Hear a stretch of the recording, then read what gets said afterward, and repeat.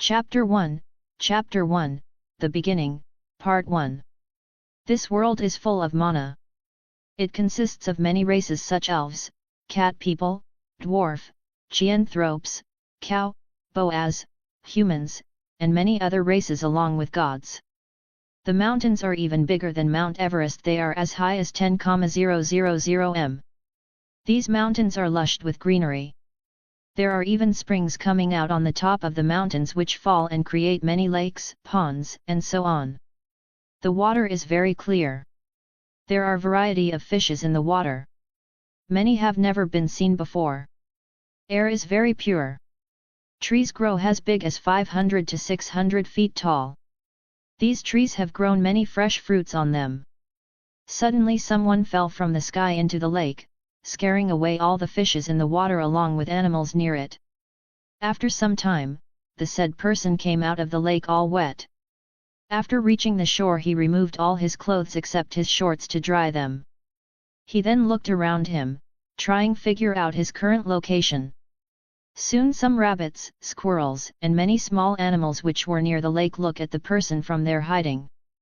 The person has dark hairs which covered his eyes because they are wet. He has sharp chin and sharp nose. His skin color is the same color as elves, if not as fair as high elves but still as normal elves. His body is perfect built, and as the droplets of water falls from his perfect body and as sunlight is coming from behind him, this makes a very beautiful scenery. If only his ears were not that of humans, everyone would have, though he is an elf. As animals started to approach him, he put his hand on his bangs and put them back at his head. After that he looked towards the animals that were approaching him. When those animals saw his blood-red eyes which have 3 tomo in them, they become scared and ran away in different direction. System. Did I look that scary? Ding. Host is extremely handsome. Otherwise, those animals won't even have tried to approach host. It's just that your Sharingan can even scare people who will look straight into it, let alone animals. Well, whatever. Not that I care in the first place. Ding. By the way, host, should system still refer you as host or by your name? Call me whatever you want. Ding. Then system will continue using the word host. Fine. After answering to the system, the person looked around the forest again before he went to lake to drink some water from the lake. Ding. Host, the current world we are in is Danmachi. Ding. Yes. So, that really was Babel Tower which I saw when falling from the sky. Mind telling me why you chose this world? Ding. Host, this is the best world to check your progress in detail. The stats system of this world. Hey. Ding. Correct. This world divides stats into 5 parts, namely strength, endurance, dexterity, agility, and magic. Other systems won't have all these. They were missing 1-2 of these stats. I get what you mean. Like if your chosen world focus was technology, then I won't have magic stat. Ding. Correct.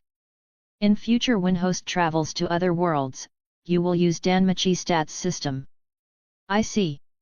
Show me your functions. Ding. Affirmative. Status, to see your stats and skills. Store, you can buy anything you want here.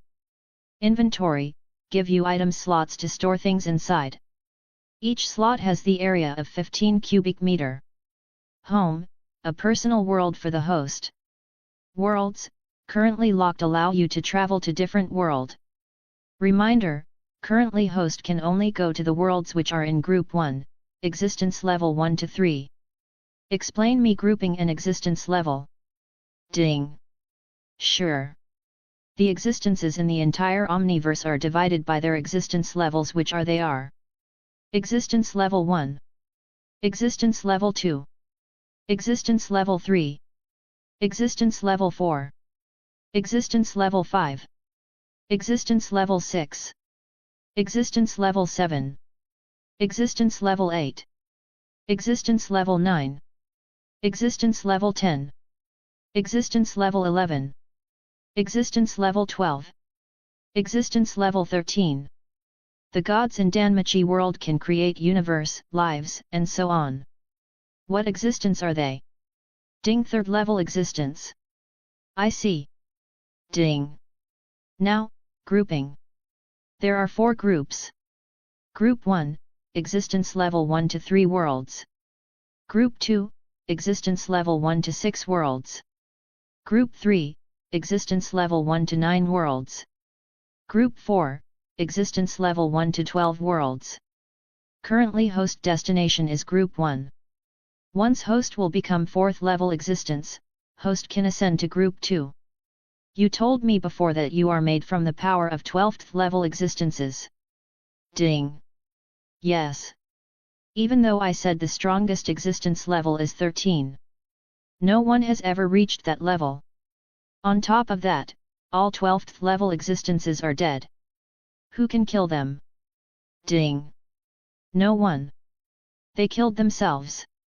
Ding. Till now, there had only been 26 of such existences. And they are all dead. After their death, all their residue power combined, and that's how I came into being. You will learn more about it in future. Then why you only have 5 functions? Ding. Because all that power is given to you. The person narrowed his eyes before opening system function again. He then clicked on status. Status. Name, Premies Rigla. Age, 18, more than billions of years. Level 1. Strength, I-10. Endurance, I-10. Dexterity, I-10. Agility, I-10. Magic, I-10. Existence level, 2. Skills. Incrad Supreme, I. The Primordial One, I. Truth Essence Steps, I. The Eye that reflects the heart, Sharingan, I. Sealed. // Awakening, God of Destruction, locked, locked, locked. Premies, system, this.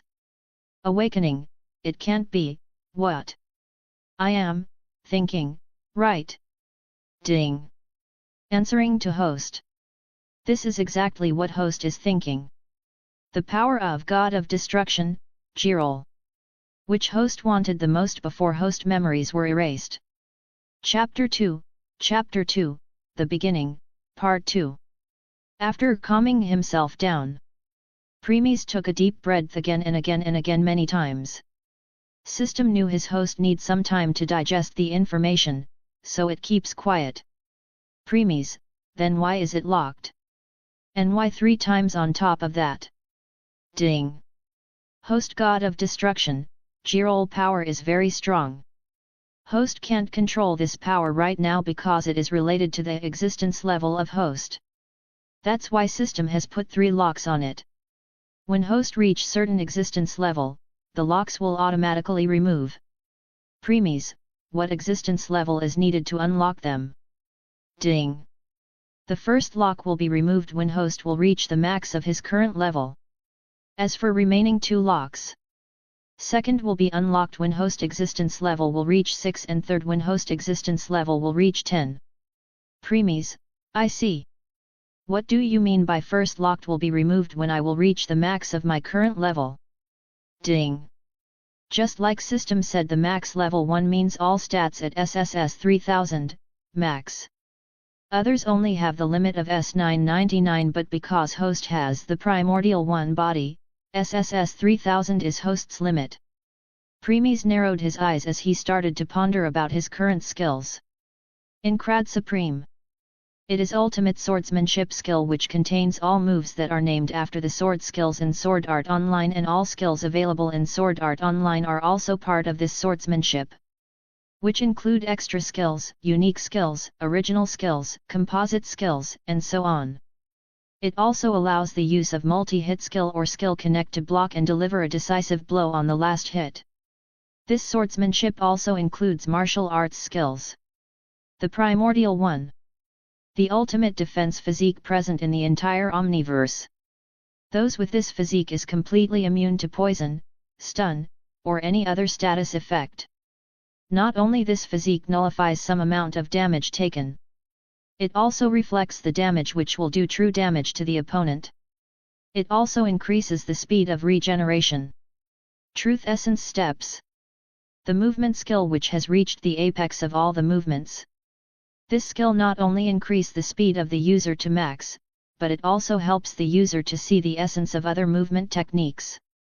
This means not only can you easily find the flaws in the movement technique of your opponent but can also disrupt their rhythm with your steps. The eye that reflects the heart, Sharingan. The ultimate Sharingan which have the power of all the Uchiha clan combined. By mastering it not only user can become the strongest dojutsu holder but also when upgrading it will automatically become Eternal Mangekyo Sharingan which will contain the Mangekyo power of Itaki, Suzuki, Obito, Shisui, and so on along with user's own Mangekyo and the ultimate Susanoo. Premies, the primordial one. Hey! Ding! Let me give you some more details. Because of the primordial one all your stats will increase altogether and will always be equal. Premies, always equal. Hey! Is there any penalty? Ding! Yes. You need 5 times more Excelia compared to others. Premies, 5 times. What a pain. Anyway, why my skill the eye that reflects the heart, Sharingan showing sealed.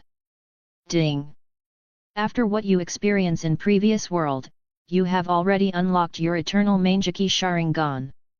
But since host has not even mastered his Sharingan yet system has sealed host's Eternal Mangekyo Sharingan temporarily. Preemie's face distorted when he recalled his previous world experience. Faces of those whom he called brothers appeared in his mind. Their death is still fresh in his mind. Preemies, damn! Splash! Preemies punched the lake in frustration. Even though he knew it's no use. It's just a way of venting his emotions.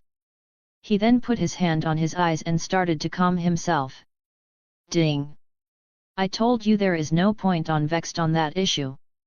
That was a destroyed world. What you experienced there was just how that world came to an end. Preemies, be quiet. I am just depressed that I can't go back to that world and slaughter Goddess Order and God Chaos since they both are already dead now. Nothing more. System became quiet again. After calming himself down, Preemies looked at his inventory. In the inventory, 2 slots were filled. First slot contained a full set of clothes while second one contained a black sword. Preemies, isn't that? Preemies then clicked both. In the next moment, he frowned. He sensed pain in his soul. Ding! Don't resist, host. They are merging with your soul. Since they will become your main equipments and will journey with you till the end. Preemies, are you the one who gave them to me? Ding! No. They belong to you in the first place. You will know why in future. After few minutes, pain subsides. Preemies can tell that both had completely merged with him. He can call them with just a thought. And that's what he did. Soon light shroud around Preemie's body. When it disappeared Preemies appeared again. He is now wearing black pants with a black belt that has a large silver buckle, a black v-necked shirt that is worn underneath a black trench coat with grey lining going down the sleeves, and black boots with silver plates to protect his shins. He has a silver plate worn on the left side of his coat, and a pair of black fingerless gloves. He also wears a strap that went over his right shoulder and under it to wrap around his left side. On his back is a sheath, there's a black sword inside. Preemies grabbed the handle of the sword and took it out. Shh. It is a pitch black sword with trims of grey. It has a black hilt connected to a handguard that drops down on the right side. Attached to this elongated area of the handguard is part of blade, to better aid the user in retaining their grip on the sword when it is being used. The blade is completely black like the rest of the sword and the said blade is outlined in a light grey. Chapter 3, The Beginning, Part 3. Preemies kept on looking at the sword in his hand as its information appeared in his mind. Origin Force, Elucidator. Type, Weapon, Long sword / one hand. Rank, I. Attack, 1000. Soul-bound, Premies Rigla. Abilities. Indestructible, X. True damage, F. Acute reflexes, F. Details.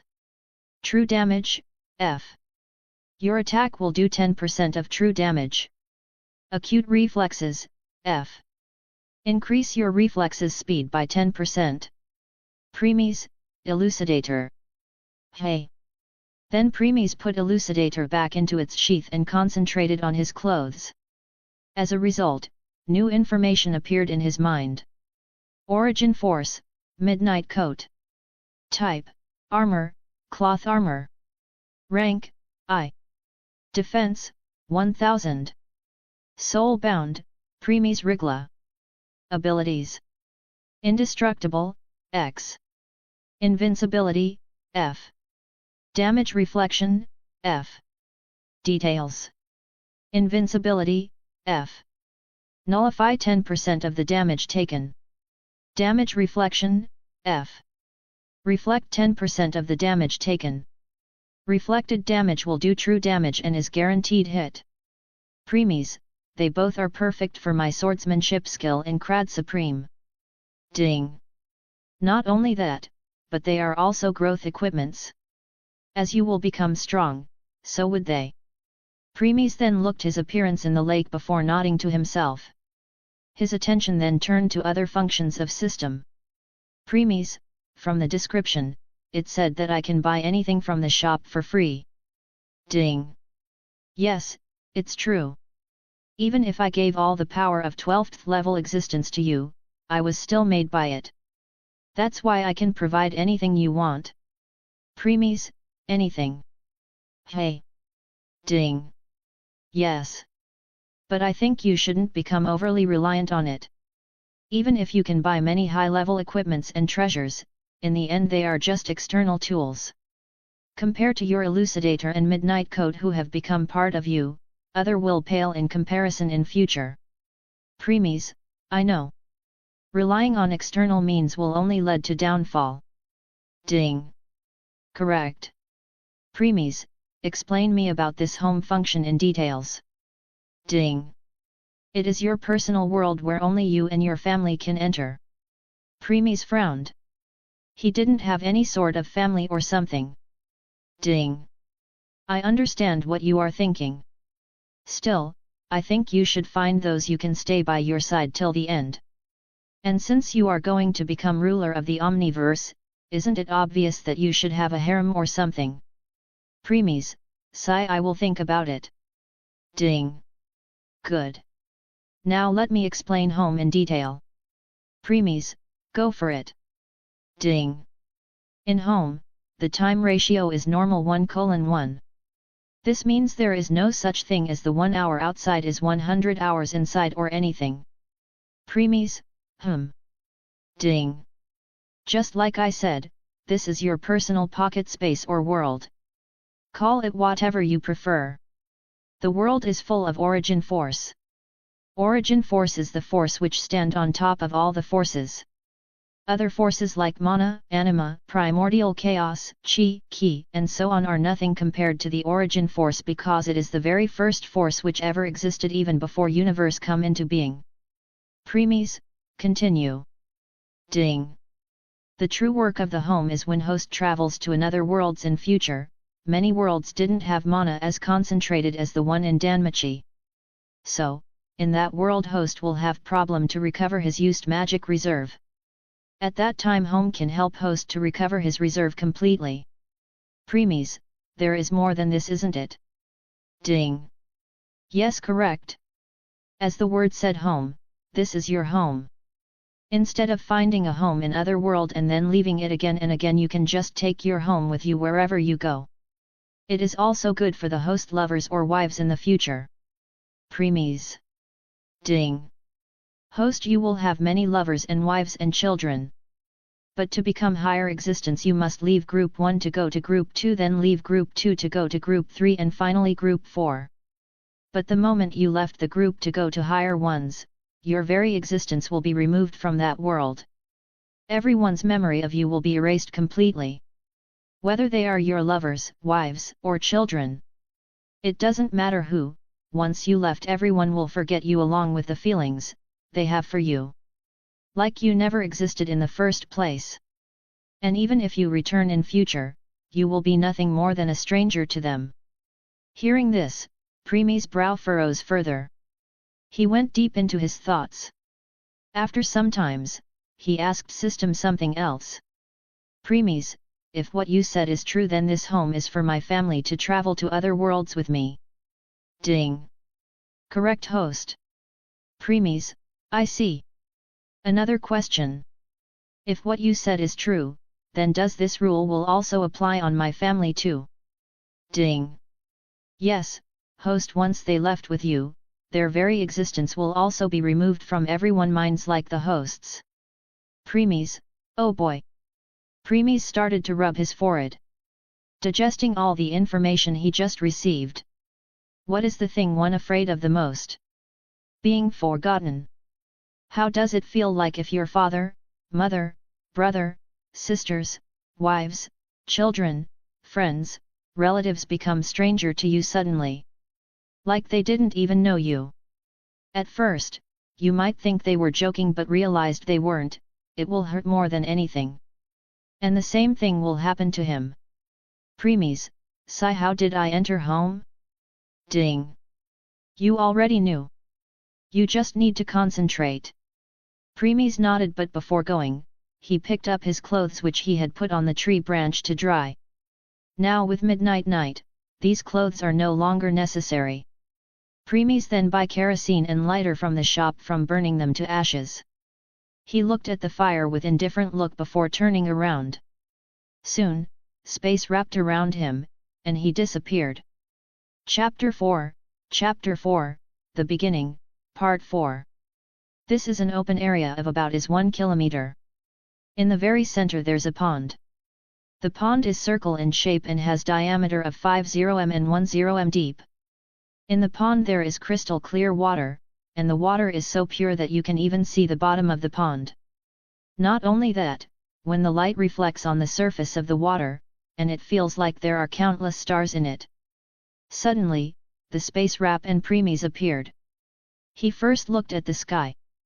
The sky was blue in color and the sunlight was coming from the sky. But there's no sun. It looked like the light was coming from the very world itself.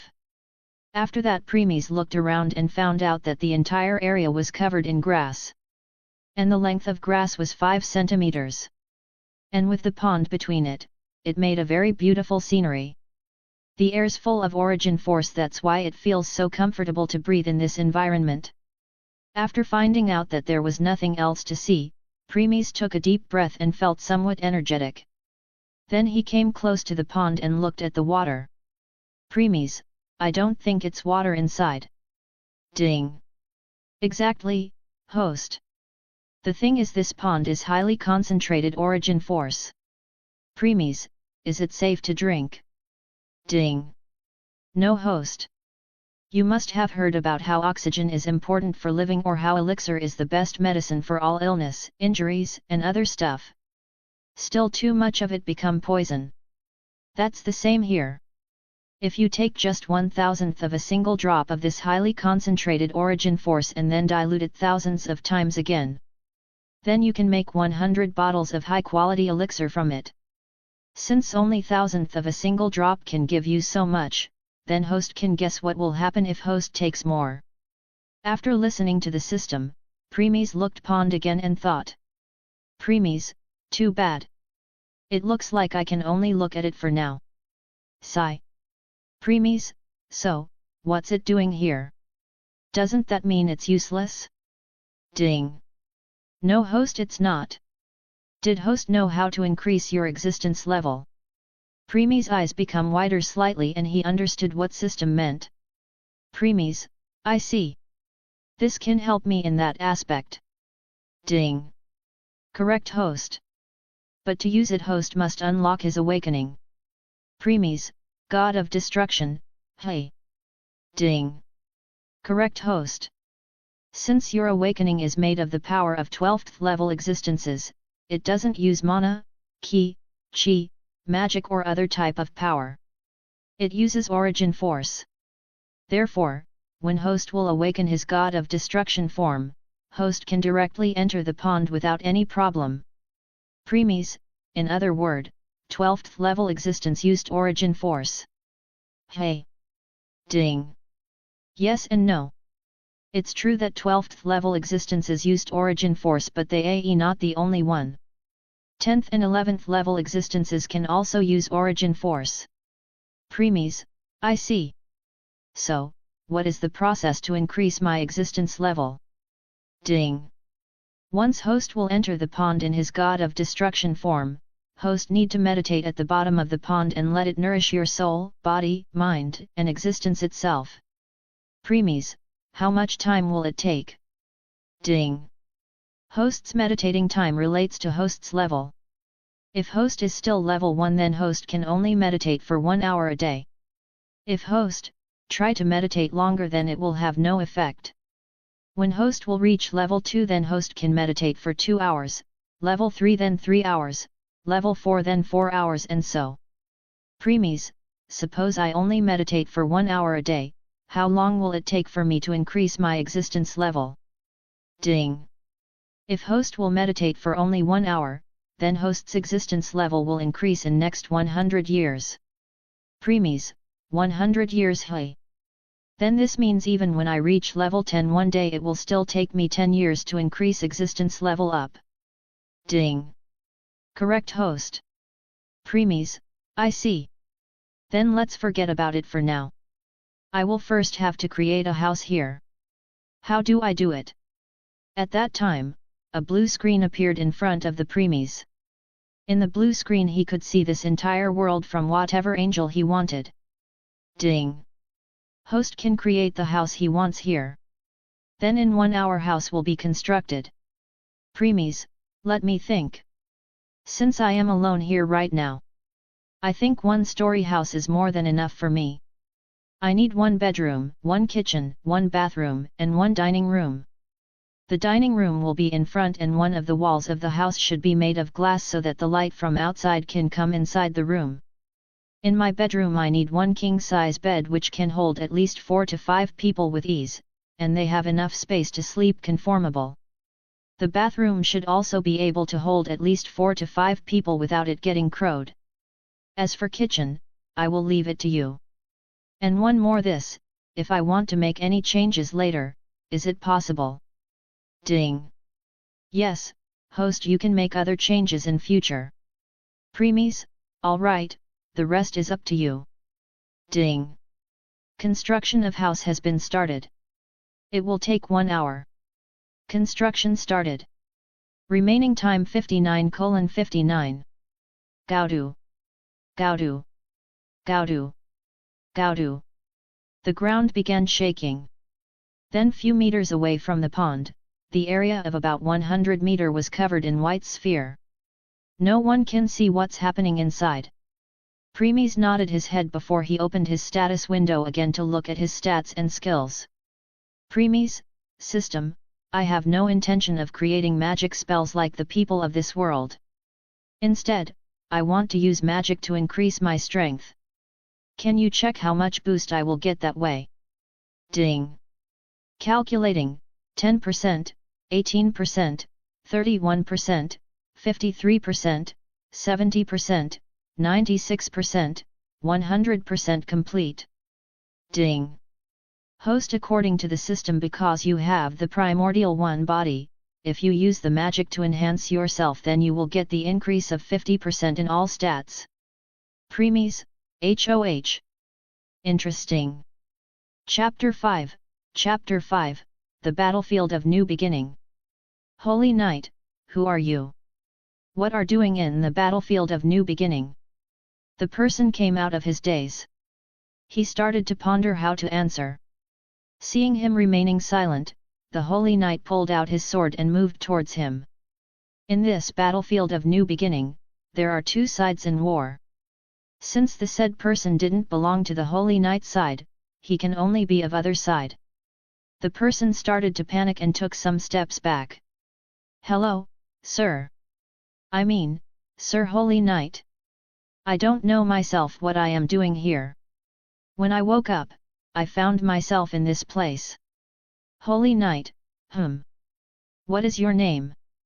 I don't know. Holy Knight, amnesia. Hey! Knight then lowered his sword and stopped approaching him. The person took a sigh of relief seeing this. Nevertheless, his survival instinct was still warning him that a single mistake and his life will come to end. Even though the knight lowered his sword, his eyes are still darting at him. The person started to sweat bullets. Asterisk. Asterisk. The person came to encampment of the Holy Knight. There were many soldiers around. Even though none of do anything to him, they were still wary of him. They were in war. In this war, they could trust no one except their brothers in arms. Even though the said person didn't have any power and was just a civilian, none of the soldiers trusted him. The person then showed a smile to soldiers which resulted in him getting glares from them. Asterisk. Asterisk. Sir Holy Knight, you told me that this is the final war between order and chaos. Holy Knight, I did. Then why is it called the battlefield of new beginning? Shouldn't it be called the final battlefield? Knight, the final battlefield means the final battle to the end. New beginning means that after this war a whole new era will start. That's why instead of calling it the final battlefield everyone called it the battlefield of new beginning. So, that's how it is. Asterisk. Asterisk. Holy Knight, soldiers. No brothers. This is our final battle. After suffering all this time by the hands of chaos beings, it's time to take our revenge and return home. To meet our parents, wives, children, and grandchildren. Will you all move forward even by knowing that it can be your last? All soldiers, yes sir. Holy Knight, then pick up your sword and swing at the army who dares to threaten in our family. Charge! All soldiers, charge! Charge! Asterisk. Asterisk. Holy Knight, Dark Knights. They are Dark Knights. Complete opposite of Holy Knight. Holy Knight nodded his head, his eyes became very serious. The said person's entire body started shivering. Fear gripped his heart. He sensed his instincts and every part of the body screaming to run, otherwise death is imminent. Not only him, but soldiers' legs were also shaking. Seeing this, Holy Knight screamed. Holy Knight, Holy Knights, come forward. Asterisk. Asterisk. Why, Heek, it has come to sob this. I don't want sob any power or Heek something. I just want to sob go back to my sob world Heek. Asterisk. Asterisk. All soldiers came to stand still. It was really a great blow to their heart. Even in their dreams they never expected that. They all turned and looked at the said person. They all had bitter expression on their face along with sad smile. They opened their open and said few words before they all turned to stone and scattered like dust. How could this be? The person fell on his knees with tears in his eyes. He just saw them all disappeared right in front of his very eyes without being able to do anything. The battlefield of new beginning is silent now. The only person present is him on his knees. The last words of the soldiers were still echoing in his ears. All soldiers, sorry for leaving you all alone, brother. Asterisk. Asterisk. Asterisk. Premies, ha! Premies, who was sleeping on his new bed, raised up absurdly. Since he only slept in his shorts, his perfect body was completely visible. However, right now he is covered in sweat. He started to take deep breath. Premies, huff, huff, huff, cough cough. Ding! That dream again. Premies didn't respond. In this dark room, only his Sharingan, which was emitting blood-red light, was visible. Remembering his dream, Premies' eyes started to contract. He could feel his throat going dry. He needed some water to moisten it, but even after several attempts to grab the glass of water which he had placed on the side of his bed before sleeping, he still failed to do so. When he turned to look, he realized that his hand was actually grabbing at empty air 20 or 30 centimeters above the glass. It was a simple mistake that even ordinary people would not make, yet it was made by him. How unbelievable! From this, one could see how tense he was right now because of that dream. He picked up the glass and drank all the water in it. His previously thirsty throat finally sighed with satisfaction. He then to rub his forehead before bring system panel in front. In panel, he saw the time and realized that there's still 3 hours before the sun will rise. But now he was no longer in any mood to sleep. He got up from his bed and walked towards the bathroom. Creak. He opened the door of the bathroom and walked inside. At first, he looked at his face which was frowning non-stop. Premies then opened the tap as water fall from it. Churn. Thud. He took some water in his hand before splashing it on his face. Again and again and again. Splash. Splash. Splash. Splash. Then he looked at his face again. Even though it's wet now, it had relaxed slightly. Premies, sigh not good. I need to do something to take my attention away from those dreams. Splash. Then he splashed his face with water again. Chapter 6, Enhancement. Slash. Swing. Thrush. Stab. In the open field in his home world, Premies was swinging his elucidator. He decided to practice his skills so that he can distract himself from those dreams.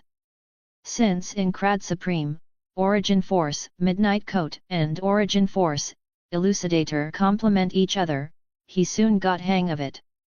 With Sharingan and Truth Essence steps in equation, it made his speed even faster. After practicing a few more times, Premies stopped. He bought a towel from the system shop to wipe the sweat away from his face. Then he sat on the ground and put Elucidator at the side. He took a deep breath before opening his mouth. Premies, system, according to your calculation yesterday, if I use magic to enhance myself then I will get 50% boost in all my stats, right? Ding! Right. Premies, can this percentage increase any further in future? Ding! No host. That's the limit. You have this advantage because of your the primordial one body. For example, when in future host stats will reach 5000, then with magic it will increase to 7500. In case host try to go beyond it then it will strain host's body. One more thing, it is also the limit of host's reserve. Premies, my reserve hey. Is there a way to increase it? Ding! No host there isn't. Premies fell deep into his thought. He started to think of another way to increase his power. His gaze then fell on the pond. Premies, looks like there is no way to increase by reserve. On top of that, I can't even use this highly concentrated origin force. Sai looks like I must give up on it. Wait a minute. Highly concentrated. If I use that method, then maybe it can work. Premies, system. Calculate instead of using magic to increase my strength. How much boost I will get if I use compressed magic? Ding! Calculating, 2%, 6%, 12%, 24%, 48%, 62%, 76%, 84%, 98%, 100% complete. Ding! According to system, if host will use compressed magic then host will get 100% increase in his stats. And since host has the primordial one body, host will not experience any strain. Premies, this means when my stats are SSS 3000, max, with the help of compressed magic my stats will reach SSS 6000. Ding! Correct host. Premies, I see. This means even if I will fight with the group level 6 adventures, I can easily kill them. Not only that, even if I will fight against Otter, who has gotten his alias king, I can still exchange many blows with him. Why? Because Otter is physical attack dealer compared to me, who will be all-rounder. Even though I can't defeat him, I won't lose either. Ding! True host. But host don't have to worry about it. Once host will unlock his awakening, let alone Otter, you can even kill the gods with ease. Even if that time gods will use their arcanum, they will still be nothing more than ants in your eyes. Preemies, well, that's the power of 12th level existences. What can mere 3rd level existences do in front of it? Ding! True. Preemies, now then, it's time to choose the main element for my magic. Since I have the primordial one body, I can use all elements, but I still want to focus on one for now. Let's see. After that, Preemies started to think which element he wanted as his main. All elements have their own advantage and disadvantage. Then he finally decided on one. Preemies, I have decided. I will go with lighting. Lighting element not only have burning effect, but it has speed. On top of that, it also has the property of penetration. Ding! How will you start your lighting element training? Preemies, I will start with Chidori. Ding! Chidori. Preemies, yes.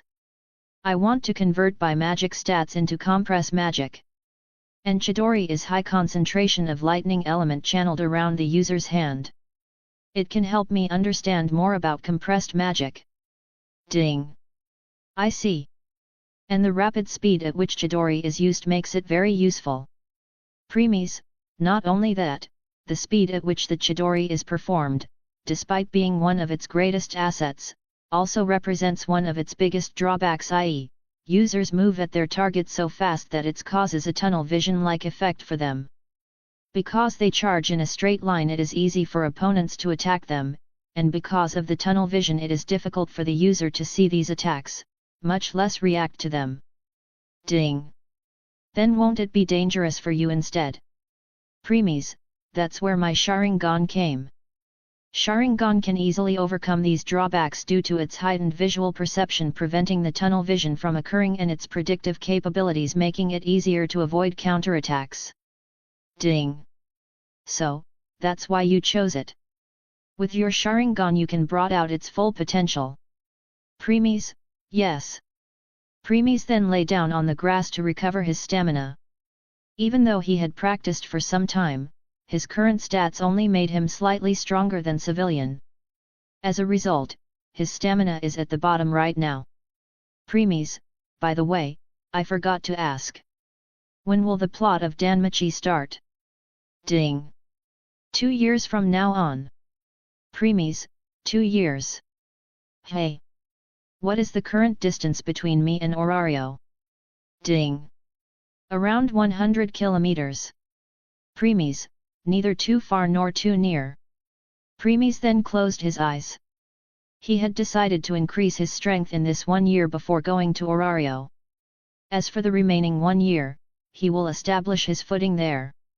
And when the plot starts, he will have advantage. Time went by. After 30 minutes, Preemies recovered his stamina fully and returned to his peak. He then opened his eyes and stood up. Elucidator went back into its sheath. Preemies did some stretching.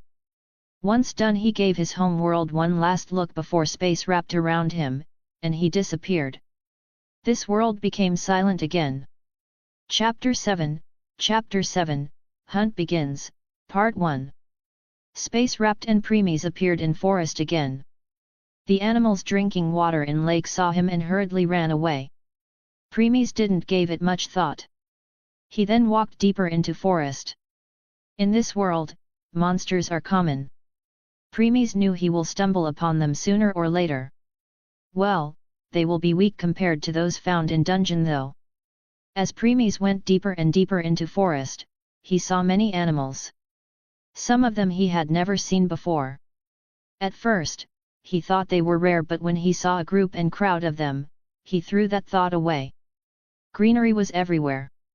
Many types of flowers, plants, and fruits could be found in the forest. The feeling of peacefulness washed over Preemies as he saw that. There were many fruits, but he took the one which other animals were eating. After walking for 30 minutes, he sensed something. He became alert and drew elucidator from its sheath. He eyed where he sensed something. 100 m away from him a bush moved, and something jumped out from it. It is a green and plump humanoid monster with large eyes. Premies, a goblin. Hey! Goblin saw Premies and dashed at him. In between it drew out its knife. Its eyes are full of killing intent. It won't stop until it will kill Premies. Premies looked at the goblin dashing towards him without any change in expression. Goblin thought that Premies was so afraid that it can't move. It excited it even more. When Premies came into its range, it jumped at him. Goblin, grah! When it thought it had Premies. Slash! Elucidator moved and cut Goblin into half. Even in the end, Goblin didn't realize it died. It just kept on eyeing Premies before it turned into dust and disappeared. Ting! Premies looked down and saw a magic stone which fell after the death of the goblin. He then bent down to pick up the magic stone. The purity of this magic stone was nothing compared to those which were dropped by the monsters in dungeon. But it can still fetch for some Valis. Premies then put the stone in the inventory. Ding! Did you really need that? Premies, why? Even if impure, it can still fetch for some Valis. Ding! You can get as many Valis you want from me though. Premies, I know. But I have some plans. Ding! Well, all yours. Premies then continued to look for more goblins. Even though his stat is mere I-10, the strength provided by his elucidator and midnight made Premies a normal max level 1 adventurer. What can merely goblin do against him? On top of that, goblins in dungeon are a lot stronger than those outside. Well, that's what Plot said. Premies then continued finding more goblins. Later he was met with a group of 8 goblins. As he approached them, the goblins also saw him. All 8 of them rushed towards him in full stride. Premies stared at them calmly. Then he moved. His speed was so fast for the goblins that he disappeared. Thrust! Goblin 1, GRH. Thud! His elucidator in the next moment, penetrated the chest of the goblin which was at the end and impaled it on the tree. It struggled for few seconds before dispersing into dust. Ting! Magic stone fell on the ground. Premies didn't even glance at it before moving again. The remaining 7 goblins were stunned witness the death of one of them. They didn't even saw when it died. Because they were stunned on the spot, Premies swung his elucidator and killed 2 more of them. Slash! With another attack, elucidator severed the neck of the second goblin. The moment elucidator severed the neck of second goblin, his left hand grabbed the neck of third goblin. Then he squeezed it, hence breaking its neck. Crack! Sound of neck breaking was heard, then both the goblins disperse into dust, leaving behind 2 magic stones. Ting! Ting! This action of his was more than enough for the remaining 5 goblins to come out of their stupor. Seeing the death of 3 of them in matter of a second didn't sacred them but instead angered them. All 5 of them started to growl at him. This time, Premies ignored them. He bent to pick up the magic stone. Once picking both, he walked where he killed the first goblin and picked that magic stone. Witnessing how Premies was ignoring them, made the goblins even more angry. Even after witnessing the death of 3 goblins, the remaining still thought they can kill Premies. So, they moved. Premies' back was at them as he was looking at the magic stone of first goblin he killed. The goblin didn't give it much thought and jumped at him. When its knife was about to touch Premies, Premies just casually slashed back without looking. Slash! This casual slash cut the body of goblin into 2. Then those 2 parts passed by him and fell in front of him. Then they dispersed and left a magic stone behind. This magic stone was also cut into 2 just like the body. Another goblin attacked. Premies moved slightly and dodged its attack. Then he grabbed its head and threw it at another goblin. Thud. Goblin 5 and Goblin 6, grhhhhhhh. Both goblins growl in pain because of collision before falling on the ground. Before they could get up, Elucidator penetrated through their body and impaled them on the ground altogether. They both struggled before dispersing while leaving behind 2 magic stones. Ting! Ting! Premies then turned around and took 2 steps back. Hence, dodging the attack of next goblin. Then before goblin could continue with follow-up attack, Premies raised his leg and kicked his head with full power. Boom! The head of the goblin burst like a watermelon. Then headless body of the goblin fell before it also dispersed and leaving behind a magic stone. Ting! Only one goblin was left. And now that goblin was looking at Premies with fear in its eyes. Chapter 8, Hunt Begins, Part 2. Like before, Premies didn't proceed forward to end the last goblin. He started to pick the magic stones one by one. Noticing that Premies didn't care about it, the goblin hurriedly ran away. Premies only glanced at him before a smile appeared on his face.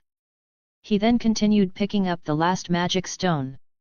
After putting it in the inventory, he opened his status to check the progress. Status. Name, Premies Rigla. Age, 18, more than billions of years. Level 1. Strength, I10 I34. Endurance, I10 I34. Dexterity, I10 I34. Agility, I10 I34. Magic, I10 I34. Existence level, 2. Skills. Incrad Supreme, I. The Primordial One, I. Truth Essence Steps, I. The Eye that reflects the heart, Sharingan, I, sealed. // Awakening, God of Destruction, locked, locked, locked. Premies, not bad I guess for now. Asterisk. Asterisk. As Premies was looking at his updated status, the surviving goblin ran as fast as it could. Now Premies was nothing but demon in its eyes. When it thought back about Premies' cold blood red eyes which had 3 something in them, a chill went through its spine. It constantly looked back to confirm that Premies was not following. Soon it reached its destination. It was one of the encampments of goblins. There's almost 30 goblins present here. Seeing this, the goblin took a sigh of relief. Then ruthlessness appeared in its eyes. It had already decided to take its revenge on the human that killed its people. Thinking about how it will torture that human once he will be captured, the goblin licked its lips. Suddenly a voice interrupted its thought which sent a chill went down its spine. Here you are. Asterisk. Asterisk. Premies looked at the goblin who started to tremble when it heard his voice. At this time, other goblins in encampment also saw this goblin and Premies standing behind it. The goblin felt as if it got a life straw in its hand. It opened its mouth to call for help but... Thrust. Elucidator penetrated the back of its head and came out of front. The goblin mouth remained open before it dispersed, and a magic stone fell. Ting! Premies bent and picked up the magic stone. While he was doing it, other goblins hurriedly circled around him. Behind this circle they made another circle. Goblins of the second circle had bow and arrow in their hand. And behind the second circle there stood a single goblin. Unlike others, this goblin was wearing chest armor and a helmet. Since this one appeared different than others, it's not hard to guess that it's the leader of this encampment. The goblin pointed at Premies and shouted few words. Listening this, the goblins of second circle put the arrow into their bow. They pulled it and released them at Premies. Swoosh! Swoosh! Swoosh! Swoosh! Swoosh! Many arrows penetrate through the air and approach him. In case there was someone else, then that person would have already become scared and turned into porcupine by now. But Premies was not that person. Premies moved and dodged all of them with ease. His Sharingan was emitting blood-red light as the Eye of Insight was used in full. Once he dodged them all, one last arrow came. Instead of dodging this one, Premies caught it with his left hand. Then he turned and threw it with full power. Swoosh! The speed of the arrow was so fast that it struck the head of the goblin who appeared to be the leader of the encampment. The goblin opened its eyes wide, not believing what just happened. It still couldn't believe that its helmet failed to protect it before it dispersed into dust and leaving behind another magic stone. Ting! Silence! Total silence! Goblins can't believe what just happened. In one moment, Premies grabbed an arrow and in the next moment their leader died. Premies had no intention of waiting for them to come out of their daze. He moved and started his slaughter. Slash! Thrust! Stab! By the time goblins understood what was going on, Premies already killed at least 10 goblins. The remaining goblins became angry and charged at him. Premies looked at them with calm expression before he also rushed at them. Elucidator moved and another goblin died. With every swing one goblin always died. Many arrows showered at him, but Premies dodged all of them with ease.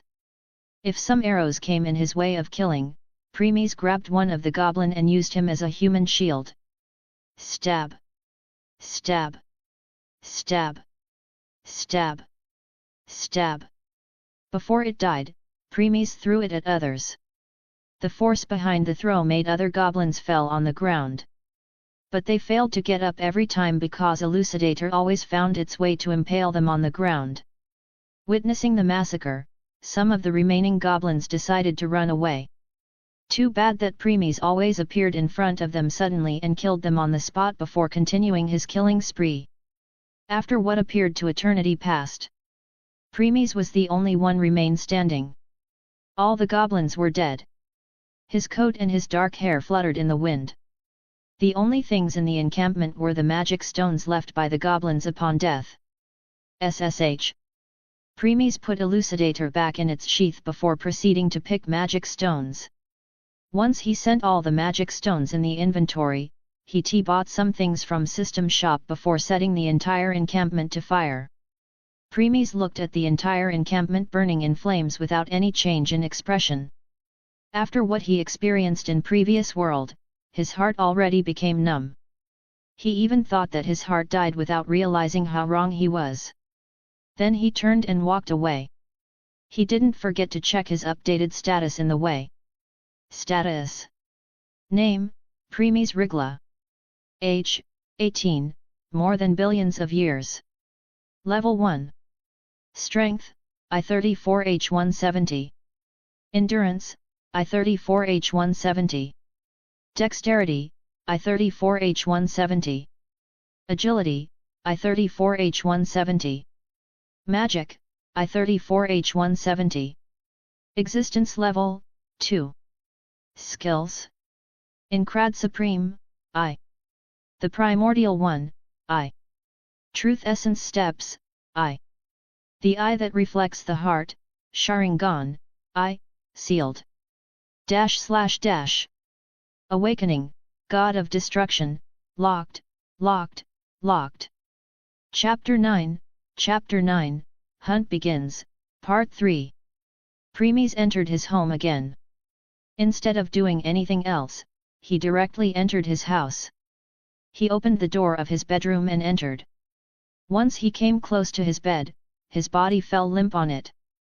Even though he didn't show it on surface, Premies was completely exhausted. Both mentally and physically. Killing almost 40 goblins was not an easy task. It's true that his Elucidator and Midnight Coat provided him with the strength of max level 1 adventurer. His stamina is still completely related to his body. And since he was using his Sharingan along with 50% boost provided by his magic, he also became mentally exhausted. Right now, he just wanted to rest. Soon, his breathing became constant, and he fell asleep. Few hours later, Premies woke up.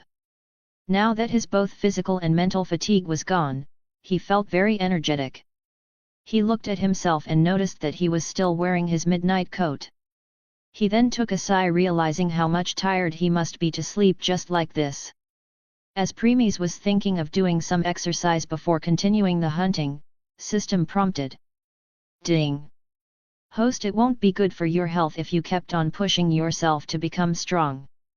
You should try to relax. Premies, no need. I am fine. Ding!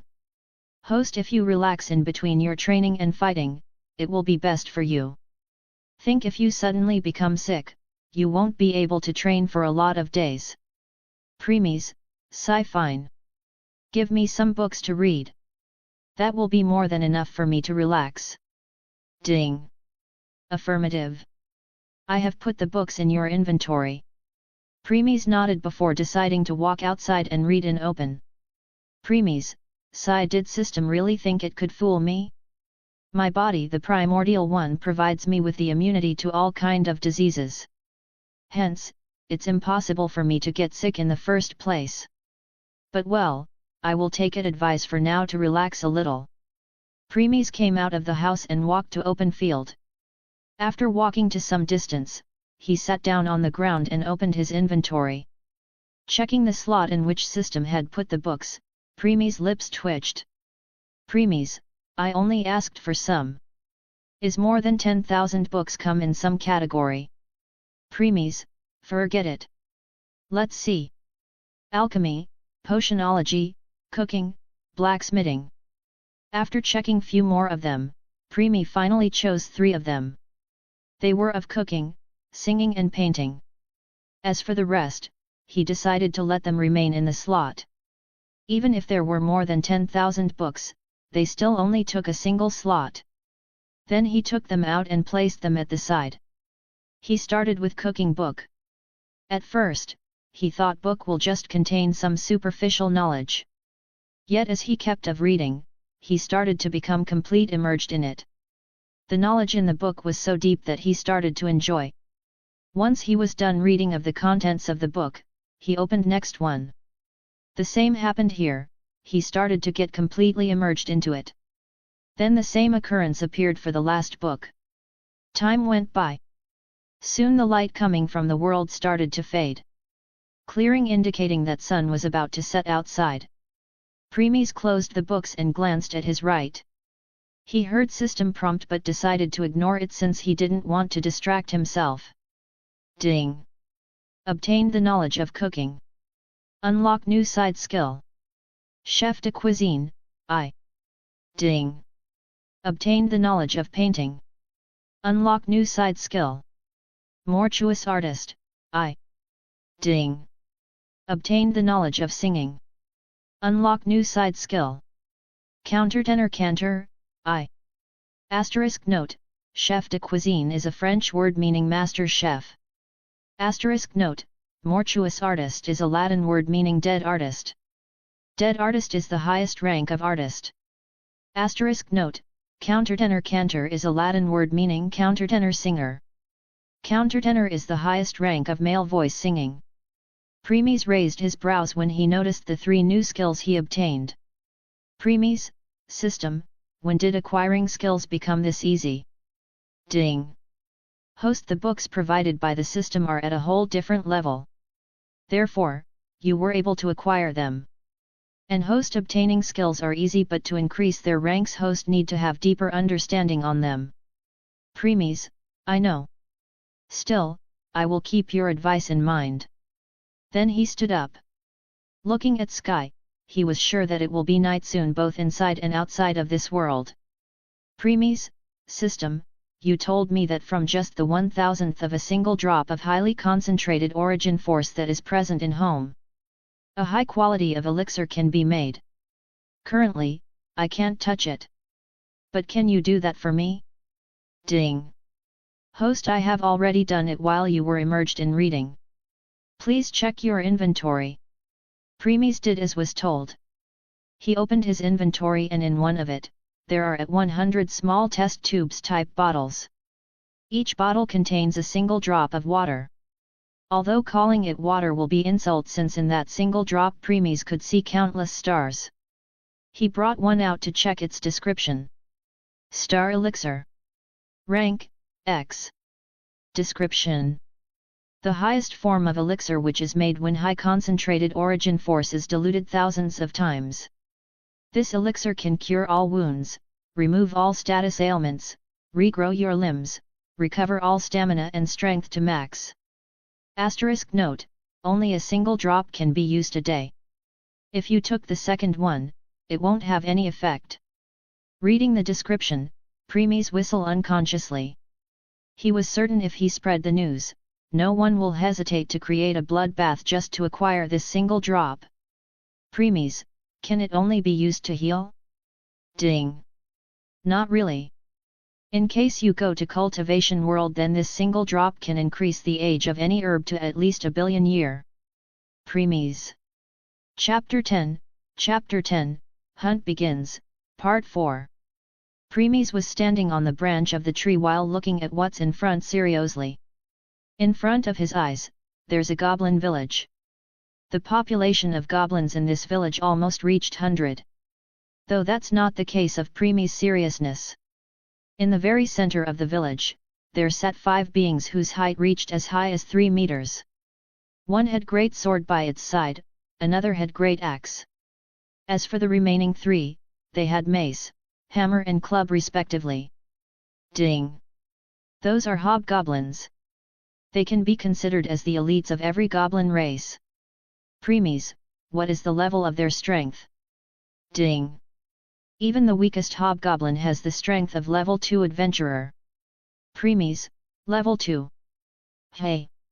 Premies was not afraid of level 2 as of now. The strength and defense provided by his equipments may made him max level 1 all-rounder adventurer. But if you will stack the stats provided by his current level, then his strength reached level 2.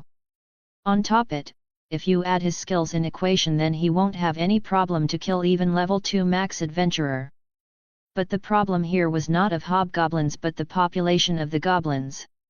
In last hunt, Premies became exhausted just after killing 40 goblins. It's true that he became strong than before. However, 100 goblins along with 5 hobgoblins still made the situation delicate. Premies, the higher the risk, the higher the return. Hey! Premies started to formulate plan. It will be a suicide to attack them head-on. Hence, Premies decided to use another approach. He decided to kill as many goblins silently as he can.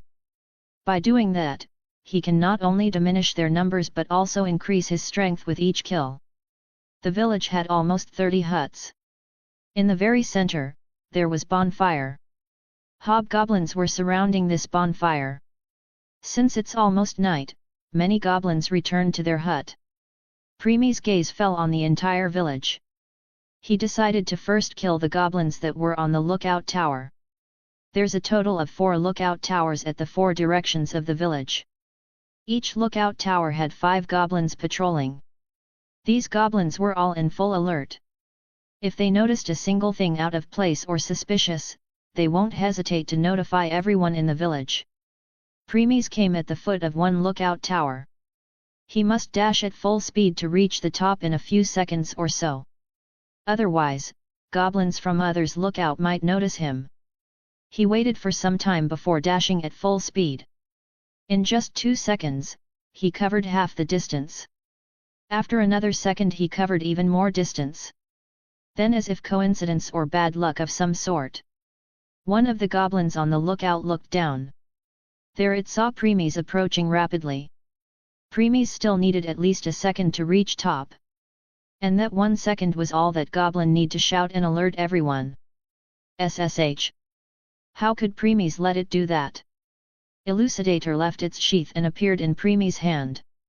He then raised Elucidator high up, atop his shoulder as magic gathered into it. As Goblin opened its mouth, Premies leaped and appeared in front of Goblin in the next instant. Then Elucidator slashed at the Goblin from top to bottom. Slash! Premies, sonic leap! The Goblin dispersed while leaving behind a magic stone. Premies hurriedly caught the magic stone and put it into his inventory. It's night and everyone in village were asleep except of these goblins on the lookout tower and the hobgoblins in center. The entire village was silent. The ting sound of magic stone touching the ground might made some of the suspicious. Enkin urged them to check. Premies wanted to prevent that scenario from happening, hence he hurriedly put magic stone away.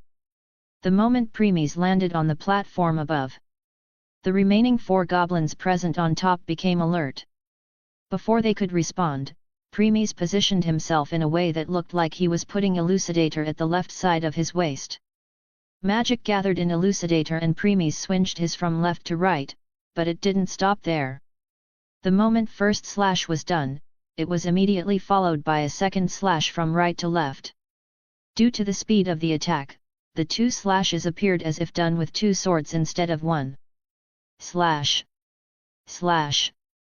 Premies, snake bite. All 4 goblins dispersed altogether when hit by snake bite.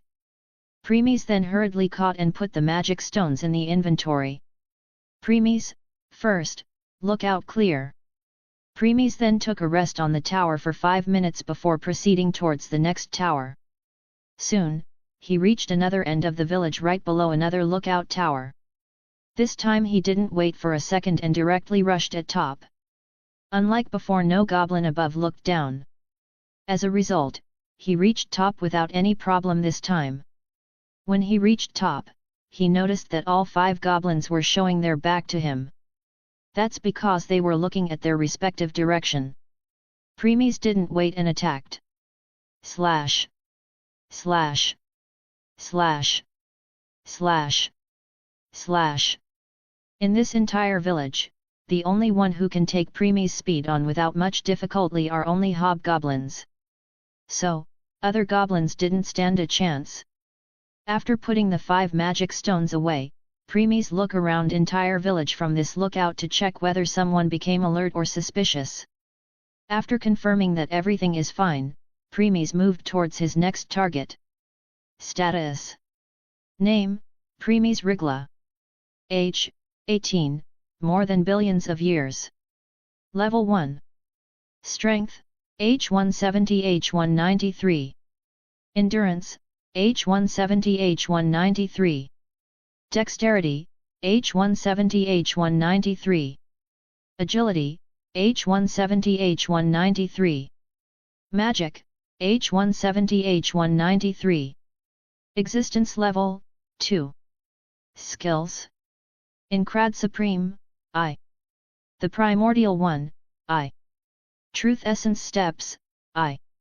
The Eye that Reflects the Heart, Sharingan, I. Sealed. Side Skills. Chef de Cuisine, I. Mortuous Artist, I. Countertenor Cantor, I. // Awakening, God of Destruction, Locked, Locked, Locked. Chapter 11, Hunt Begins, Part 5. / The last goblin died.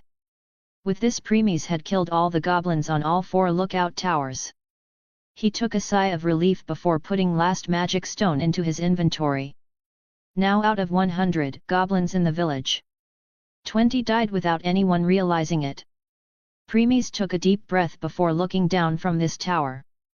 Premies, it's time to clear these huts. Premies then descended from the tower. His first target, the hut nearby.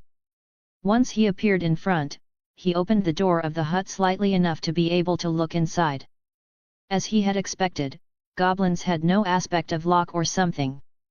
Inside there were 4 goblins sleeping. They had a mindset that they will be safe with hobgoblins here. Completely unaware that death had approached them, Premies opened the door and entered inside silently. The sound of elucidator swinging or thrust, or air penetrating may wake others in the hut. Therefore, Premies put elucidator back into its sheath. Premies silently walked towards the 2 goblins who were sleeping close with each other. Once Premies approached them, he grabbed both of neck carefully before squeezing it. Crack! Crack! Because Premies was extremely careful, the sound of necking breaking failed to be heard by the other 2 sleeping goblins. The 2 dead goblins disperse, leaving behind magic stones which Premies hurriedly put in his inventory. Then he approached the other 2 and did the same. Crack! Crack! Then Premies left the hut and went towards the next one. In this hut there were 5 goblins. Not much problem for Premies. He did the same he did in the last hut. Crack! Crack! Crack! Crack! Crack! Asterisk! Asterisk! Asterisk! Killing the sleeping target is a lot easier than the awake ones.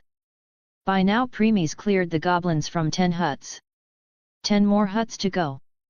Why 10 more, not 20 more? Because out of 30 huts only 20 were being used by goblins to live. The remaining 10 huts were filled with the foods they gathered, their spoils and their loots. These huts were also near the bonfire, means close to hobgoblins. Premies then walked towards the 11th hut. But he came to the door, he sensed something and hurriedly hid at the side. Creak! Door opened and a goblin came out. The goblin was still sleepy since it was rubbing its eyes. Premies narrowed his eyes.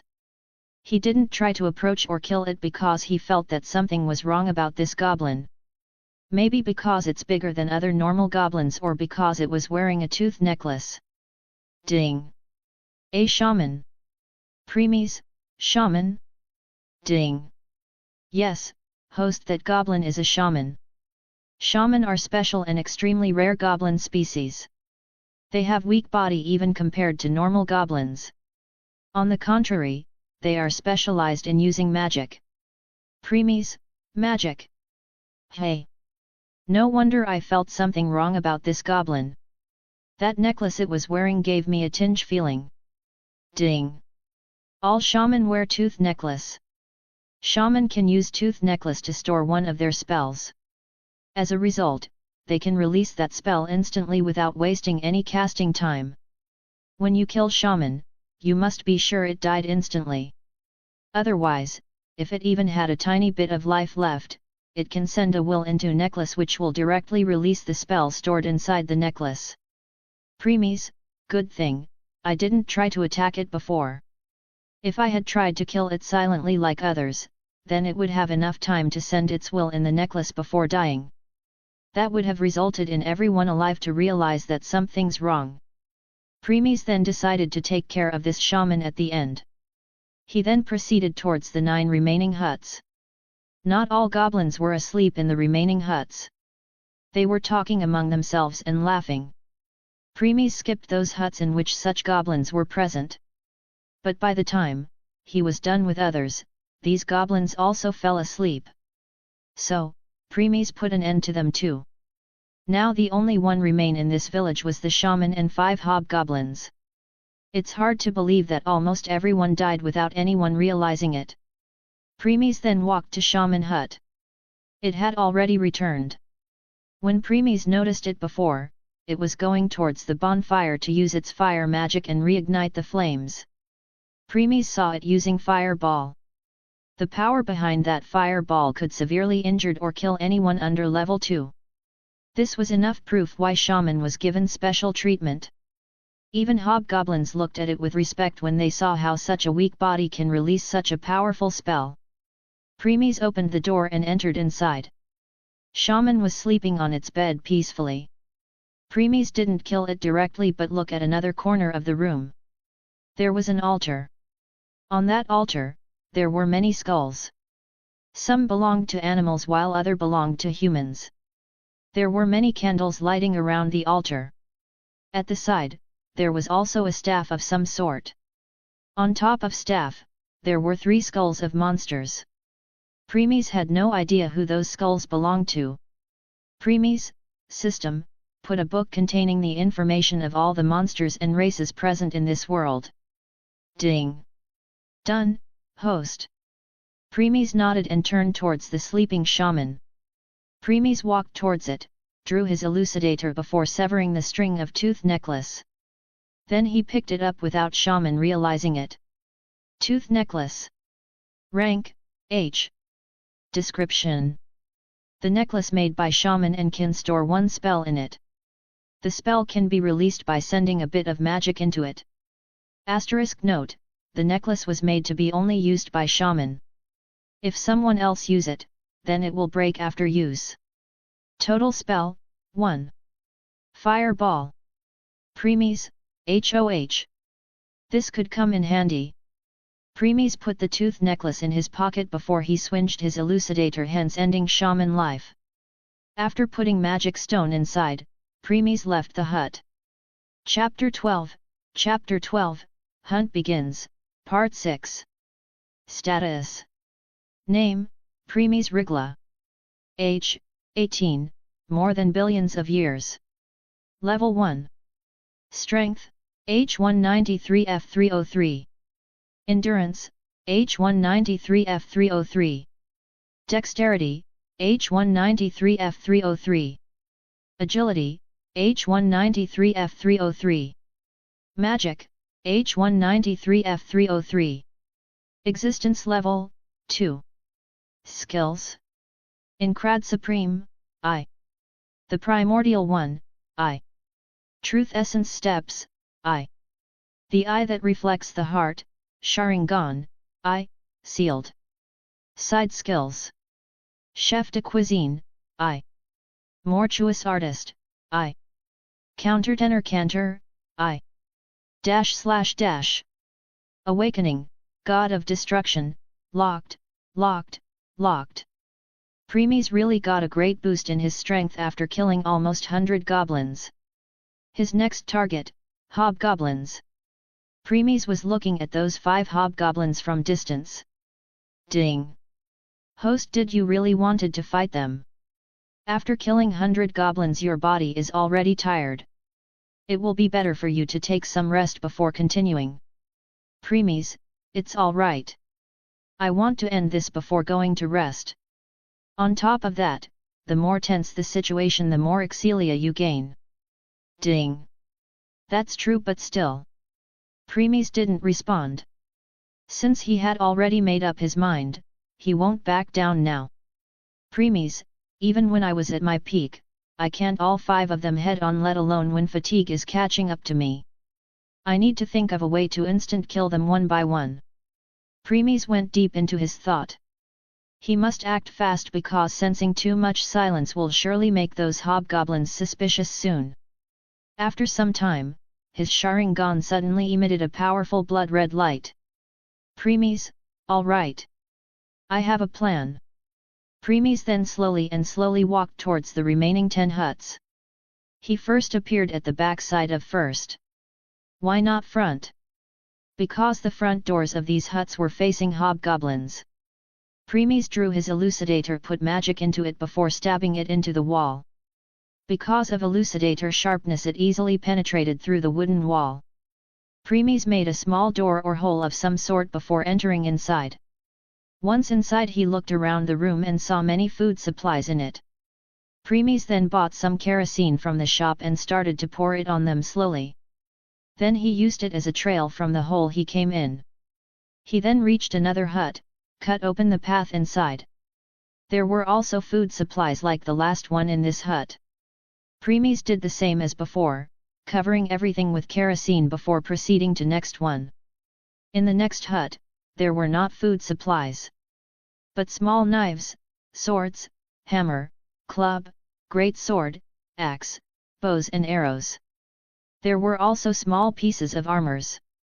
Premies picked one of them to check. Premies, looks like they got these weapons after killing adventurers or maybe hunters. Even though there are many weapons and armors, none of them are in perfect shape. Some are rusted. Some are broken. Some are bent in wheeled shape. Looks like what appeared to be slight are possessed by those hobgoblins outside.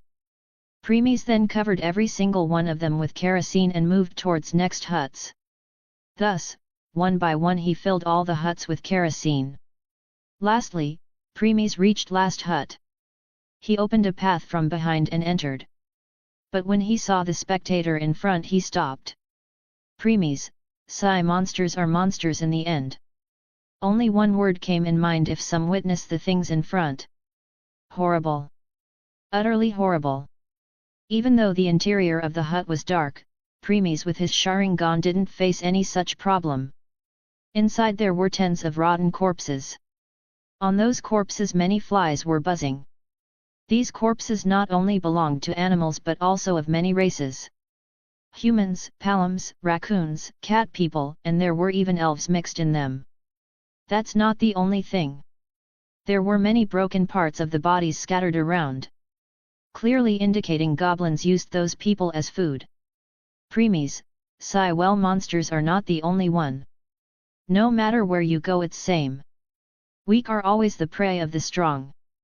Then preemies started to pour kerosene on every one of them without exception. When done, he put empty kerosene barrel at the side.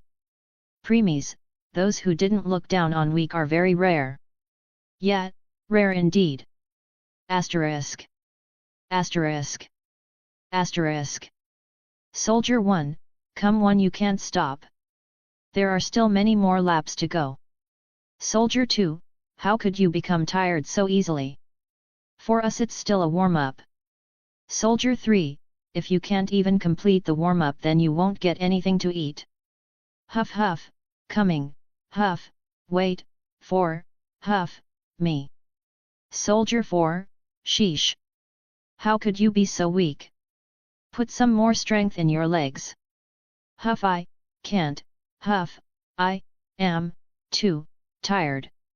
Huff, I need some rest. Soldier 5, come on, it's just merely 100 laps. Soldier 6, Soldier 7, what? Soldier 6, maybe because unlike us who received blessing, he is a merely civilian. All soldiers. Did you all, really? All soldiers, What do you mean by, all soldiers, we forgot. The person can't believe his ears. He looked at soldiers who hurriedly looked away in embarrassment. His eyes then fell on his only savior, the Holy Knight. But seeing his gaze, even he looked away in embarrassment. It showed that even he forgot about that. No way. All soldiers, we are sorry. I won't forgive any of you. Soldier 1, come on man, everyone made mistake. Forget about it. As an apology I will share some of my breakfast with you. Soldier 2, yeah, we too. Let's forget about it. Soldier 3, yup, only children didn't let matter go. All soldiers, yes. Yes. You guys are bully. All soldiers, no, we are soldiers. Witnessing the dumbfounded expression on the person's face, all soldiers burst into laughter. Asterisk. Asterisk. Asterisk.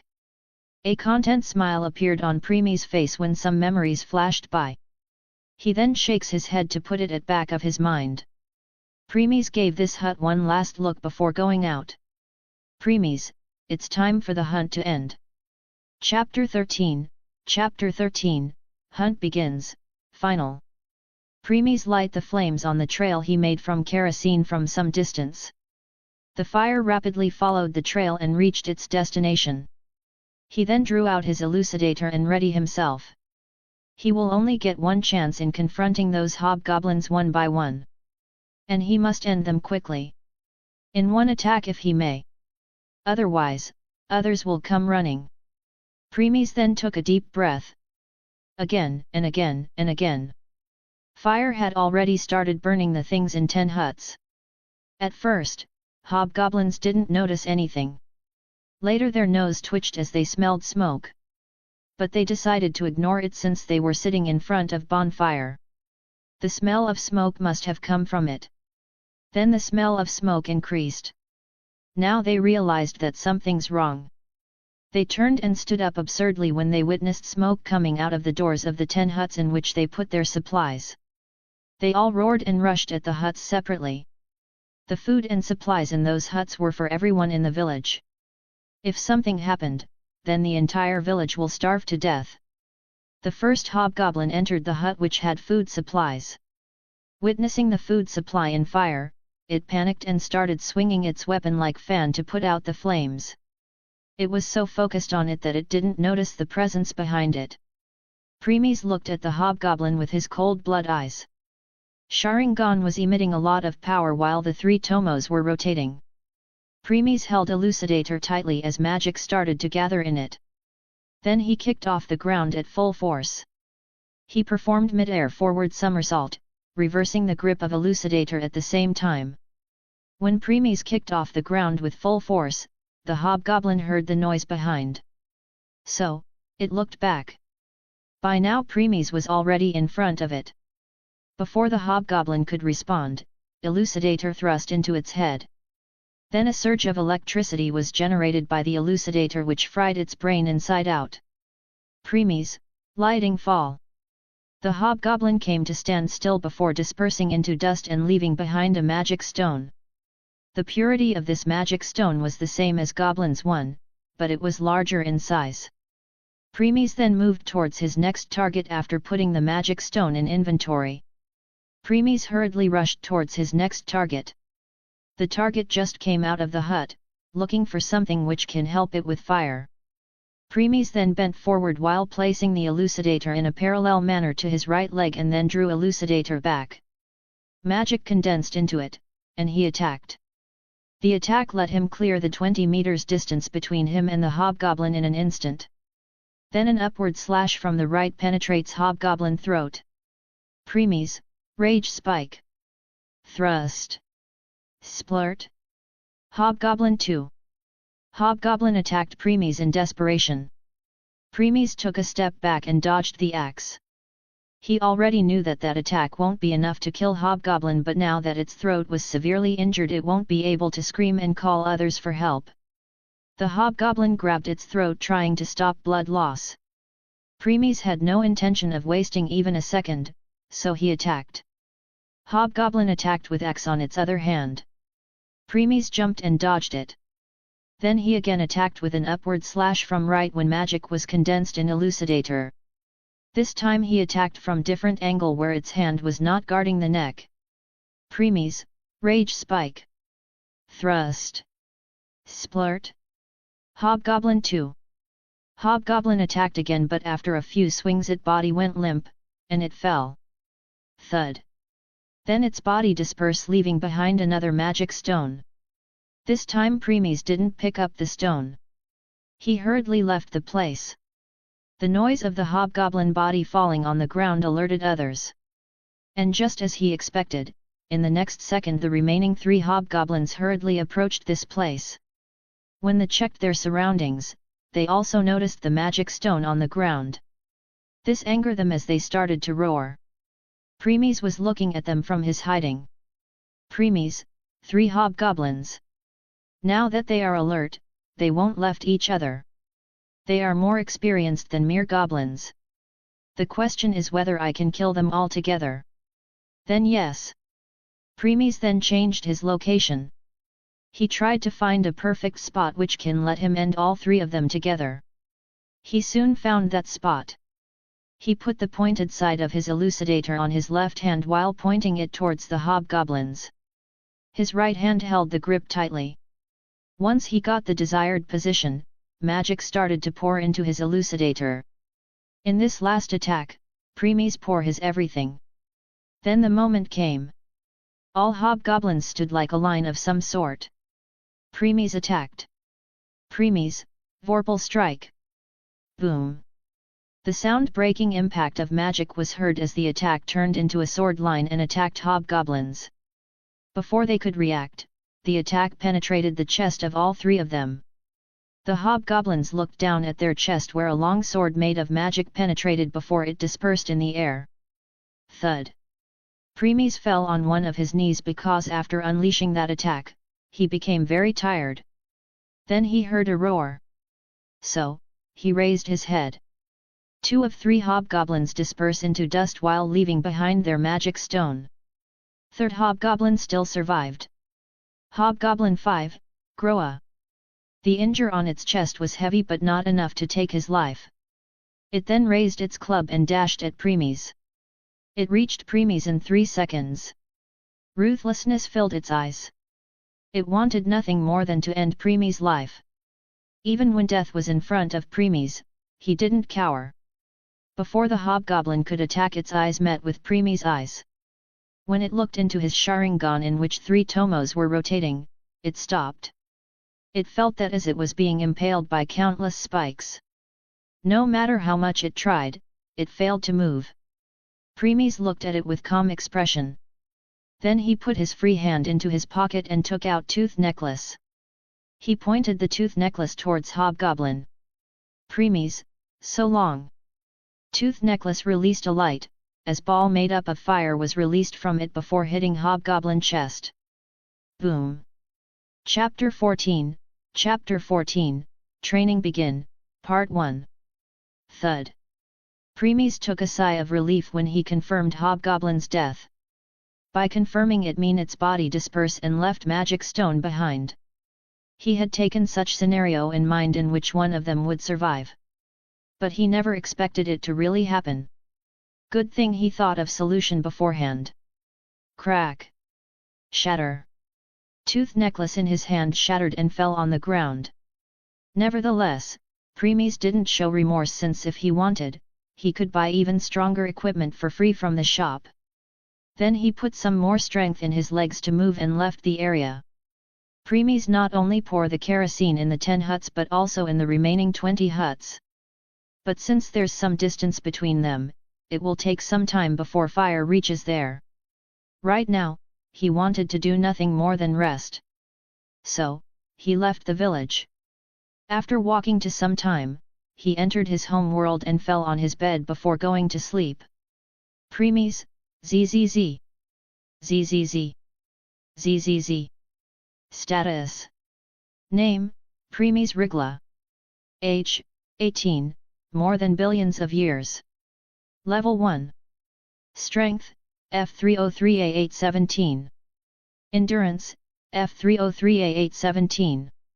Dexterity, F303A817.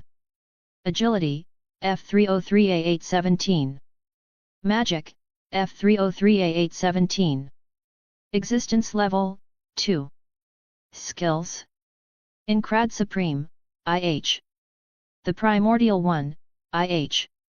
Truth Essence Steps, IH. The Eye that Reflects the Heart, Sharingan, IH, Sealed. Side Skills. Chef de Cuisine, I. Mortuous Artist, I. Countertenor Cantor, I. // Awakening, God of Destruction, Locked, Locked, Locked. Killing those hobgoblins increased Premies' stats with huge margin. Why such huge increase? It's because first, even though Premies' strength reached level 2, he was still at level 1. Second, Premies was already very tired by the time he faced hobgoblins. So, his condition was very delicate. As he said before, the higher the risk, the higher the return. Hence, the following result. Still, if he was not facing 5 times Exilia penalty, Premies' stats would have reached SS by now. Asterisk. Premies woke up the next day. He first decided to freshen himself by taking a bath. Then he made a light breakfast for himself. During the whole process Premies remained in his enhanced state. This means 50% increase in all stats. Premies decided to do it since he knew in future remaining in enhanced state will become natural for him. Currently using the enhanced state put too much strain on his brain. But he still decided to do it, just like he kept his Sharingan activated all the time. It's a good mental and magic training for him. When he was eating his breakfast, Premies opened his status window. Then he narrowed his eyes as his hand stopped. It's not because he saw his new stats but his new skills rank. Premies, so, my skills reached master rank. Hey! Ding! Yes host! The same rank as the gods of this world. Premies, all gods' skills are at master rank? Ding! Correct host. Let me give you brief introduction about skills proficiency. Skills proficiency is divided into basic, master, grandmaster, legendary and unparalleled. Premies, Ding! Once someone proficiency in their basic skills reached deeper, he can fight or kill those who are one level higher than them. As for others, the moment your skill proficiency reached master rank, you can fight or kill those who are 2 levels higher than you. For Grandmaster rank, 3 levels higher. Legendary, 4 levels higher, and Unparalleled, 5 level higher. Premies, I see. Then that means first, my equipments provide me with the strength of max level 1 adventurer. Second, my stats are 817. Third, enhanced state give me 50% boost in by strength. Altogether, 1000, from equipments, plus 817, basic stats, plus 409, enhanced state, equals 2226. Ding! Level 3. Premies, and if we add another 2 levels because of my master skills, then I am already level 5. Ding! Correct. Premies, level 5 already. Hey! Now I should concentrate on learning my lighting magic. Premies then continued with his breakfast. When he was done, he put the plates in the sink, fully aware that system have its own way to clean them. Then he walked out of his house to open field. Before starting his lighting magic training, he decided to do some training on his swordsmanship. Slash. Slash. Stab. Thrust. Slash. He kept on doing it for 2 hours. Incrad Supreme consisted of multi-hit sword techniques. The style used the momentum to increase the force of one's strike. When countering an opponent's attack, you can employ multi-hit skill or skill connect to block it and deliver a decisive blow on the last hit. The style also included martial arts skills, like Embracer, which consists of a single thrust with one's hand deep into the body of the target, Crescent Moon, which is a backflip kick technique, and so on. When Premies add Sharingan in equation, it made it extremely easy for him to execute skill connect. Last but not the least, Truth Essence steps. Because of them, it increased Premies' speed at a whole different level. That's why he was able to execute and complete the skill in less than a second. Even when he used kick to explode Goblin's head, it was not a normal kick. That kick was called Water Moon. It was a roundhouse kick which was the part of Incrad Supreme. After practicing some more, Premies decided to end this with a sword skill. He drew his elucidator to the back and right. Then first slash came in a horizontal slash from right to left. Slash.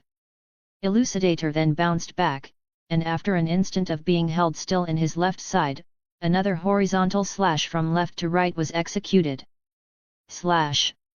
The force behind this slash sends Premies' body spinning clockwise, with the sword ending up at his left flank, and he unleashed a third horizontal slash from left to right.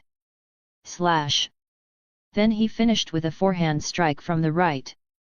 Slash. 4 slashes then drew a square of light that expands outward. Premies, horizontal square. Chapter 15, Training Begin, Part 2. Premies then put elucidator back into its sheath. He sat on the ground to rest for few minutes.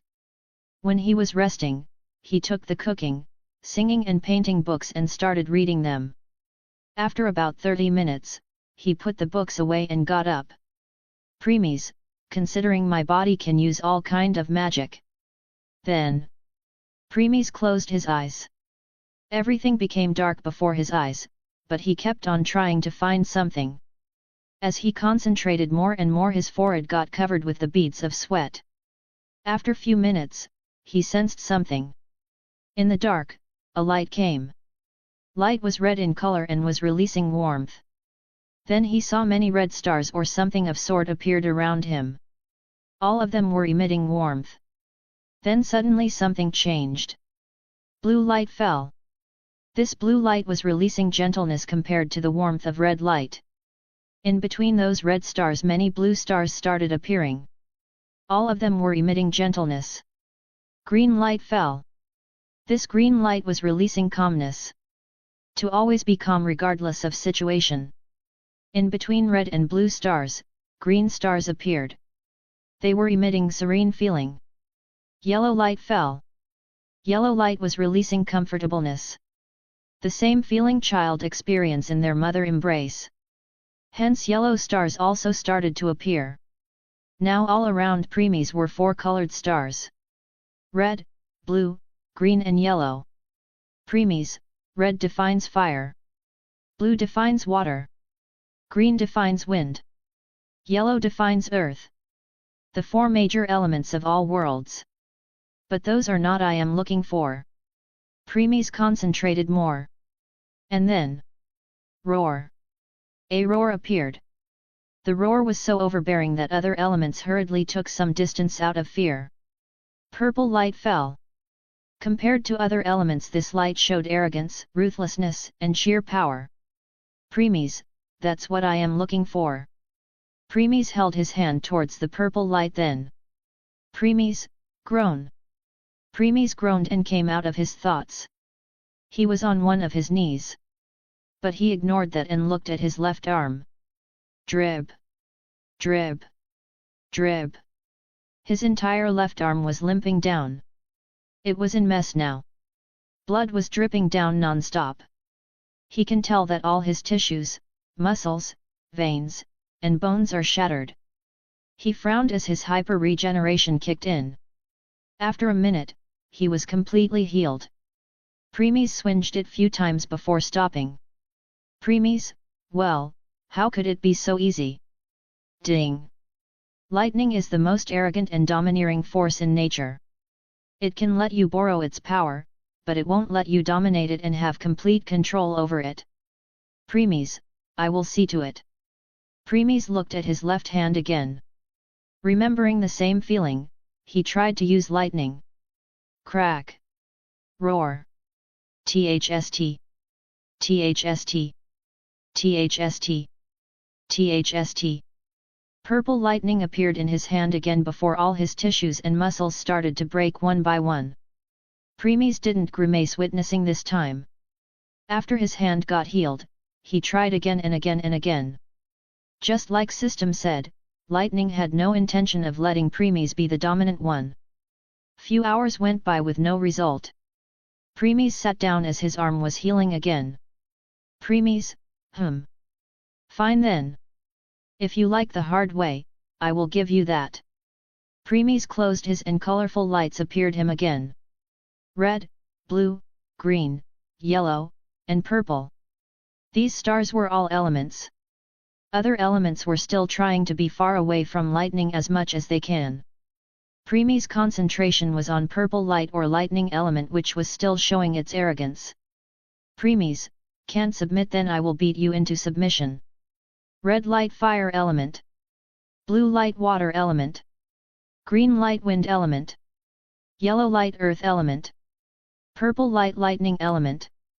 Premies then ordered wind element to attack at lightning. The green light resisted out of fear but still comply in the end. Green light then attacked purple light. Bang! Roar! Lightning became angry after being provoked by wind. Everyone knew that lightning's weak against wind. So, even if lightning had more raw power than wind, it still hurt it. In anger, lightning element attack wind element. Premies, oh no, you don't. Premies then commanded fire element to attack. Red light came and struck purple light. Bang! Roar! Lightning became angrier when another intruder came. Lightning still had upper than even if both attacked at the same time. But Premies had other plans. Premies, merge! Green and red combined and the power of fire element increased drastically. Then it attacked lightning element again. Bang! Roar! Lightning kept on becoming more and more angry.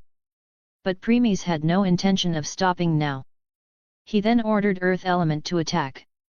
Earth element resisted a lot since lightning was its weakness. But under Premies' constant pressure it gave in and attacked.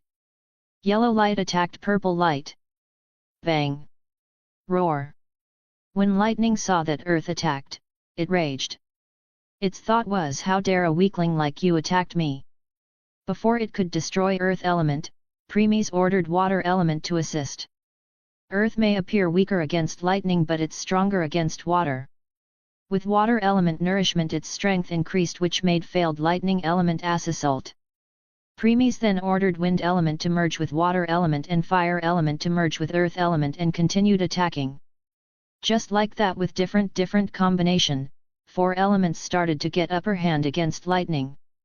At first it was stalemate. Then lightning element started to get pushed back slightly. It started to get pushed back even more. Later it got overwhelmed by the constant attack and different combination. It never expected that one day, the other elements which it looked down upon will turn its situation this dire. Even when it was getting overwhelmed, Premies didn't stop. He kept on ordering different combinations of attack. Now lightning for the first time started to feel the sense of dread. It can tell that if Premies won't stop, then it will soon cease to exist. With this dread, it finally turned to him to ask for mercy and became submissive in the end. Premies, know your place. Here I am in control, not you. Chapter 16, Training Begin, Part 3. Premies looked at lightning element, which became docile. He ordered other elements to stop. The elements then came back and to float behind him while shining bright. Then he stretched his hand towards the purple light. This time it didn't show any arrogance or something and appeared in his hand. Other elements behind saw the now docile lightning element in Premies' hand with envious. They really wanted to trade places with it. At that time, Premies stretched his other hand towards them. Premies, come. Other elements happily rushed towards him. Premies smiled seeing that. It's like he was dealing with bunch of children. But he didn't dislike this feeling. Now 5 lights revolved in his hand. Premies had already decided his next course of action. Premies, fire. Red light came. Premies, wind. Green light came. Then Premies combined both. As they both were trying to merge. Premies, lightning. Purple light came and merged. The combined elements became unstable. Each element was trying to get upper hand on other. Premies, earth. Yellow light came and merged. Blast. Growl. Swill. Fizzle. Roar. An elemental storm of 4 elements appeared around Premies. Scratches, wounds or so started to appear on his body. Premies ignored it. His gaze was only on the 4 elements that were fighting. After previous beatdown, lightning element didn't recover its full strength. So, all 4 elements were in stalemate. And then... Ripple. Premies, water. Blue light joined them, and they stopped fighting among themselves. Water means stability. Then slowly all those elements started to combine to fuse into one. Suddenly. Boom. An explosion occurred and a new light fell. Asterisk. Asterisk. Premies opened his blood-red eyes again. 3 tomos were still rotating in them as they were emitting a lot of power. Premies turned his gaze at his left hand. Remembering the same feeling. Chirp. Chirp. Chirp. Chirp. Chirping of 1,000 birds were heard before lightning appeared in his hand. It's not arrogant and purple as before but pure white in color. So pure, away from all kinds of dirt or filth or corruption of any sort. Ding! It's beautiful. This lightning was made with the fusion of all 5 elements. Hence, it has warmth of fire, gentleness of water, calmness of wind, comfortableness of earth, and dominance of lightning. But when it came to attack, it has burning power of fire, speed of wind, solidness of earth, penetration of lightning, and the stability of water. Ding! By the way, why did host use Chidori as a reference for lightning element? Premies, lightning may be the strongest and overbearing element. Still, it dangerous to its user too. That's why those who use lightning element were also somewhat afraid of it themselves. If you are afraid of your own power, then how can you make it stronger or how can you understand more about it? That's why I used Chidori as reference. By having lightning in hand, it my way of saying that I am not afraid of it. Ding! No wonder this magic skill got Chidori in its name. Premies glanced at the side where a new window appeared when lightning gathered in his hand. Ding! New magic skill created. Wise Chidori. Wise Chidori. A pure white lightning made with the fusion of 5 elements: fire, water, wind, earth, and lightning itself. Since it's the fusion of 5 elements, it contains warmth of fire, gentleness of water, calmness of wind, comfortableness of earth, and the arrogance or pride of lightning. But don't look down on it. Once used to attack, then it has burning power of fire, speed of wind, solidness of earth, penetration of lightning, and stability of water. Since Chidori was used as a reference while creating this, it's called Wise Chidori. Asterisk note: Wise means white. Asterisk. Asterisk. 1 month went by. In that last month, Premies kept using his Wise Chidori along with enhanced state. He also did the training of walking on the tree and water, which increased the control over his magic even more. Now, he didn't have any problem on remaining in enhanced state all the time. The speed at which he recovered his magic was even faster than the magic he used to remain in enhanced state. You can say that if enhanced state used 20 points of magic per second, then Premies' recovery rate is 100 point of magic per second. Premies also created another new magic in that last month. It's called Hex Rend. It's way by which Premies gathered magic in his elucidator and released it as a ranged attack. This attack contained the raw power of Premies. It can be used in 2 ways. First, by increasing its sharpness. Second, by increasing its power. Hex Rend. Gather the magic in your weapon and release it in the shape of crescent moon. This attack can be used in 2 ways. First, by increasing its sharpness. Second, by increasing its power. By increasing its sharpness, it can cut through anything that stands in the way. By increasing its power, when hit it will explode and do a massive amount of damage. It is a display of raw power. Asterisk note: Hex Rend means magic slash. During that month he also attacked lot of goblins' villages and killed many hobgoblins. As a result, he became even more strong. As he kept on killing, the goblins around of the area of about 10 kilometers were all swept clean. One day, he encountered new monster. Kobold. They were dog-headed monster with strength a lot higher than that of normal goblins. Well, not a big problem for Premies as he killed them with ease. After completely mastering enhanced state, Premies started to conversion of his magic into compressed magic. But no matter how much he tired, he always failed. It felt like something, or some sort of power was preventing him from doing so. Premies, just who is trying to obstruct me? Chapter 17, Chapter 17, Training Begin, Final. 4 months went by.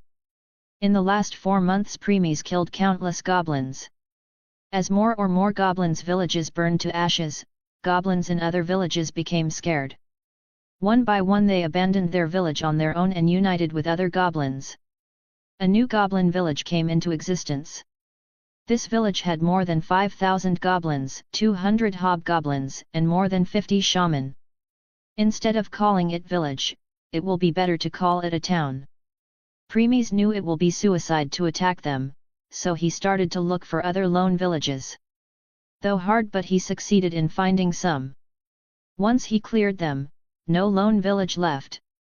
All others had joined the goblin town by now. Since goblins were out of question, Premies turned his attention on other monsters. Kobold. Premies again started his killing spree. Many kobolds were slaughtered and became Premies' strength. When they realized how dire their situation was, kobolds also decided to join the goblin town to protect themselves. The goblins and kobolds never saw each other eye to eye before. But now they joined together against their common enemy, Premies. That's how Monster City came into being. Soon the population of Monster City became so big that even level 5 adventurers won't have guts to attack them. It will a complete suicide for them. Now, in the city lived 20,000 goblins, 500 hobgoblin, 100 shaman, and 5,000 kobolds. Premies didn't care about them. Right now, he was facing a different issue. He was looking serious at the window in front while frowning. Status. Name, Premies Rigla. Age, 18, more than billions of years. Level 1. Strength, A817 SSS 2999. Endurance, A817 SSS 2999. Dexterity, A817 SSS 2999. Agility, A817 SSS 2999. Magic, A817 SSS 2999. Existence Level, 2. Skills. Incrad Supreme, H. The Primordial One, H. Truth Essence Steps, H. The Eye That Reflects the Heart, Sharingan, H. Sealed. Magic. Weiss-Chidori, IH. Hexrend, IH. Side Skills. Chef de Cuisine, IH. Mortuous Artist, IH. Countertenor Cantor, IH. // Awakening, God of Destruction, locked, locked, locked. In the last month, Premies' all other skills also reached master rank. Not only that, even his stats reached SSS 2999, but Premies, system. What's going on? I have reached SSS 2999 last month. From then till now, it didn't increase. Why? Ding. Host, it's not that it didn't increase, it can't. Premies, explain. Ding. Affirmative. Host, in this world, God's blessing is needed to level up. But host doesn't have any such blessings.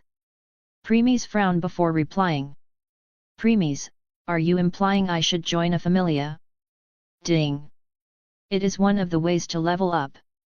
But I am sure you have no such intention, right? Premies, right. I have no intention of being under someone. Ding.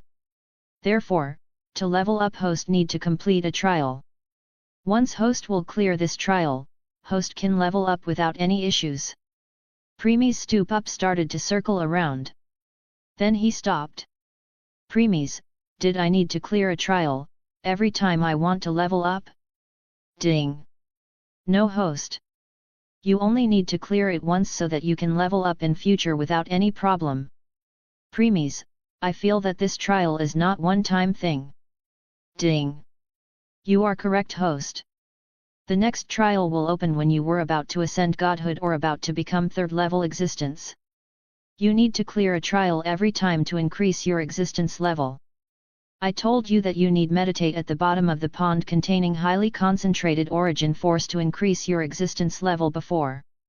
If I go in more details, then origin force inside the pond, cleanse you, refine you, make your body, soul, mind, and existence even stronger. In other words, ready you for your trial. Premies, I see. Premies glanced at the pond, which had beautiful water and stars in it. But he knew that this so-called beautiful water is nothing but a poison which can kill anyone instantly if that person is not the wielder of origin force himself/herself. He then took a sigh. Premies, how do I start the trial? Ding. Please check system functions. Premies then opened the functions window of the system. Status, to see your stats and skills. Store, you can buy anything you want here. Inventory, give you item slots to store things inside. Each slot has the area of 15 cubic meter. Home, a personal world for the host and his family members. Worlds, currently locked, allow you to travel to different world. Reminder, currently host can only go to the worlds which are in Group 1, Existence Level 1 to 3. Abyss Trial I. New unlocked. After completing this trial you can level up without the need of God's blessings. Premies, Abyss Trial. Hey! Just by reading its name anyone could tell it's not gonna to be easy. Ding! I won't deny that. Premies, sigh, what a pain. Premies didn't start the trial right away. He decided to take some rest and return to his peak before starting it. Once he rested enough, he decided to give it a go. Premies, let's see. 29.99, basic stats, plus 14.99, enhanced state, plus 1000, equipments, equals 5498. Ding! Level 6 All-Rounder. Premies, additional increase in 2 levels because of my master skills means 7498. Ding! Level 8 All-Rounder. Premies, that's where I stand right now. Ding! Currently the strongest adventurer in this world is Otter or one more person. But they are both level 7. So, right now you are the strongest adventurer in this world. Premies, yeah, if there aren't some hidden monsters that is. Ding! True. Premies then opened system function window again and clicked on Abyss Trial I. Do you want to initiate the Abyss Trial I, Y/N? Premies, yes. Abyss Trial started. Then darkness swallowed Premies as he fell unconscious. Chapter 18, Abyss Trial. When Premies woke up, he found that there was nothing around him except darkness. He could hardly see anything. After looking around for some time his eyes got used to the darkness and he was able to see much clearly than before. He was in a room. But the room was very big. If you did rough calculation, then Premies was in the center of the room which was as big as 3 basketball court. When Premies found out that there was no one except him, he looked at himself. Premies was no longer wearing midnight coat and neither did he had his elucidator. Not only that, but he also couldn't even activate his Sharingan. His body was also heavy. As if all his power had been drained from him. He was just like a normal person now. Premies' expression turned grave, but he didn't despair. He made a fist, opened it made again and opened it again. Premies, it appears that I returned to normal human. TCH. This powerlessness sure did bring back some bad memories. He then started to look around the room. He checked every of the corner with no luck. After some time, he bended, held his knees and started panting. Premies, pant. I really hate this pant feeling. Then after some resting, he continued his search. In the end, he failed to find anything. Premies, hello, is anyone here? Getting impatient already. Premies felt a chill on his back, and he hurriedly turned. What he saw made his eyes opened wide. The person standing behind him was extremely handsome. He has sharp chin and sharp nose. He had dark black hair and was wearing a black trench coat. There was a sword behind him.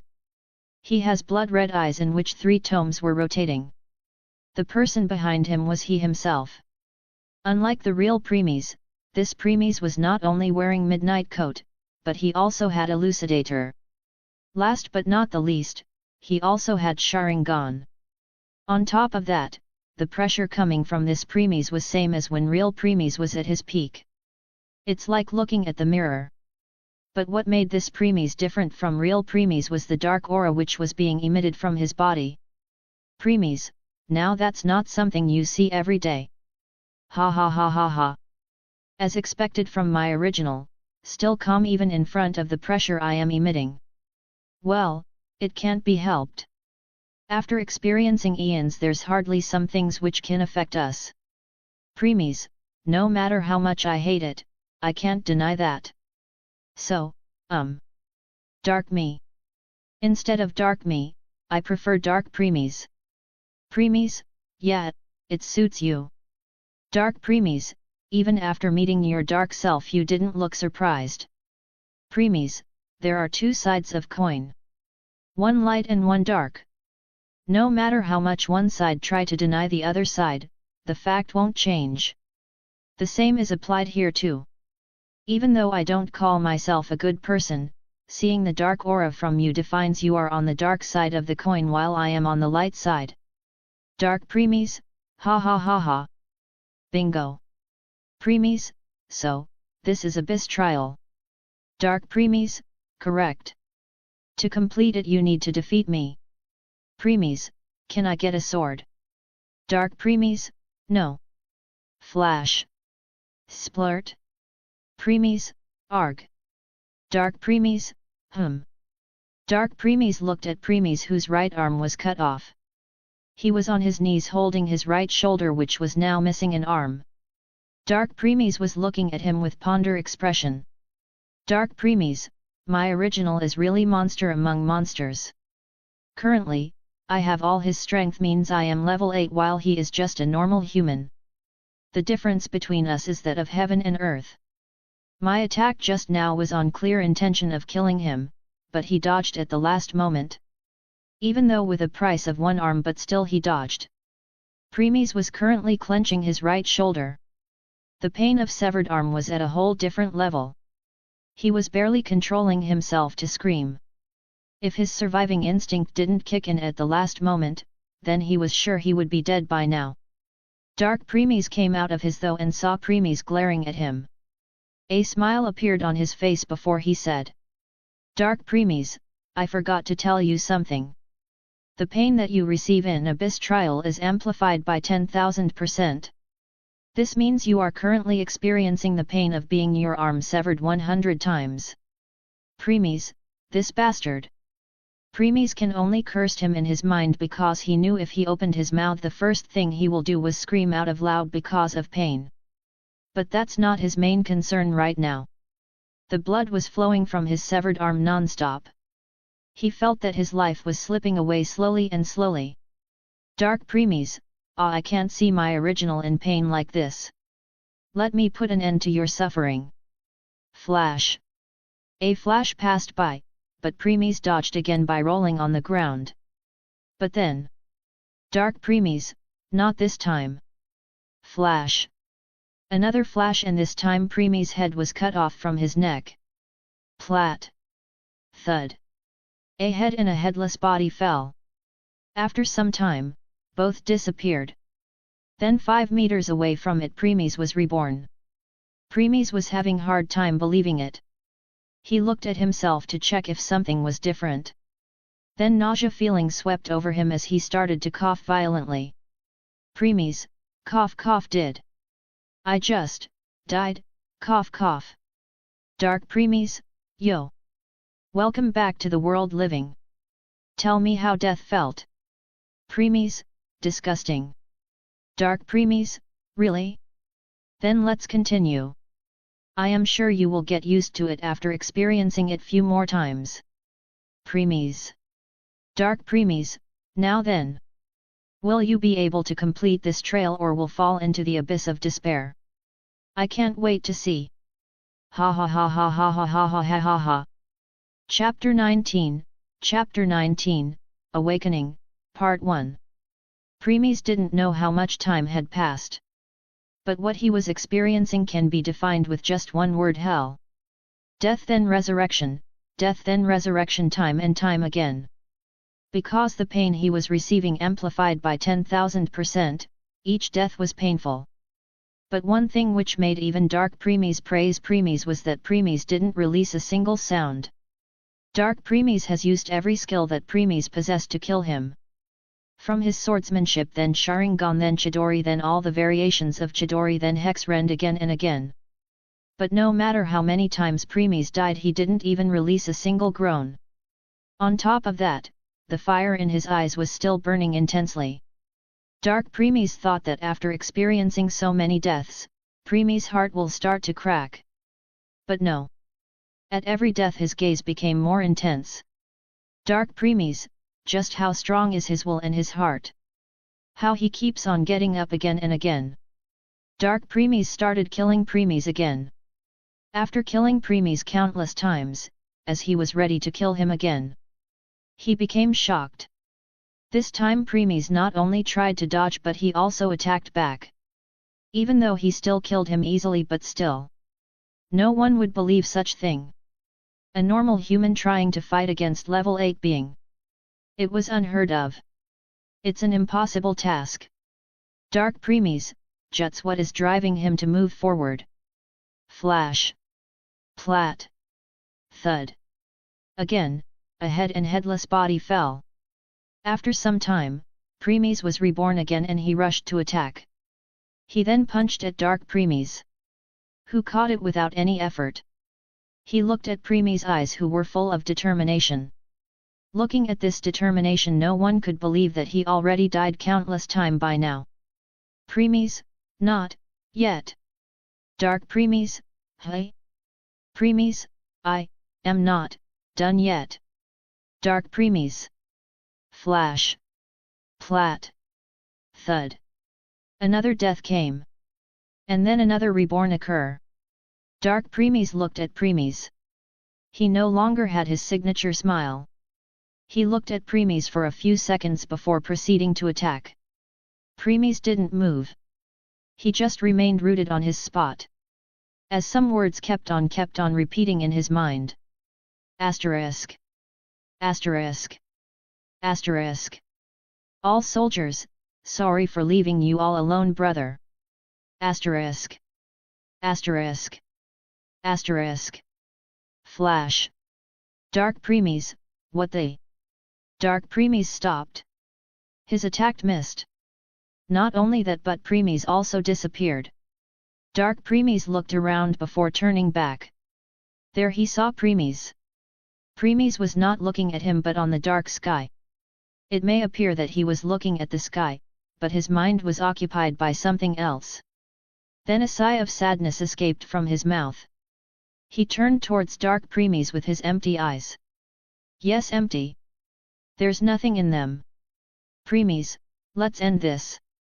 I don't know how much time passed outside, but I no longer have any intention of staying here. Ding. Congratulations on reaching level 2. Ding. Laws trying to prevent the conversion of magic to compress magic shattered. Ding. Laws trying to prevent the skills from reaching higher rank shattered. Ding. Conversion of magic to compress magic started. Ding. Converting, 10%, 18%, 31%, 53%, 70%, 96%, 100% complete. Ding. Magic stat has successful converted into compressed magic. Ding. Ranks of all skills increasing. Ding 2%, 6%, 12%, 24%, 48%, 62%, 76%, 84%, 98%, 100% complete. Ding. All skills have reached Grandmaster rank. Ding. Body, soul, mind, and existence is not strong enough to handle legendary rank and skill proficiency. Ding. Because of increase in skills rank, no more skill can be learned until existence level reach 3. Ding. To reach legendary rank in your skills, please raise your existence level to 4. Ding. Ding. Ding. Ding. Ding. Awakening has been unlocked. Awakening, God of Destruction I. Description. A power which has made from the power 12th level existences. This is the power to destroy everything that stands in your way. When entering the awakened state, you will get a full set of armor along twin blades. The name of twin blades is Aurora. The Aurora's 2 blades, one symbolizes night, while other symbolizes day. When wielded at the same time, the force of their opposing powers meeting becomes a shockwave that cuts down everyone who stands in its way. Along with too much power, user also have to keep on suppressing the destructive urges to destroy everything. In this form, Origin Force is divided into 3 forces, i.e., Attack Force, Defense Force, and Divine Force. Activation. To enter the awakening you must concentrate and try to call the swords which has become one with your soul. And say, "Come Aurora." Asterisk note, Aurora means the white dawn. Asterisk note, first seal unlocked, second seal locked, third seal locked. Premies, now then.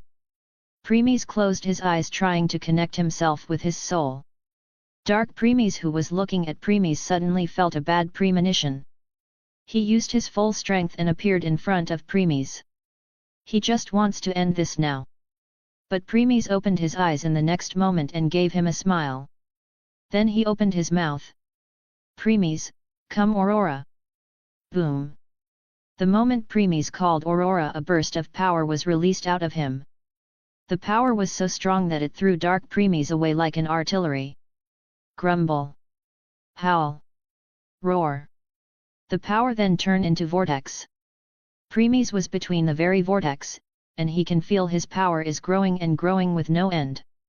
Dark Premies who was thrown got up and looked at Premies' direction. Because of vortex he can't see his figure. But he was having a very bad feeling. A feeling of impending doom. After some times the vortex disappeared and Premies appeared in his new appearance. Chapter 20, Awakening, Part 2. Premies was now wearing a dark blue cloth armor. This dark blue shirt covered all his chest and went down. After reaching his crotch it divided into two. The right side went down and stopped below his knee and the left side went down and stopped above his knee. In a way right side was longer than left side. They covered both front and back. And its edges had golden strip on them. Below he was wearing dark blue pants and along with black shoes. At his waist there were two leather belts, and they form cross pattern, one is above other. On both the right and left side of the waist, two sword stealths were attached. His arms were covered with brown and dark brown sleeves. Two leather handguards were covering his hands which were now wearing fingerless pale light green gloves, but leather handguard cover them. On top of that, on his right arm there was a deep golden color armguard which completely covers the arm from wrist to his shoulder. And the golden armguard also had a blue oval thing in between. It looks like some kind of dark blue blob. In his hand he was holding two twin swords. The handles of both blades are half red and half black in color. The blades were pale golden in color and were giving shine. Blades appeared twins. The only difference was that the one Premies was holding in his left hand has black guard between the handle and the blade of the sword. And the one he was holding in right hand had guard as the same color of blade. You can say that the one on left hand represents night and the one on right hand represents day. *A/N, check the poster for Premies' current appearance. Premies can tell both blades are twins. They cannot exist separately, they will always be together. Right now, both blades were vibrating. Both seemed happy to be finally able to appear in the world. Premies felt that these blades were very familiar to him. The blades felt like they have become part of his body. After looking at them for few seconds, Premies put the blades in their respective sheath and closed his eyes to concentrate. He felt like the power he now possessed was just too much. But he has full control over it. A status window appeared in front of him. Status. Name, Premies Rigla.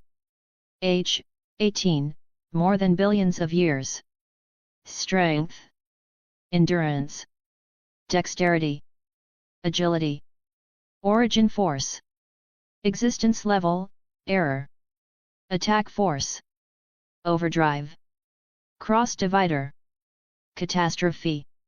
Existence erasure, apostasy. Defense force. Origin shield. Divine force. Light burst. Details. Overdrive. Concentrate the power of both swords into a single powerful strike. Cross divider. Combines the power of both swords to attack and overwhelm the enemy with raw strength. Catastrophe. Let all your destructive urges loose and channels them into a single attack to blast through anything that stands in your way. Existence erasure, apostasy.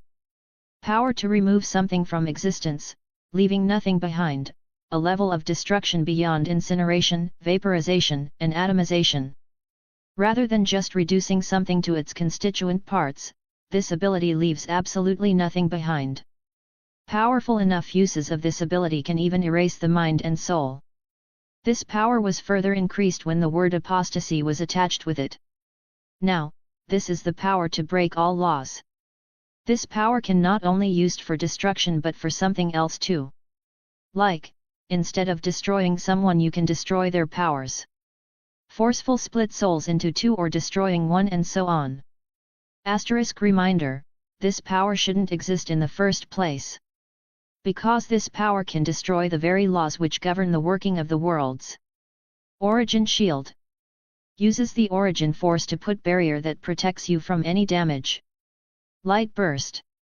Use the light of ruin to fire explosive origin photons at the enemy and destroy them. Premies then folded his hands and turned to Dark Premies. Premies, want to keep on going. Dark Premies' eyes met with Premies' now empty eyes. A contest of stare continued for few seconds before Dark Premies smiled and put the elucidator back into its sheath. SHH. Dark Premies, there is no point. Since you have unlocked your awakening, then this means you have already cleared this trial already. Premies, Dark Premies, alright, that's that. I am sure we will definitely meet again in future. Until then, farewell. Then Dark Premies disperse into darkness. Premies didn't try to stop him. It's not like he forgave Dark Premies for what he did to him. Dark Premies was only following the rules of the trial. But Premies will definitely take his revenge in future. Premies, time to leave. Then he raised his right hand high in the air. Light of ruin started to gather in it. As the power gathered in his hand, the entire space started to tremble violently. Crack! Crack! Countless cracks appeared in the space. Then Premies released it. Boom! The entire space shattered and Premies disappeared. After some time, the space started to repair itself. Every piece of space joined and made Abyss Trail space again. Dark Premies also returned. He looked at everything around before taking a sigh of relief. His eyes were full of fear. The feeling of dread had already covered his heart. He gulped before opening his mouth. Dark Premies, if he had released that attack on me, I am sure I would have reduced to nothing. And I am sure that it was just his casual attack. Good thing that I escaped before he released that. Chapter 21, Chapter 21, Twilight. In the home world, Premies, who had been unconscious for 7 months, finally woke up. His body experienced a lot of changes during those past 7 months. Even though he was unconscious, his body was adapting itself to the rapid increase of power. Premies' height was now 182 centimeters. His black hair became more lustrous. His shoulders were broad, his waist narrow, and his muscles were more evenly distributed over his body like finely chiseled granite. His face now had mature look, and along with his blood-red eyes, i.e., Sharingan, which had become more refined altogether, gave him a handsome devilish look. After looking at himself for some time, Premies called his midnight coat and elucidator and wore them. Premies felt that both his coat and sword became stronger. So, he decided to check. Origin Force, Elucidator. Type, Weapon, Long Sword / One Hand. Rank, I. Attack, 2000. Soulbound, Premies Rigla. Abilities. Indestructible, X. True Damage, E. Acute Reflexes, E. Origin Force, Midnight Coat. Type, Armor, Cloth Armor. Rank, I. Defense, 2000. Soulbound, Premies Rigla. Abilities. Indestructible, X. Invincibility, E. Damage Reflection, E. Details. True Damage, E. Your attack will do 20% of true damage. Acute Reflexes, E.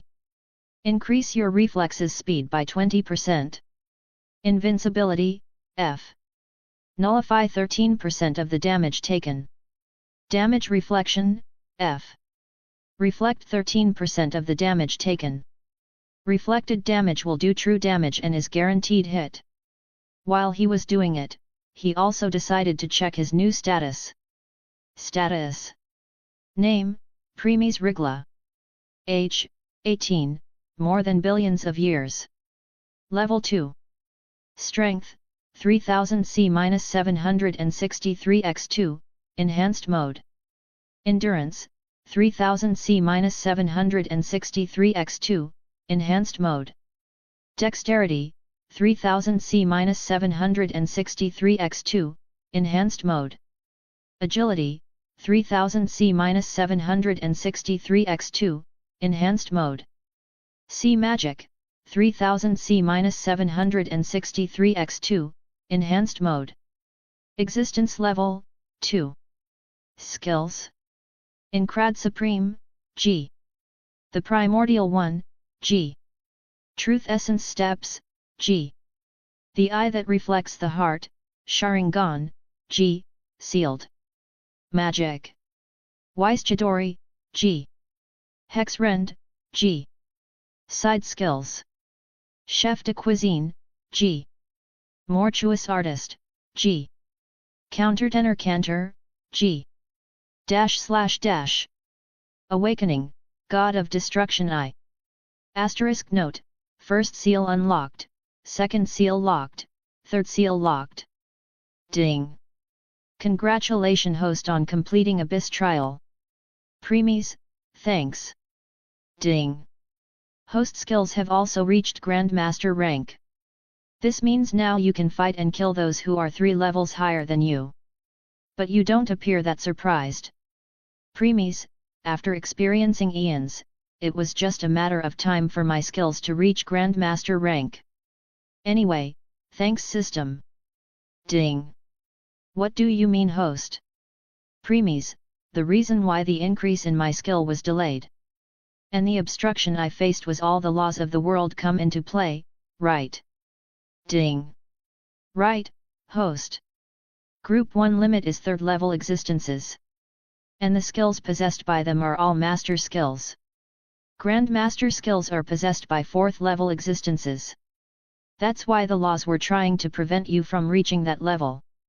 Premies, the same cases with compressed magic. Ding! Right.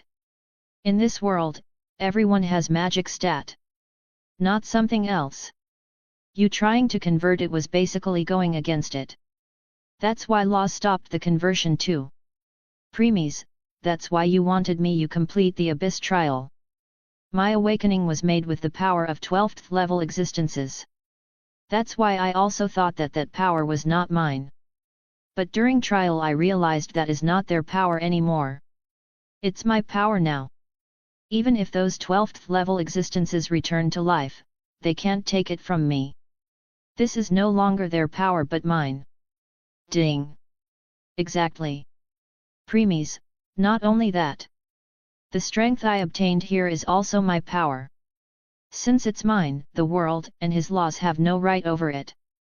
Once I realized that, my magic was no longer bound by the laws of this world.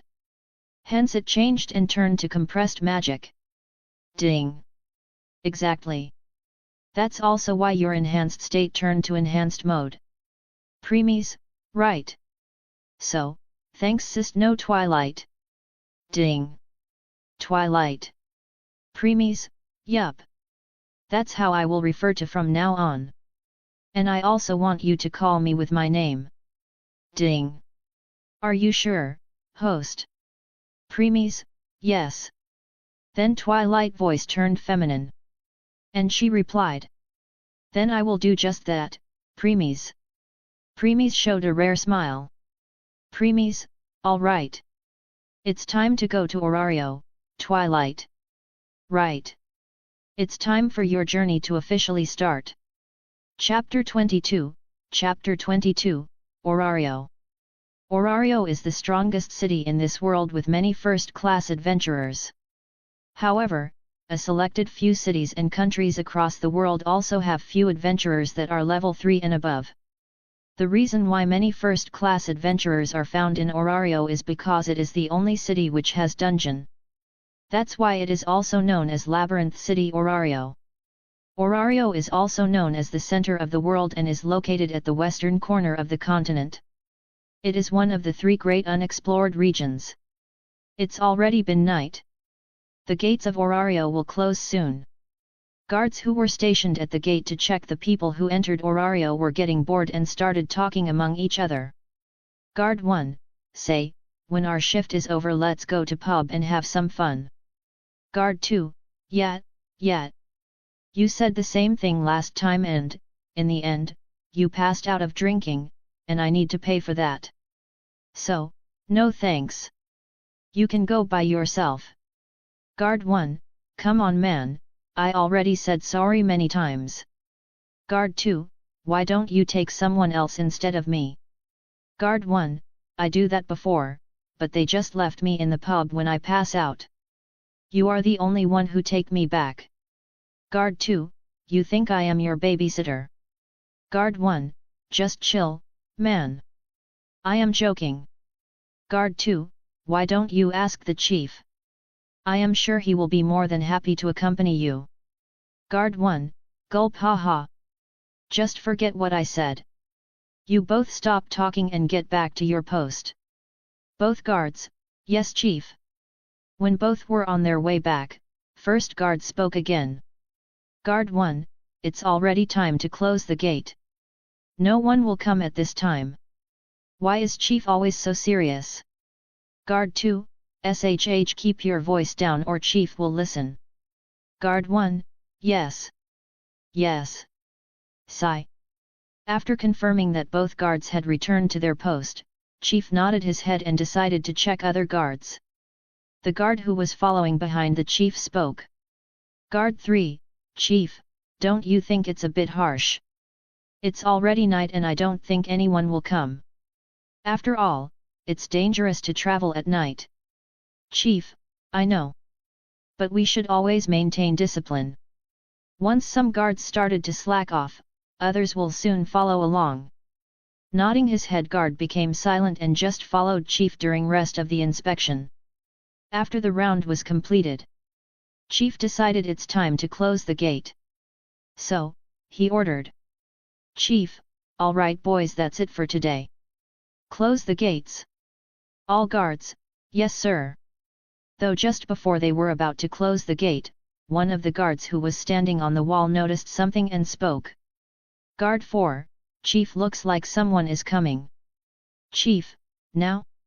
Chief then turned and looked at the direction guard was pointing. At first, because of night, he didn't see anything. But just when he was about to scold the guard for false information, from the corner of his eyes he saw someone approaching. The one who was approaching was 182 centimeters tall. He was wearing black coat and you could see the black sword's handle from the right side of his shoulder. Because the person was still very far, no one could see his face. Chief, hey you!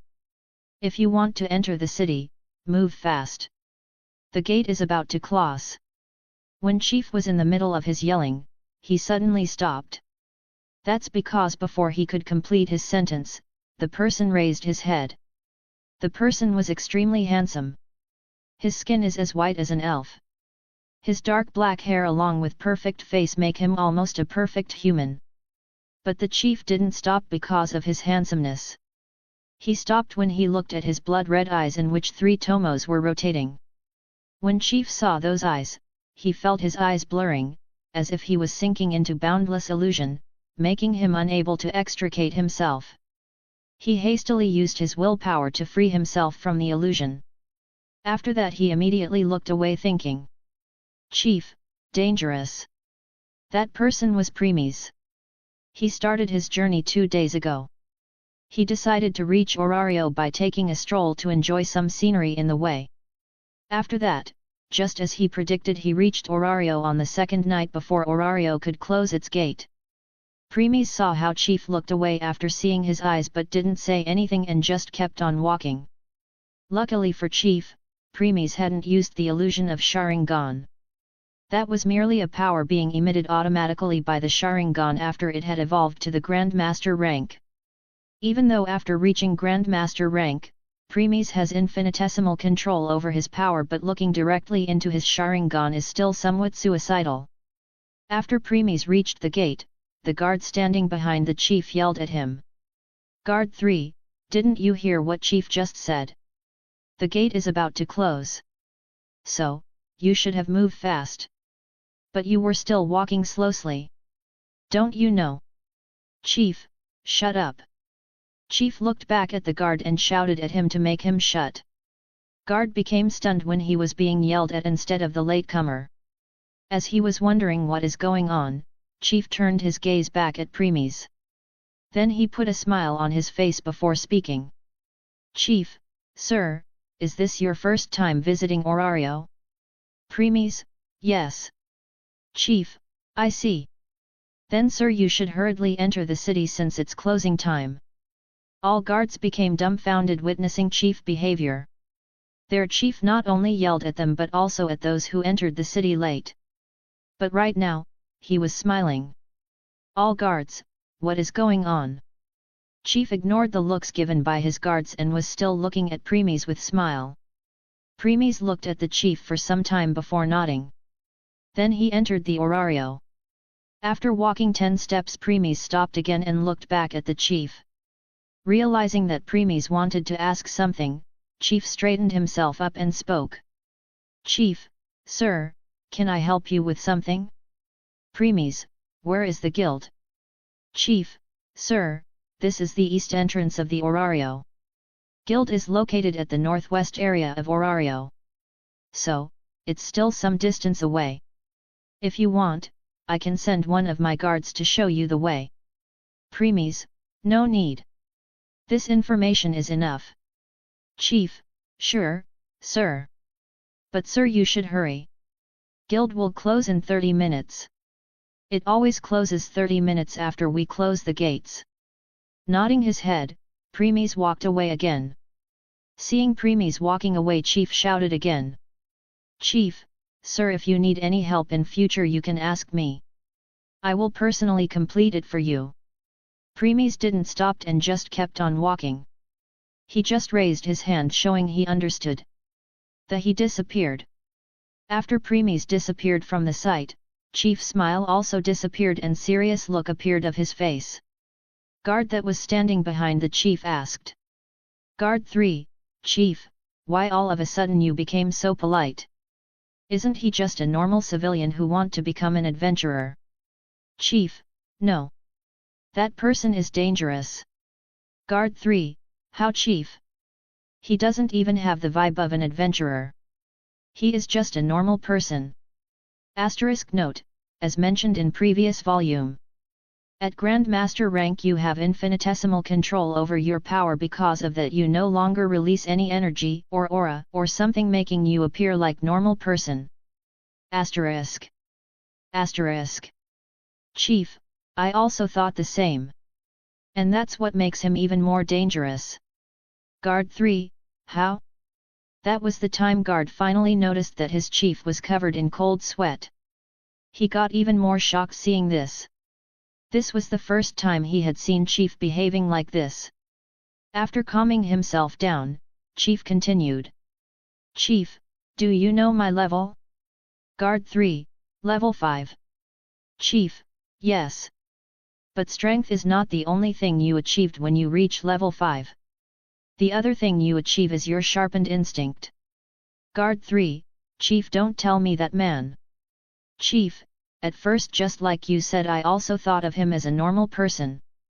But my instinct started screaming, warning me of the imminent doom. Guard 3, Chief, you are exaggerating. Chief, I am not. My instincts have saved my life many times. I trust them fully. By the way, did we ask his name?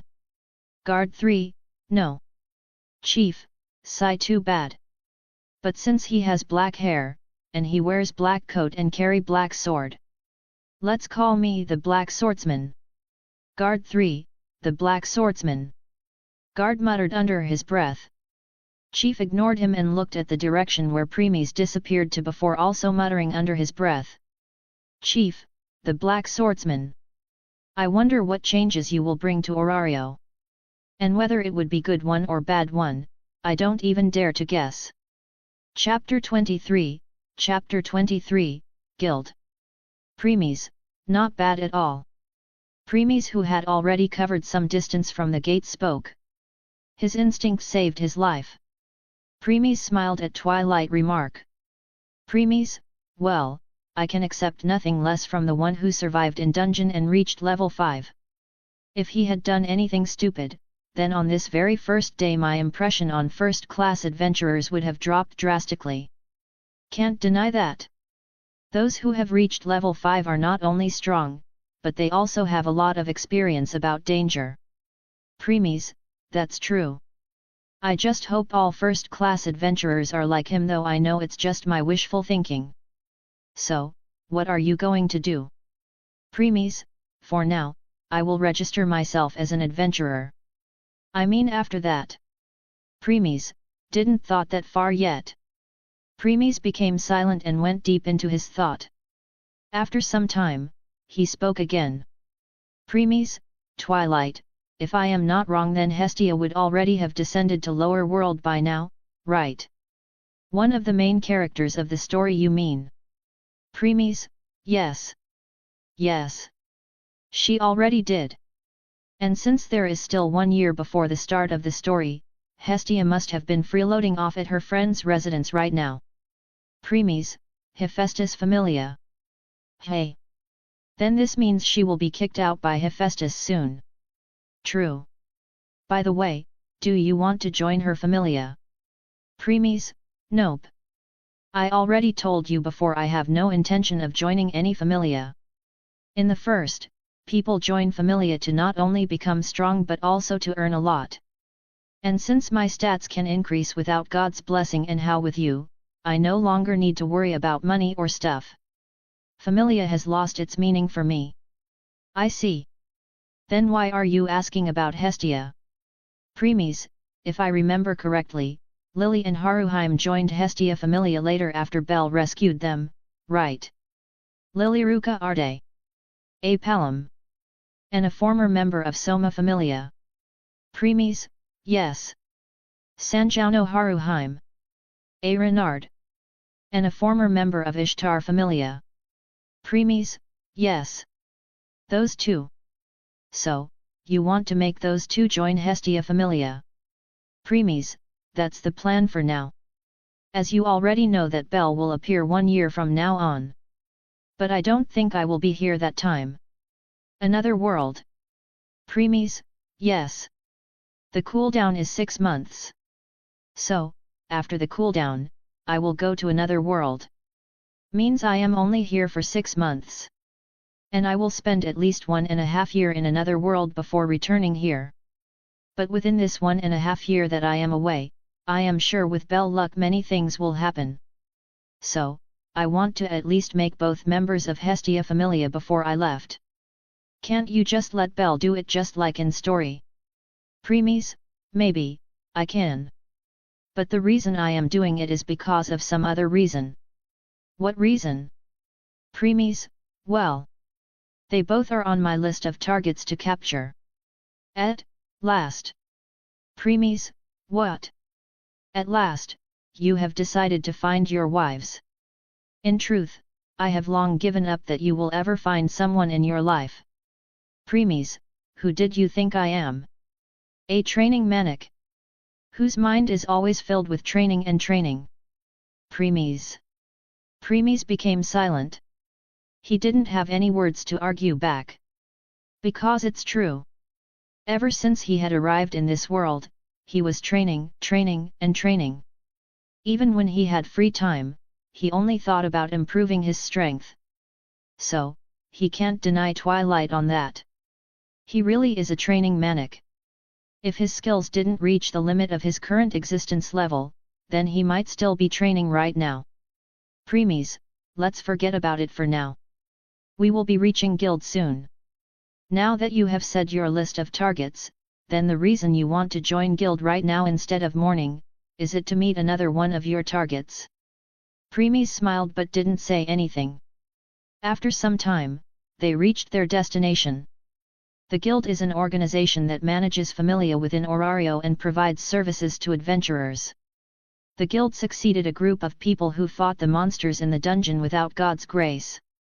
The main goal of the guild is to manage the monster threat created in the dungeon. Aside from this, the guild buys magic stones, drop loot, and adventurer-created maps of the dungeon.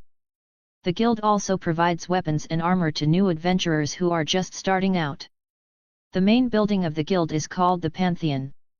It is a wide space with counters for adventurers to talk with their advisors and has an exchange area. There are also small meeting boxes where adventurers can talk one-on-one with their advisor without anyone else hearing them. Aside from that, there is a library area. After entering the building, Premies looked around. Premies, At least they know something about furnishing. True. Everything matches perfectly with color of the walls, ceilings, to furniture, and so on. Nodding his head, Premies looked around once again. Just like he thought, since it's almost closing time, there were only 6 to 7 adventurers in the guild.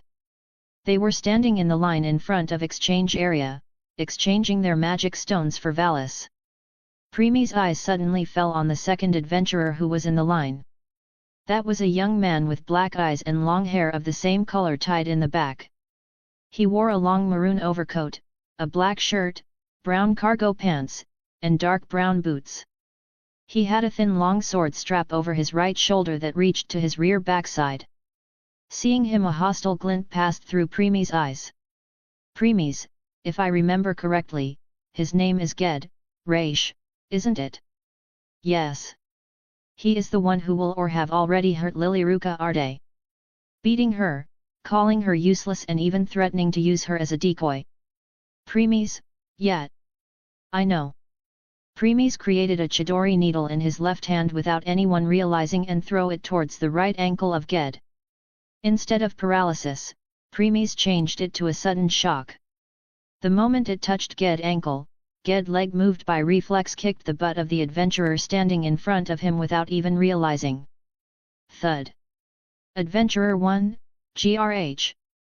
After stabling himself, that adventurer glared back at Ged and said with hostility. Adventurer 1, what's your problem, hey? Ged, who came out of his daze. Raise both of hands in front of his and apologize. Ged, that was just a mistake. I didn't know why my leg move on its own. Adventurer 1, so, you are saying by mistake you kicked me at my butt when I am talking with the receptionist. Isn't it obvious that you were trying to embrace me? Ged, no, you are mistaken. My leg really moves on its own. I don't know how. Pow. Adventurer 1, arg. Adventurer 1 took a step back and held his nose. Right now, there were tears in his eyes and blood was coming from his nose. He looked back at the place he was standing before and saw Ged still in punching position. Anyone can tell that Ged was the one who punched his nose. Ged didn't know why his hand moved on its own and punched like his leg. He was still stunned at this. It was Premies doing again. When Ged was apologizing with his hands in front, Premies used Chidori needle again. This time on the joint of his right arm. And just like his leg, his arm also moved automatically because of sudden shock. At this, everyone in guild realized something and turned their gaze at Ged and Adventurer 1. Seeing how everyone was looking at him and some are even holding back their laughter by looking at his face. Adventurer 1 got very angry and glared at Ged. Adventurer 1, you. Chapter 24, In a Tool, Part 1. Before Ged could apologize again, the adventurer moved and punched Ged right on his face with full strength. In the end, Ged was only a level 1 and Adventurer 1 was level 2. So, Ged fell after receiving the punch and a brush appeared on his right cheek now. Not only that, even 3 of his teeth also came out from his mouth. After that, adventurer kicked Ged in his gut and kept on kicking. Watching this, other adventurers came forward and stopped him from continuing. Adventurer 1, bastard. I will kill you. Even when being held back by other adventurers, Adventurer 1 just kept on cursing Ged, who was still on floor holding his stomach. The kick was so strong that he was having trouble breathing.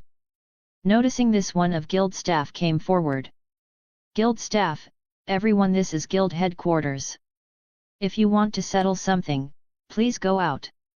Don't disturb others. Ged somehow got up and hastily left the guild. Not before giving a hatred-filled glare to Adventurer 1. But before he could leave, someone put his right leg in front of him and Ged, who was glaring back at the adventurer one, didn't notice and fell on the floor with his face. Ged hurriedly looked up and cursed. "Ged, you bastard! Can't you see?" But he became silent suddenly. As Ged was cursing, he saw the person who made him fall. When he saw that the person was looking down on him with his blood-red eyes, Ged felt a chill down his spine. His eyes filled with fear and his body started shivering. He then hurriedly left the guild without saying anything this time. But his body was still shivering and there was a cold sweat on his face. He was really afraid right now. Premies turned his gaze away from Ged back to the guild again. "Premies, good. Seeing him running like this. I guess today is going to be a good day. It's night." Premies ignored Twilight and saw that the adventurer who Ged kicked was still shouting non-stop. If he was not being held by others, he would have already run after Ged and would have given him a good beating. Premies started to look at all the guild staff and looked for his target. After looking around, he found his target and moved towards it. He stood in front the counter and the receptionist who was looking at the adventurer one rampage sensed his presence and spoke. "Sir, how can I help?" But after looking at the Premies' face, the receptionist stopped all her movements. She has never seen such handsome man before. So, she fell into daze. The receptionist was a beautiful half-elf with a slim body, pointy ears, shoulder-length brown hair, and emerald-colored eyes. She was wearing spectacles and guild uniform. This half-elf was exactly one of the main characters of story. In a tool. Witnessing that she was lost in daze, Premies inquired. "Premies, Twilight, isn't it too much? Even though I am handsome, but since she is receptionist here, she might have seen many handsome elves before. How can she just become dazed like this? But aren't you happy seeing her reaction?" Premies thought for a second and answered. "Premies, I am."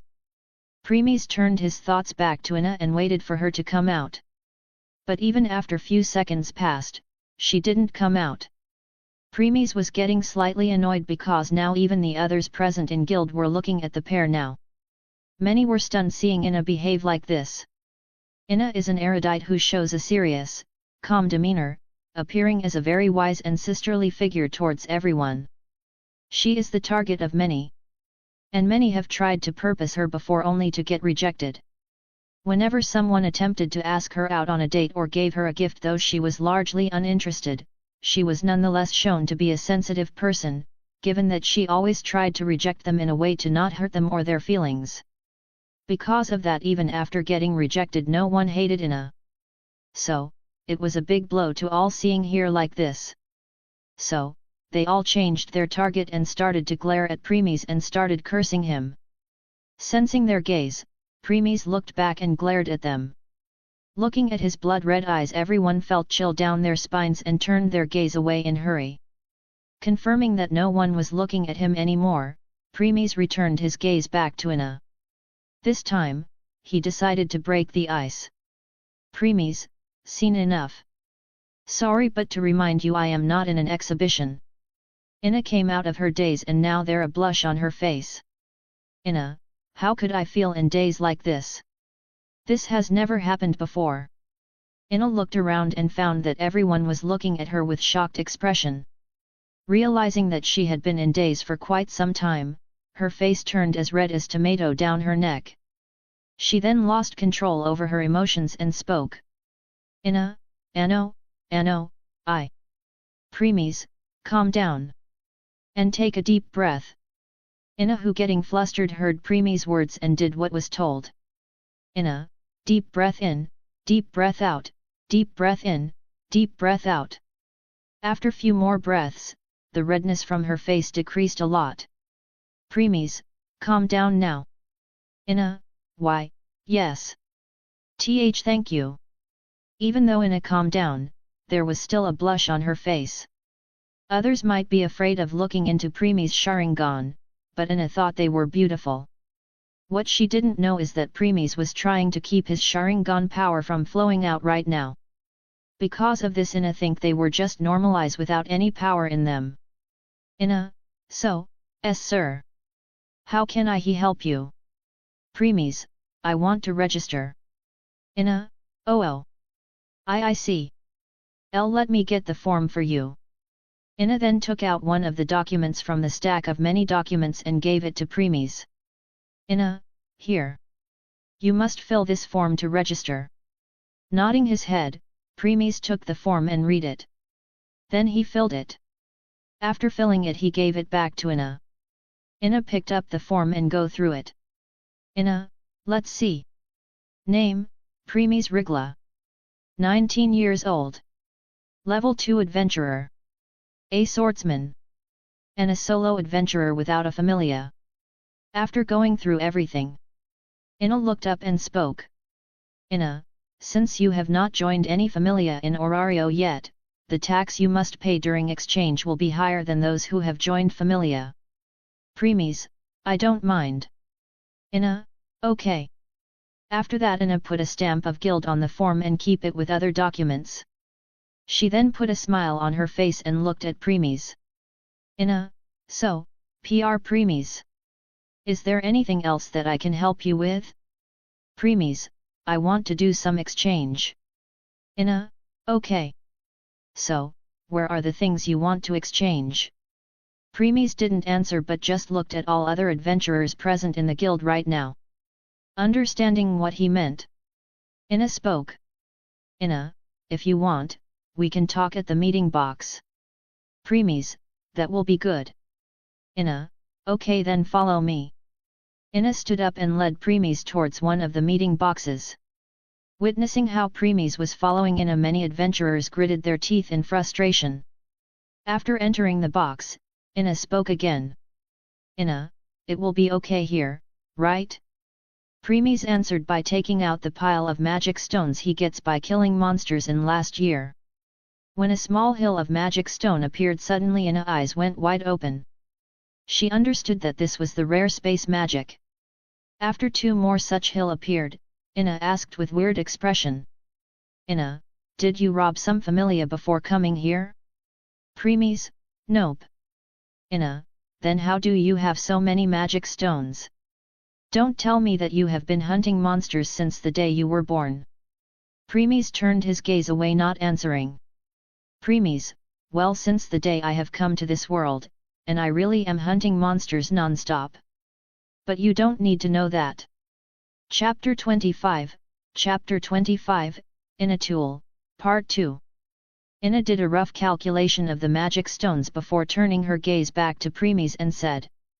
Ina, from what I can tell there are thousands of these magic stones. To calculate the exact amount and the money you will get from them will require some time.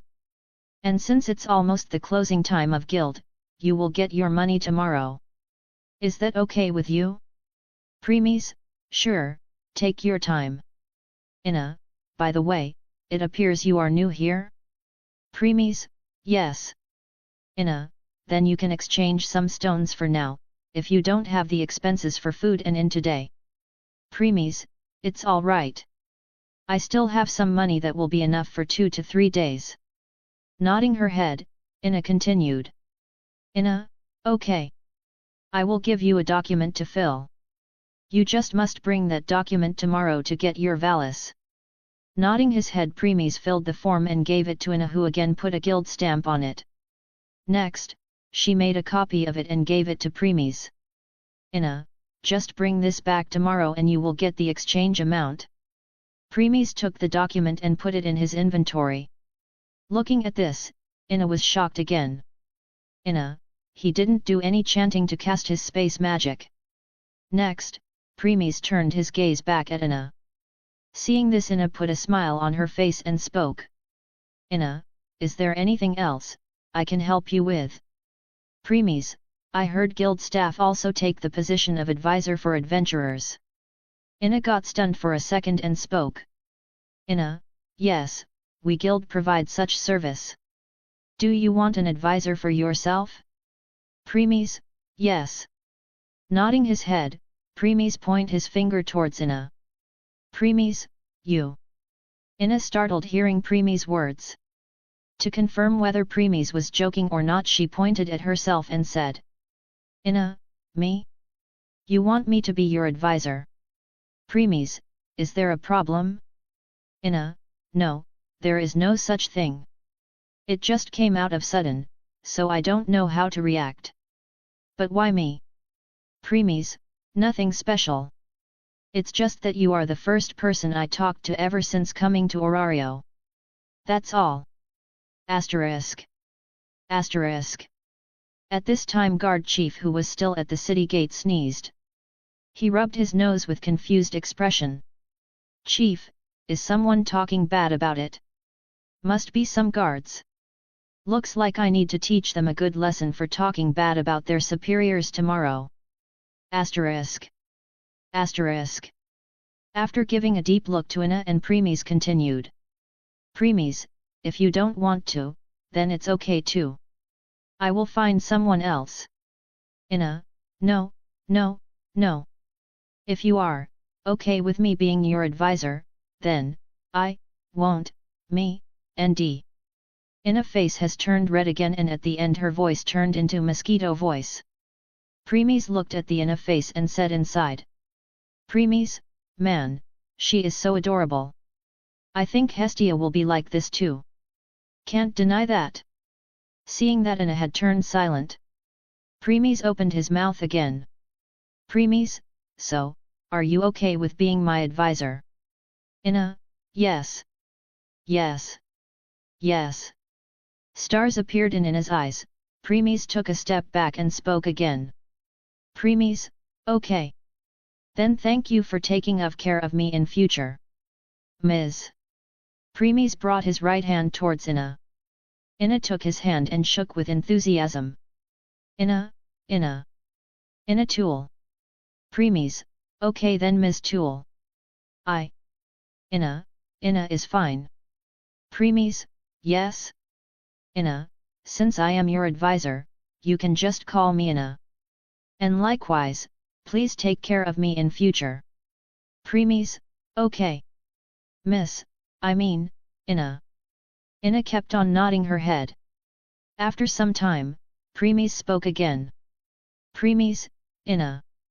I don't also mind holding your hand, but just so you know I also have other things to do. Can you let go now? Ina, hey? Ina looked down and realized that she was still holding Premies' hand tightly. She then hurriedly let it go and took a step back. She placed both of her hands in front of her red face and said. Ina, I am sorry. I didn't mean it. Premies, it's okay. I better go now. Then, I will meet you tomorrow for the exchange of magic stones. Ina calms herself down and put her signature smile and said. Ina, sure. I will meet you tomorrow Premies. Nodding his head, Premies left the room. After seeing that Premies had left, Ina slumped down and started muttering. Ina, what am I doing? It has never happened before. After muttering for some time, she sat down on the sofa and continued muttering. Ina, maybe I have been too tired lately, that's why this happened today. No, I am sure this must be reason. After some rest I will be okay tomorrow and won't lose control over my emotions. As Ina was talking to herself alone in the room, what she didn't know that Premies was still outside. He didn't leave before and was outside all along. So, he heard everything Ina was saying. He smiled listening this. But too bad there is no one to see his smile. Premies, I wonder if you will really be able to have your emotions in control tomorrow, Ina. I am looking forward to it. Then he left. When Premies came out of the box he saw that there were only guild staffs now. All other adventurers had already left. Premies, it's closing time hey. No wonder when I was talking with Ina it became silent. After that Premies walked towards the guild door and left the guild.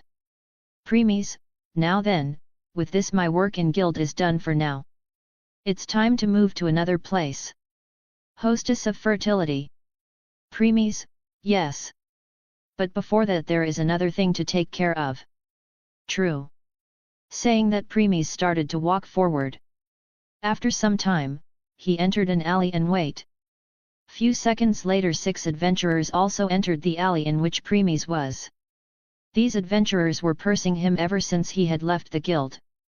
Premies, mind telling me what I did to offend you all? Premies' back was still turned to them when he spoke. Knowing that Premies realized that they were following him stunned them. But then they returned to themselves again. The one who has standing in front of the group show a sinister smile has said.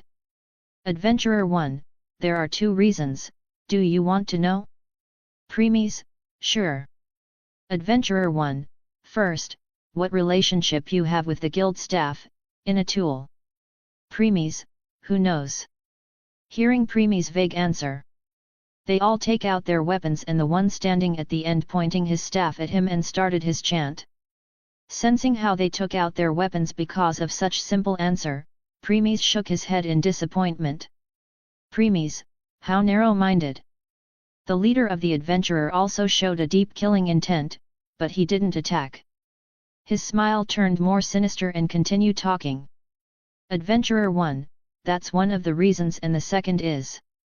He and all others started to look at the Premies' midnight coat and his elucidator with greed in their eyes. Adventurer 1, you must have heard this wealth brought trouble. Premies, don't overestimate yourself. Adventurer 2, ha ha ha ha. A mere level 2 adventurer thinks that he is great. Adventurer 3, ha ha ha. It's true that outside Orario level 2 adventurer might be strong. But here level 2 adventurers are nothing. Adventurer 4, level 2. Ha ha ha. Here 4 of us are level 3. The mage at the end is level 4 and our boss. Do you know what level he is? Adventurer 5, let me tell you. Our boss is level 5. In front of him, level 2 like you is mere an ant. Adventurer 6, hee hee. A mere frog in a well. Who haven't even seen the world yet. All adventurers, ha ha ha ha ha ha ha. Premies, and. Adventurer 1, if you are thinking that security force of Orario will come for your rescue, then sorry to disappoint you, they won't even care what will happen to a mere level 2 adventurer who haven't even joined any familia yet. Even if we kill you, they won't do anything because for them level 5 adventurer is more important for the Orario than mere level 2 solo adventurer like you. Premies, I see. Then you all can die now. Premies had smile on his face and he turned towards the group. When in guild Premies was suppressing his Sharingan to not affect Ina, but now he no longer needs to care about it. The moment the adventurers look into his eyes they felt their eyes blurring, as if they are sinking into boundless illusion. They hurriedly tried to use their magic and willpower to get out of this and then took a step back. The leader sensed that something's wrong.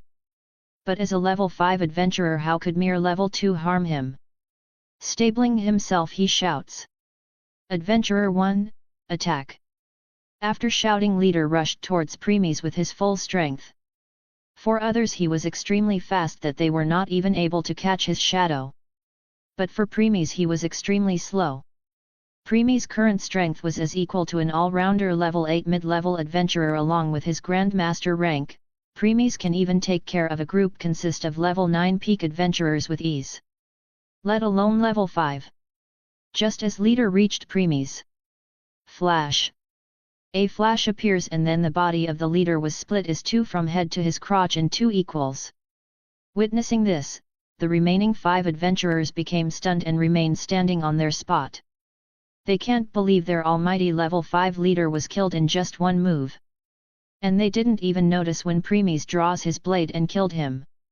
After killing the leader, Premies didn't even look at his body and just turned his gaze towards the remaining 5 adventurers. There was a smile of his face. But seeing his smile alongside his blood-red eyes in which 3 tomos were rotating, sent a chill down their spines. It's like devil was smiling at them. Premies, 5 more to go. Chapter 26, Chapter 26, Fells. Premies looked at the remaining 5 adventurers with elucidator in hand. He had complete control over his power to the point that even after killing the leader, there was not even a single drop of blood on his midnight coat or his elucidator. After that he started to walk towards them step by step. Step. Step. Step. Preemi's movements appeared like a normal walk. If there were not split of a body behind him, everyone would have thought that he was taking a stroll. Every step of Preemi's was like a hammer on their chest. As Preemi's was moving towards them, they were taking steps back. In the first place, these adventurers never even believed that Preemi's was level 2 either. Because Preemi's didn't have demeanor of an adventurer, they thought that he had lied to the guild saying he was level 2. And when they saw his midnight coat and elucidator, they thought he was just a noble son or something who came Orario today and didn't know how the world works here. So, they were filled with greed. At first, they only wanted to steal his coat, sword, and all his money. But when they saw how Inatul become dazed because of his handsomeness and he even went to talk to her in private, they decided to kill him. In truth, all these 5 had once confessed to Ina before but only to get rejected. But since Ina always try to reject by making sure she won't hurt other feelings, they thought they still had chance in future. Too bad Preemies took away that chance.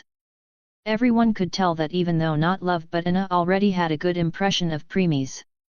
Things became even more drastic when they went to secretly get the information about Preemies and came to know that Ina had decided to become his advisor. So, all 6 of them decided to band together to get rid of him. The one Preemies killed was not their real leader. It's just that since he was level 5, others decided to let him take the lead. And hearing Preemies' vague response really ire them more. When their temporary leader attacked Preemies, they all thought it was over for him. So, they didn't do anything. But now the results horrified them. They understood that they tried to bite more than they could chew. Step. Step.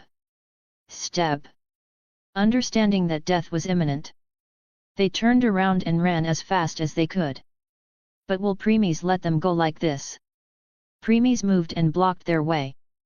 Since they were in an alley, they could only run back from where they came from, but Preemies blocked their only exit. Preemies now was standing in front of the mage who has standing at last. Noticing Preemies standing in front of him sent a chill down his spine. A feeling of dread rose from his heart. He didn't even realize when Preemies moved and blocked them. Adventurer 6, he is too fast. Is he an agility type adventurer? He started to think of a way to get out of this situation. After some time he spoke. Adventurer 6, what you did? You killed an elite adventurer of a familia. Now, no matter where you go, the other members of his familia will come after you to kill you. Preemies stays silent and didn't answer. He just keeps on looking down on all of them. Getting no response from Preemies, the feeling of dread in their heart started to diminish. Mage decided to speak again. He put a smile on his face and spoke. But he is just putting a false bravado right now. Adventurer 6, let's make a deal. From what I can tell, you are a level 5 agility type adventurer. Our leader attacked you without putting any guard because he thinks you are mere a level 2 adventure. Other 4 also decided to support the mage. Adventurer 2, exactly. If our leader knew that you are also a level 5 adventurer, then he would have stopped you. Adventurer 3, yes. The reason you were able to kill him is because you caught him off guard with your speed. Adventurer 4, and you also have done a great crime by giving wrong information in the guild saying you are level 2 instead of level 5. Adventurer 5, if you will kill us all, then guild will realize that you lied about your level. And then you have to pay a big price for it. Everyone started to calm down by now and they had smile on their face. They were no longer afraid. Seeing this, mage also smiled and looked back at Preemies. Most of his fear is also gone by now. Adventurer 6, how about this? Let us go and I will recommend you for my familia. Since you are level 5, my familia will accept you happily. By doing this, when the familia members of leader come, they will stop, knowing that you belong to my familia.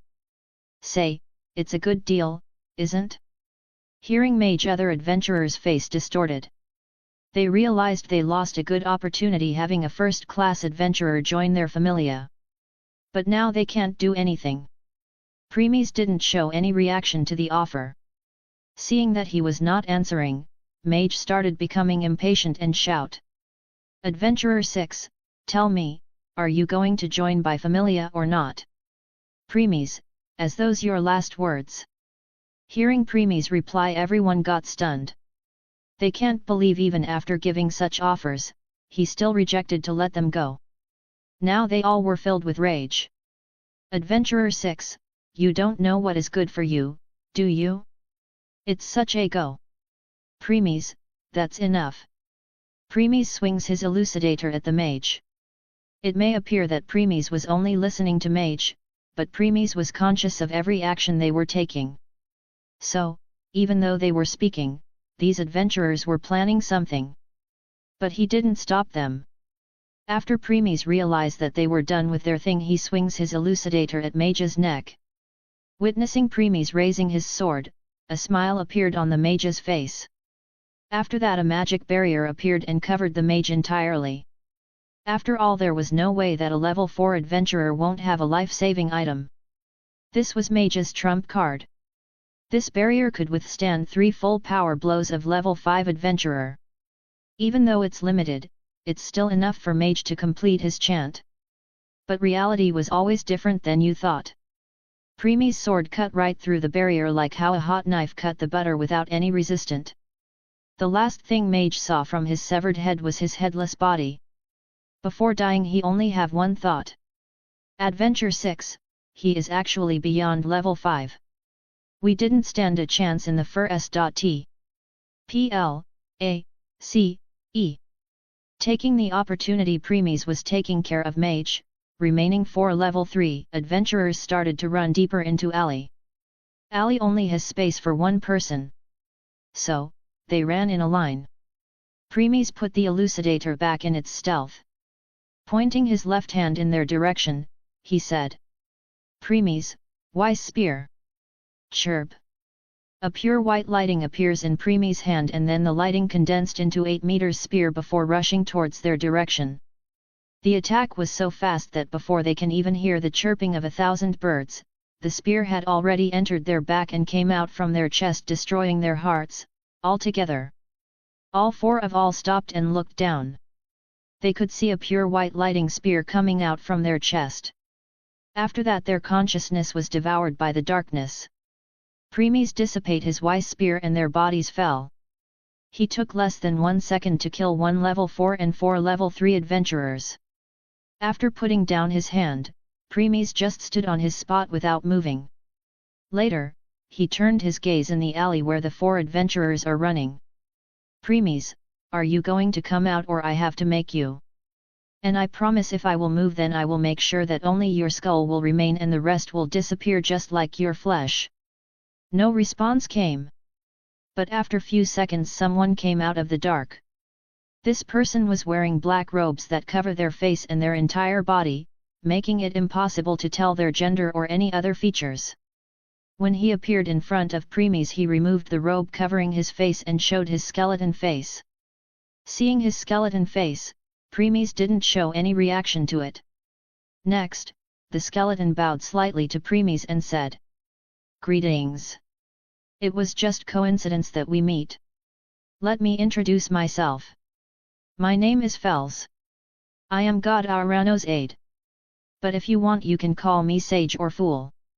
Premies, truly a sage as well as a fool. Even with all the knowledge of magic that you became a sage, you lost everything including your flesh to create the stone that granted immortality like a fool. Hearing Premies' words, Fels had a sudden change in his behavior. He turned serious and glared at Premies. "Fels, how do you know that?" Premies ignored his glare and glared back with his Sharingan and released his own killing intent. "Premies, try me and I swear nothing will be left of you." Boom! Fels' body started trembling violently when huge amount of pressure and killing intent fell on him. He had never experienced such killing intent before. He feels like he is standing in the battlefield filled with mountains of corpse and rivers of blood.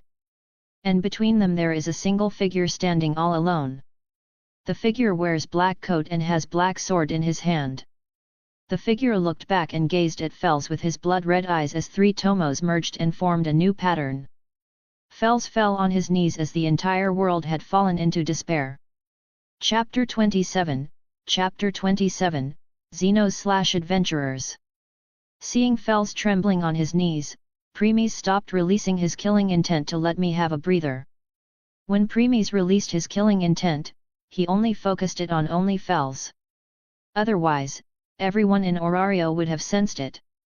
And it would have become a trauma to 95% of the adventurers, and all civilians would be dead by now. After catching his breath, Fels stood up and looked at Premies again. But his body was still slightly shivering. He was afraid now. He spoke with slightly trembling voice. Fels, I am sorry. About my previous offense. Sensing his sincereness behind his words, Premies nodded and turned back to the path from where he came. Fels spoke again. Fels, sir. Can you tell me why your name? Premies stopped and glanced at him. Fels started trembling again. Premies, since you are affiliated with the guild, you can know it easily if you want, didn't you? Fels became silent and didn't say anything anymore. Because if he really wanted, he could find Premies' information without much problem. Premies then started walking away again. When Premies disappeared from Fels' sight, his voice rung in Fels' ears again. Premies, since you call yourself sage or fool, then let's see, just call me the Black Swordsman. And one more thing, make sure that Anna is safe all the time. Because if something happens to her, then Orario no longer need guild in the future. Hearing this, Fels trembled again. If Otter the king had said those words, then Fels would have ignored him, thinking he was fool. But for some reason he felt Premies was more than capable of doing so. As he started to think of a way, Premies' voice sounded again. Premies, in return, I will help Xenos when their existence came to light in future. Fels got stunned again. Fels, he even know about Xenos. Juts, who is this person? Asterisk. Asterisk. Asterisk. Once Premies came out of the alley, he started to walk towards the hostess of fertility again. While he was on the way, Twilight spoke. Was that necessary? Premies, it was. Why? Premies, Twilight, why do you think Fels and Hermes Familia did not disclose the existence of Xenos? It's obvious that people won't support them. Premies, right. Ever since the dungeon came into being and gods descended to this lower world and decided to give blessing to adventurers, it has become a common knowledge for everyone that monsters are our enemies, and if someone came suddenly and say monsters are good, then what do you think will happen? No one will believe it at first. And those who believe it will try to capture these rare monsters. Nobles in Orario and other countries will pay heave price to adventurers to capture them, so that they can keep them as a live decoration. Premies, not yes, but there is more to it than that. More? How? Premies, did you forget how adventurers become stronger? By gaining Excelia, by killing the monsters. Premies, exactly. Since they can become stronger by killing monsters, then why will they think of coexisting with them? True. Telling adventurers to coexist with monsters means taking away their chance of becoming stronger. They won't accept this easily. Premies, because of that, conflicts will bound to happen between them, and they will be divided into two factions. One who want to coexist and others who don't want to. And I can guarantee you that most of the first-class adventurers will be against coexistence. Can't deny that. After all, mostly all first-class adventurers want to conquer the dungeon. Premies, and if coexistence happens, then they won't be able to become strong to conquer it. I think now I understand why you decided to do that. Premies, not a strong adventurer appears suddenly. And he decided to side with Xenos. This will help Fels and Auranos a lot because they want the change to happen in current Orario. And because of your appearance, change will happen sooner than they expected. Premies, Auranos won't let go of this opportunity, and he will try to use me in his plan. That's why you told Fels to keep in a safe. Premies, he will go back and tell Auranos about it. And knowing Auranos, he will already have guessed what I mean when I said those words. You are giving him message. I will help you with protecting Xenos and in return you will protect Ina, right? Premies, exactly. But why do you think he will believe you? You just came today. For him you are just a stranger. Premies, true. If I have said that before, even Fels won't have believed me. But now he has no choice but to believe me after I reveal his greatest secret. Stone of Immortality. Premies, this information is only known to Auranos and Fels. And now some stranger appears and knows about it. So, what will their reaction be? They will believe either their information is leaked, or you are someone more than to meet the eyes. But knowing Auranos, he will believe the later. Because you even revealed the information about Xenos which is only known to him, Fels and Hermes Familia. Premies, yes. He will have no choice but to believe me. It's a gamble for him. Premies, but he has no choice but to take part in this gamble. Yes. Do you think he will tell Hermes about it so that he will come and meet you? Premies, who knows? Stop keeping suspense. Since you have thought this far, then you must have known about it too. Premies smiled but didn't answer. Seeing Premies not answering, Twilight stopped too. She knew that if Premies had decided not to reveal, then he won't, no matter how much she will try. So, she decided to ask something else. Anyway, when are you going to make a contact with Xenos? Premies narrowed his eyes and think for a few seconds before answering. Premies, when I will return to this world next time after my travel in another world. 2 years later. Why such a long time? Premies, I will let Belle be the first to contact the Xenos. Because if I am not wrong, Ween hasn't been born yet. So, that's how it is. Premies, and knowing Fels and Auranos, they will definitely contact me when Belle will come in contact with her to keep her safe. Yes. After all, Belle is the first human to contact the Xeno except Hermes Familia. So, they won't know whether Belle will hurt her or not. Premies, yes. That's why in plot they had told Belle to take Ween to floor 20 where other Xenos reside, so that those Xenos can make the decision themselves whether to trust Belle or not. And that's also what led to the fight between Hestia Familia and Loki Familia. Premies, yes. Anyway, that was for the future. We can worry about them later. True. Premies and Twilight stopped talking. Premies then just walked to his destination in silent. He looked around and found that there were a lot less people now because it's nighttime. The Hostess of Fertility sits on a brick-lined street. It is a 2-story building made of stone that has the depth of a neat inn. As it was located along the western main street, it was usually filled with a lot of customers. When Premies reached his location, he could hear the voices of adventurers shouting and talking from inside. The front entrance had a set of double doors with wood carvings decorating the frame. Carvings could be seen in various places on the front of the pub. The Hostess of Fertility sign can be seen on the left side of the entrance, as well as on an overhanging sign with a crossed fork and knife. The Hostess of Fertility had a separate wooden building that has a large inner garden. A separate building had been planned to be built there, but was cancelled, leaving the garden vacant. However, due to the planned construction, a section of the garden was paved with stone. As Premies reached the entrance, someone came out. She turned to Premies and got stunned because of his handsomeness. But she snapped out of it after a second. She looked into Premies' blood-red eyes with 3 tomos in them and her vision started to get blurred. She felt like she was being sucked into those eyes. She then used her willpower to snap out of it and thought, "Great eyes." After that she turned her gaze to Premies again. This time she tried to not look into his eyes. She then put a smile of her face, bowed slightly, and spoke. Welcome to Hostess of Fertility. Chapter 28, Chapter 28, Hostess of Fertility. The person who welcomed Premies was wearing the Hostess of Fertility employee uniform, which consisted of a green above-the-knee dress with long puffed sleeves and a white collar.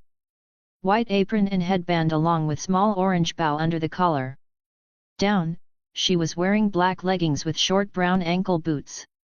Premies already know her identity. She had brown eyes and medium-length brown hair. She used to be a former bounty hunter known as Faust, as well as a former member of the Demeter Familia. Her name is Lunoir Faust, one of the 5 waitress of Hostess of Fertility and a human. Seeing how she came out of her daze in a second, Premies inwardly praise. Premies, not bad. Premies peeked inside and then turned his gaze back to Lunoir. Premies, I just arrived Orario. So, I was just taking a stroll. That's all. Lunoir, oh. This means you haven't eaten yet. How about you try the food of our Hostess of Fertility? I am sure you will like it. Premies, Premies turned his gaze back inside and entered. Lunoir also followed behind him. He then started to look around. All adventurers were shouting, cheering, talking about the monsters they killed, how much they earned today and so on. Premies ignored them and looked for the other waitresses. He first saw 2 cat people who were taking orders. First one had green eyes and black hair with cat ears and a tail of the same color. She was a former assassin known as Rollo, as well as a former member of the Enjord Familia. Chloe Rollo. Second one had brown hair and eyes with cat ears and a tail of the same color. She was a former member of Freya Familia. Anya Frummel. After that Premies found the last 2 waitress. They were carrying tray and giving adventurers their order. One was a female elf with sky blue eyes and golden blonde hair. She was extremely beautiful with skin as white as snow. She was a former adventurer of the Astria Familia. Ryuo Lion. Other one had bluish-grey hair that she kept tied with a small knot in a ponytail style. Her eyes were the same color as her hair, and she had a light peachy-colored smooth skin. She was one holding everyone in Hostess of Fertility together. Sir Flava. Once done looking all the waitresses, Premies walked towards the counter and took the seat. Lunoir had already went to receive other customers. As Premies was waiting patiently, someone approached him from other side of counter. A new face. Hey! And quite a handsome one. Premies probed at the person that approached him. She had brown eyes and long brown hair. She wore a different colored version of the Hostess of Fertility uniform than the others. Her height is 180 cm/5'11 feet. 2 centimeters less than Premies. Asterisk note, Premies' height is 182 cm/6 feet. She was the owner of the Hostess of Fertility and the former captain of the Freya Familia and a dwarf. Mia Grand. When Premies was looking at Mia, she also looked into his eyes. After that, just like others, her eyes started to blurred. She hurriedly shook her head getting out of it and looked back at Premies again. This time while trying not to directly look into his eyes like Lunoir. Mia, great eyes you got there. Premies, thanks, I guess. Mia, haha. Looks like you really are new here. Because I have never seen or heard anyone who have eyes like yours. Premies, I just arrived 2 hours ago. Mia, great. You are lucky to have chance of eating here on the very first day of your arrival. This asks for a celebration. I will get you something good real fast. After that Mia went inside. Premies looked at her and thought.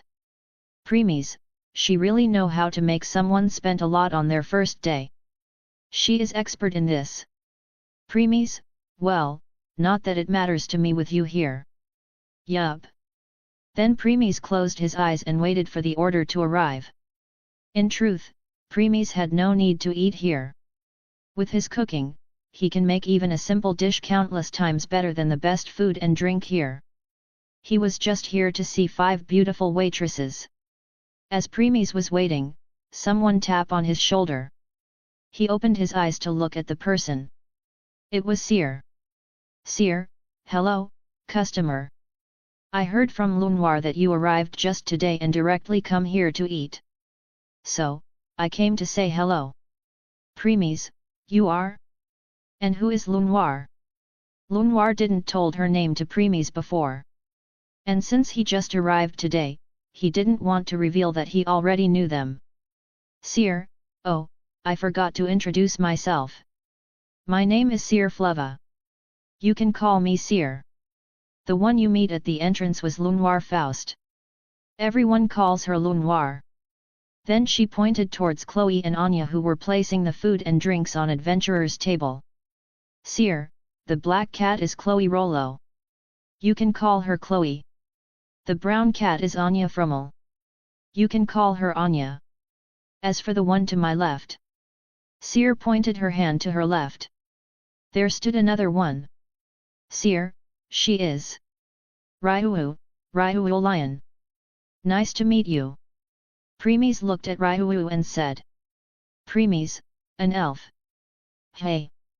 Sorry for my rude behavior. Seer and Ryuhu, eh? Before Seer and Ryuhu could understand what Premies meant. His next action shocked them both. Especially Ryuhu. Premies reached out and took Ryuhu's hand in his. Next, he looked at the Ryuhu's hand, then his hand switching between two. Then the let go of her hand after fusions.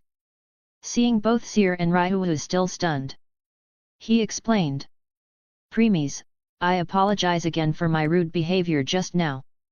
It's just that many people told me that my skin looks just like elves. Since I have never met one before, I want to confirm. I apologize for my rude behavior.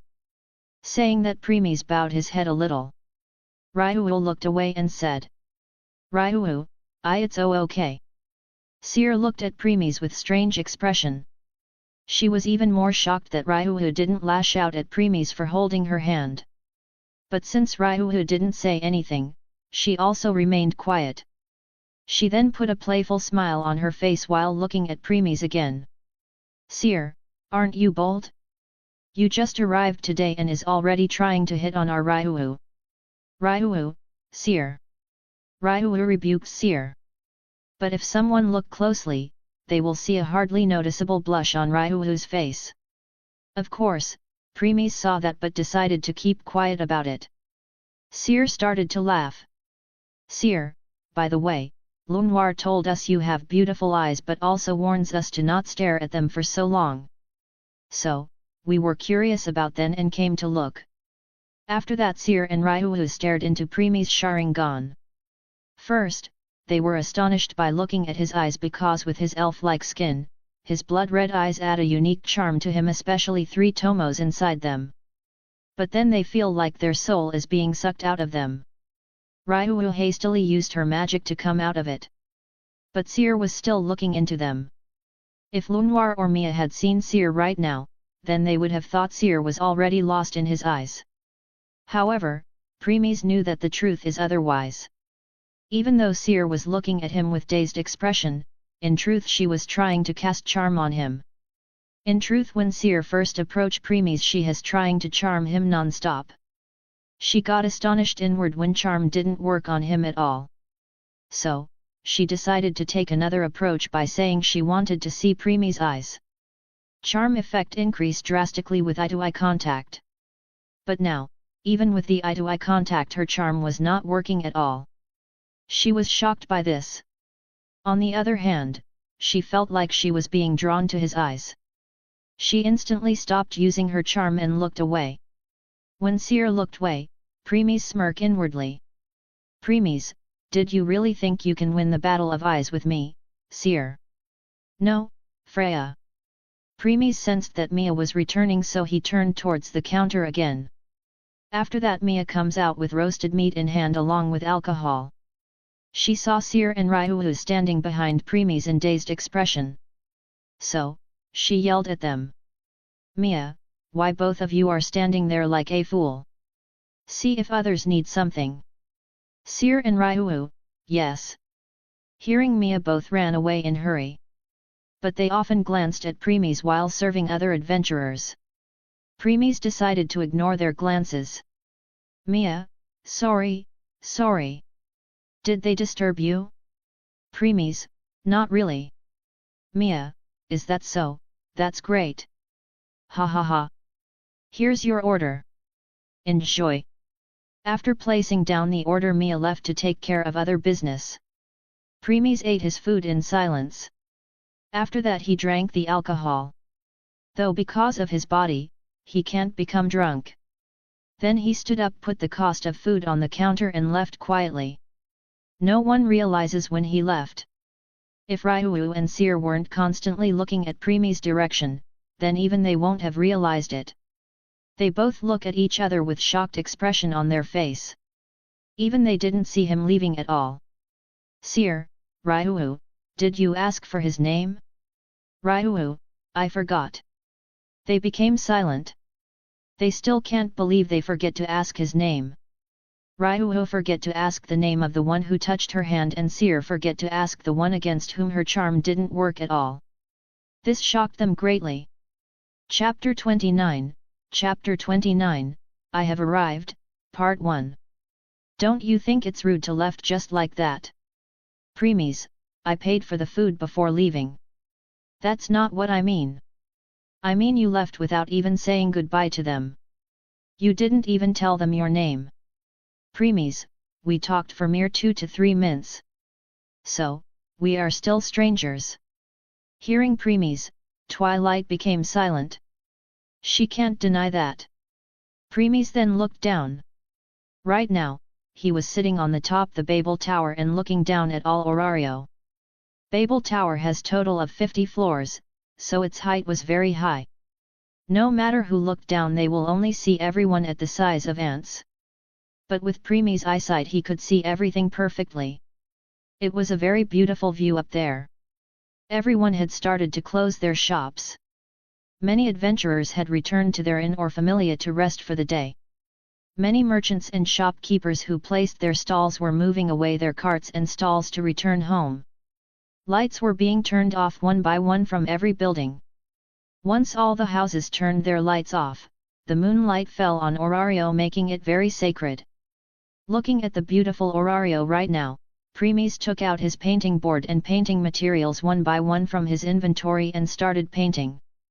As he started painting, a smile appeared of his face.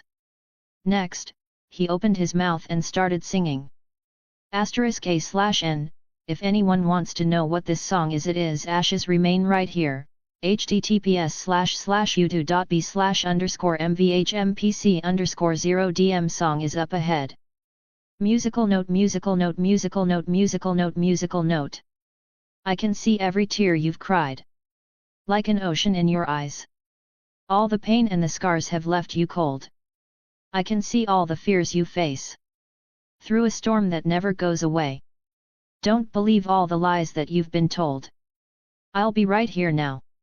To hold you when the sky falls down. I will always be the one who took your place. When the rain falls, I won't let go. I'll be right here. I will show you the way back home. Never leave you all alone. I will stay until the morning comes. I'll show you how to live again. And heal the brokenness within. Let me love you when you come undone. I'll be right here now. To hold you when the sky falls down. I will always be the one who took your place. When the rain falls, I won't let go. I'll be right here. When daybreak seems so far away, reach for my hand. When hope and peace begin to fray, still I will stand. Right here now. To hold you when the sky falls down. I will always be the one who took your place. When the rain falls, I won't let go. When the rain falls, I won't let go. I'll be right here. Musical note, musical note, musical note, musical note, musical note. Sometimes before Primus started to sing.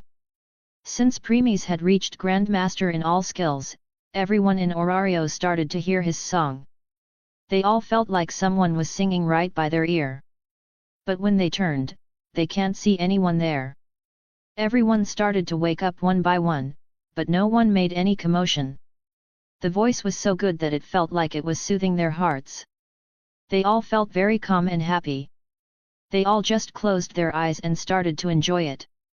They had never heard anything like this before. Civilians are not the only ones, every adventurer present in the Orario woke up and started to listen. Freya familia, Loki familia, Hephaestus familia, Ganesha familia, Ishtar familia, Hermes familia, and every familia in the Orario alongside their gods and goddess all wake up. At this moment, in the room of prayer under the guild, a person opened his eyes. He had white hair and blue eyes. He wore a white robe with a black hooded cloak and sandals. He is Auranos, the head of the guild and one of the first gods to descend from heaven.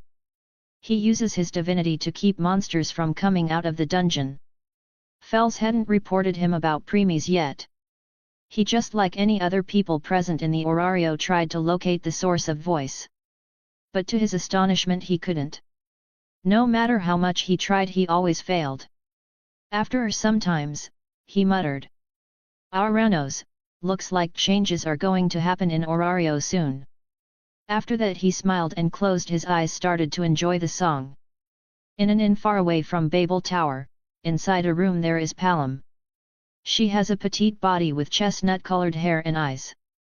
She was wearing a slightly torn red and white hooded top, a red skirt, black tights, and light brown boots. She had just returned after selling the stuffs she got in dungeon today. Just as she was about to change, she heard the song. She looked out of the windows. A tear falls from one of her eyes because of soothing effect that the song had on her heart. What a beautiful song! Sob. After that, she fell and sat on the floor with her back on the door of the room. She closed her eyes and just enjoyed the song. At the southeast of the Orario, where entertainment district was, in one of the rooms of the brothel there is a renard. She had long blonde hair, green eyes, and fox ears and a tail. She was wearing a red kimono. She woke up from her sleep because of the song. As she kept on listening the song, she started to tear up too. Tears started to fall from her eyes like a stream. She hugged her shivering body and tried her best to keep her voice down so that others won't listen. "Sniff, please sniff, help me sob." She started crying but no one heard her. Everyone was listening to the song, but no one knows who was singing. God, goddess, adventurers, everyone tried to find the source but to no avail.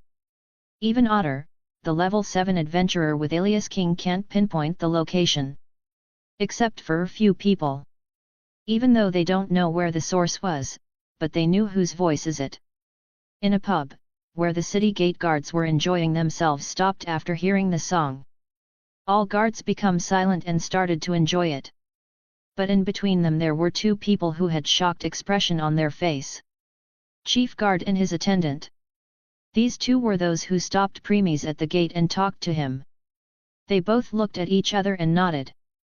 Chief and Guard 3, this voice belongs to the Black Swordsman.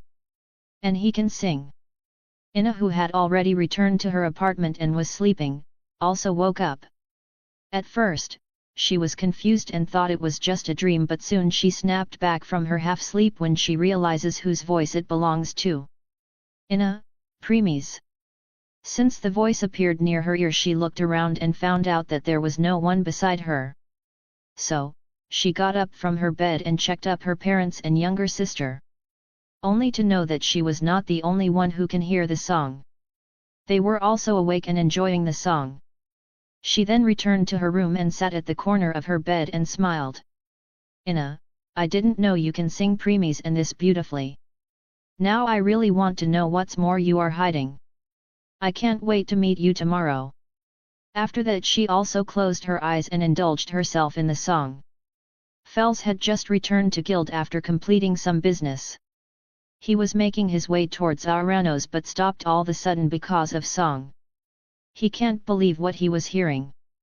Fels, how can someone with such dreadful killing intent sing this beautifully? This, the Black Swordsman, is shrouded in mist that even I can't see through. I must hurry, told Auranos about him. After that Fels increased his pace and go to the room of prayer where Auranos resides. In Hostess of Fertility, Mia has already closed the shop for today. Another already cleaned the place, so they were going to their dormitory for rest. They were talking in the way. Seer, I still can't believe I forget to ask his name. I am so frustrated right now. Ryu, sigh, forget it. We will ask him when we meet him in future. Seer, how can I forget it? I am very angry. He should have told us his name when we were telling him ours. It's common manners. Ryu remained quiet and didn't answer. But in her mind, she was also thinking about Premies. The man that touched her hand. Chol, what's happened, meow? Anya, you both have been slacking out during closing time just now, meow. Seer, Chloe and Anya, do you know, a very rude customer came today. That's why I am angry. Ryu, are rude? How? Chloe, rude, meow. Anya, who, meow? Seer, that person was wearing black coat and was carrying black sword on his back. Lunoir, black coat? Black sword? Oh. You are talking about him. Chloe, you know, meow. Lunoir, yes. I am the one who received him at the entrance. After that Lunoir glanced at Seer and spoke. Lunoir, but he didn't appear to be a rude person to me. What did he do? Seer, he didn't tell me his name. Ryu. Chloe. Anya. Lunoir. Hearing Seer reply, they turned to her and started giving her weird look. Seeing their expressions, Seer pout. Seer, hey. What's with that look? Chloe, he is rude because he didn't tell you his name, meow. Anya, seriously, meow. Lunoir, Seer sigh. Seer, stop giving me that look. He even touched Ryuu's hand. This time they all turned to Ryu. When she saw that everyone was looking at her, Ryu turned her gaze away. With a slight blush on her face, she responds. Ryu, I don't mind. They all become shocked by Ryu expressions and respond. They all thought. All four, this isn't dream, right? Ryu, who always have stoic expression on her face, is actually blushing. Chloe, nah yeah. Now even I want to meet this. The Black Swordsman, meow. Anya, the Black Swordsman, meow. Chloe, well, we can't just call him you or him after he stole the heart of our Ryu. And since he wears black coat with black sword, let's call him the Black Swordsman, meow. Ryu, he didn't he stole my heart or anything. Ryu tried to rebuke, but no one believed her after seeing her face, which turned as red as tomato after hearing Chloe words. Ryu, but still, the Black Swordsman. It's a great name. Ryu thought that and smiled. Seeing her smile, they all become shocked again. But before anyone could say anything, they all heard a song and stopped all their movements. Chapter 30, I Have Arrived, Part 2. Ryu, Seer, and Lunoir looked at each other with dumbfounded expression. First, they got stunned by sudden song, but when they recognized whose voice is it, they got shocked. As they were looking at each other, Chloe and Anya respond. Chloe, what a beautiful voice and a beautiful song, meow. Anya, nod yes. Beautiful, meow. They both closed their eyes and started to enjoy it. After some time, when they opened their eyes and turned to others asking what they think about the song. But they stopped seeing their weird expression. Chloe, why you all look so shocked, meow. Anya, you are not enjoying the song, meow. Then Ryu, Seer, and Lunoir turned to Chloe and Anya, and said in trembling voice. Seer, this vo voice. Lunoir, b belongs to. Ryu, the. All three, the Black Swordsman. Chol and Ryu also stopped.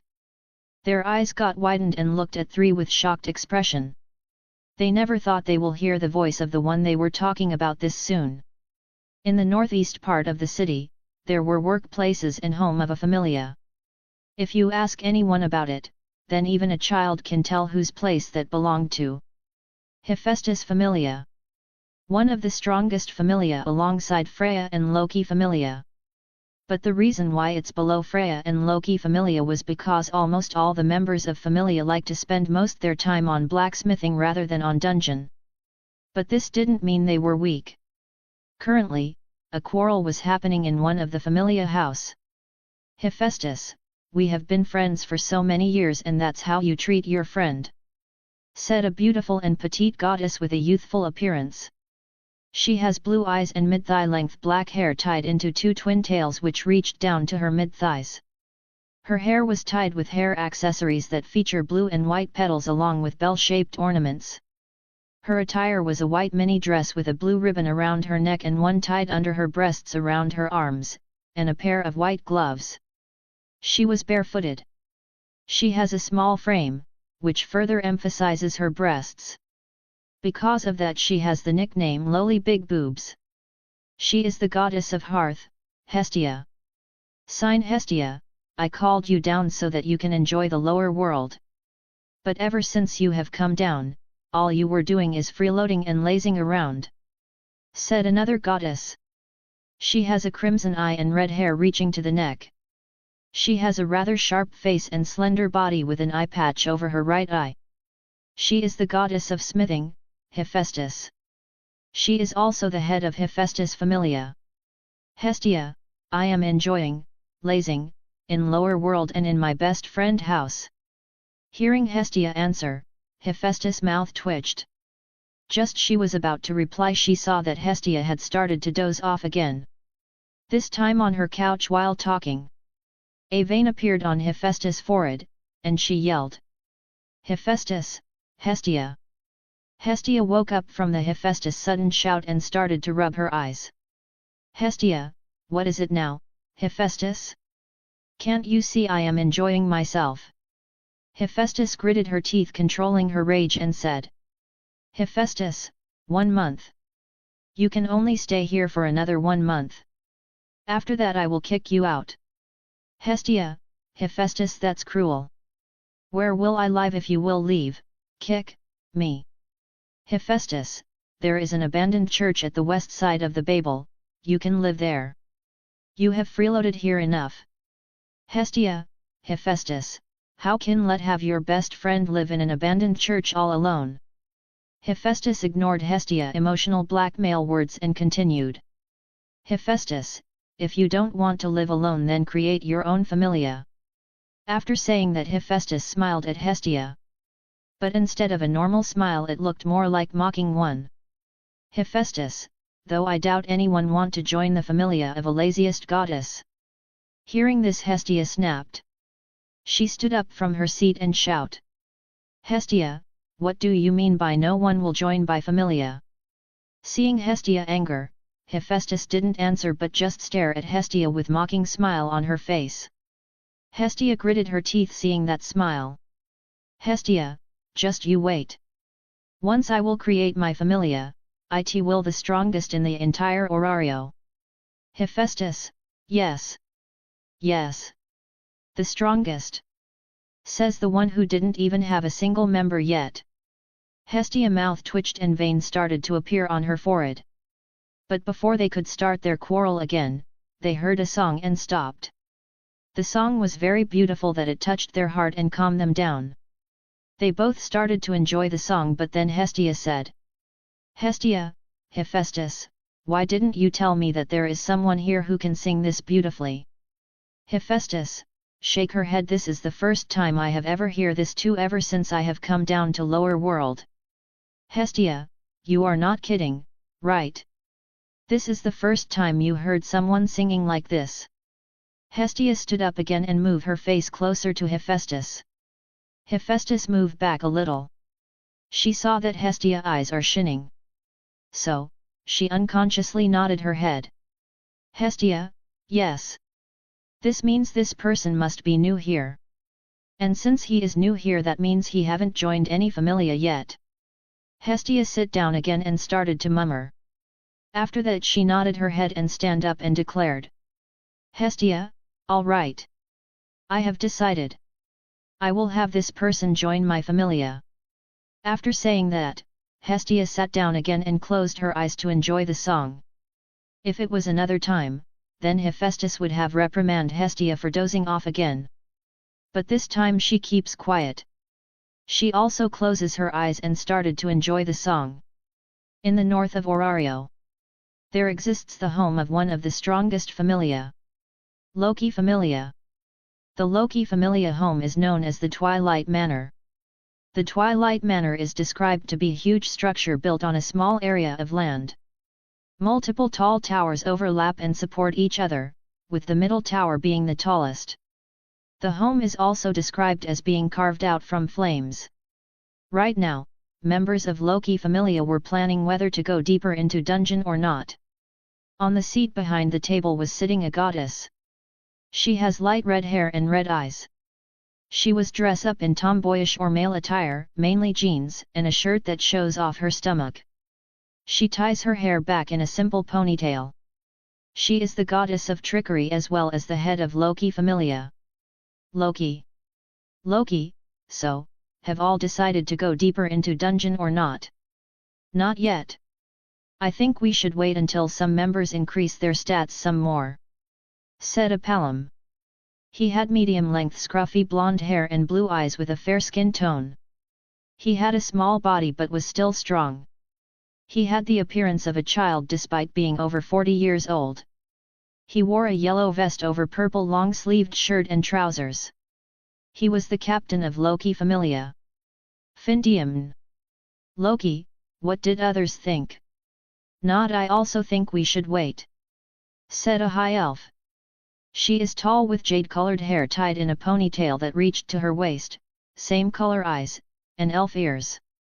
She wore a green outfit with yellow borders, a white cloak over it, a black belt, a yellow sash, black leggings, and long brown boots. She could be described to be exceptionally beautiful than a number of goddesses. She is the vice-captain of Loki familia. Reverial Joe's elf. Yes. We should wait just like our captain said. This time it was an Amazoness. She has dark green eyes and long brown hair. As an Amazoness, she was wearing a revealing clothing and had sky blue earrings on her ears. She was another member of Loki familia. Tioni Hiriut. After Tioni words, all others also nodded. Loki, okay. Then that's it for today. Dismiss. Everyone nodded and moved towards the door. Just as they about to open the door, they all heard a song and stopped. What a beautiful song! Yes. Yes. These voices belonged to two girls. One is human. She was considered a very beautiful woman with long golden hair, gold eyes, and a slender body. She was wearing a white one-piece dress with gold lining. Other was an elf. She had long golden yellow hair, round dark blue eyes, and pointy ears. She was wearing a rosette pink cape on top of a white shirt and pink corset dress. A purple bow hung at the collar. They both were Ace Wallenstein and Leffy Yavoridis. After that no one said anything and just stayed at the place they were standing and enjoyed the song. Then, the song ends. Everyone came out of their daze. Before anyone could said anything, one of the energetic girls started to jump around. Awesome! Awesome! Awesome! She has medium-length black hair and brown eyes. Like all Amazonesses, she was also wearing revealing clothing, wearing only a strip of cloth around her chest and a pareo around her waist, and is barefoot. She was another Amazonesses. The younger twin sister of Tioni. Tiona Hiriut. Tiona, who was it? I have never heard such a beautiful song before in my entire life. Tioni, stop jumping around Tiona. Tiona, I don't wanna. Tioni, you. As Tiona was jumping around and Tioni was trying to stop her, everyone just ignored these sisters and talked between themselves. Riveria has her hand on her chin and thinking. Finn was the same. Riveria, I had never heard of such song before.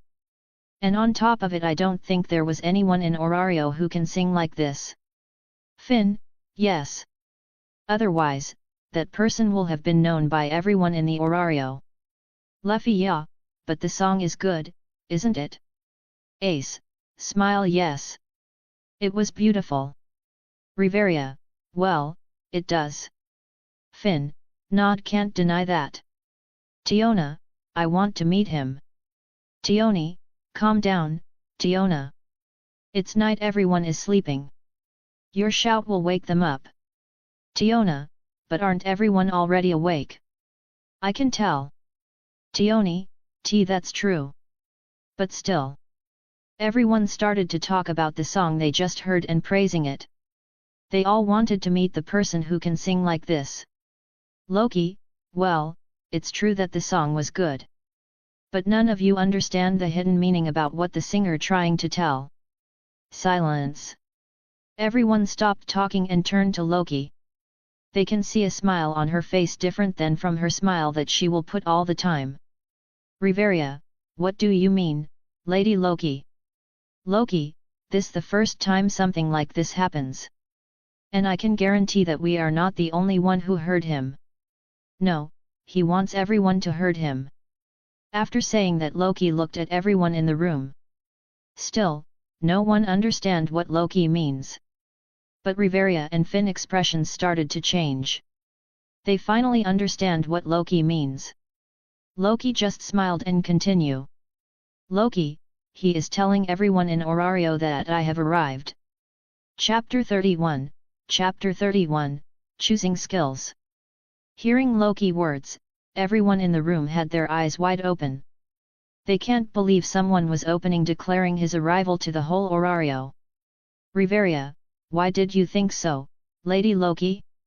Loki, just now when we all were enjoying the song, I tried to find its source. But failed. Riveria, you failed. Everyone became shocked.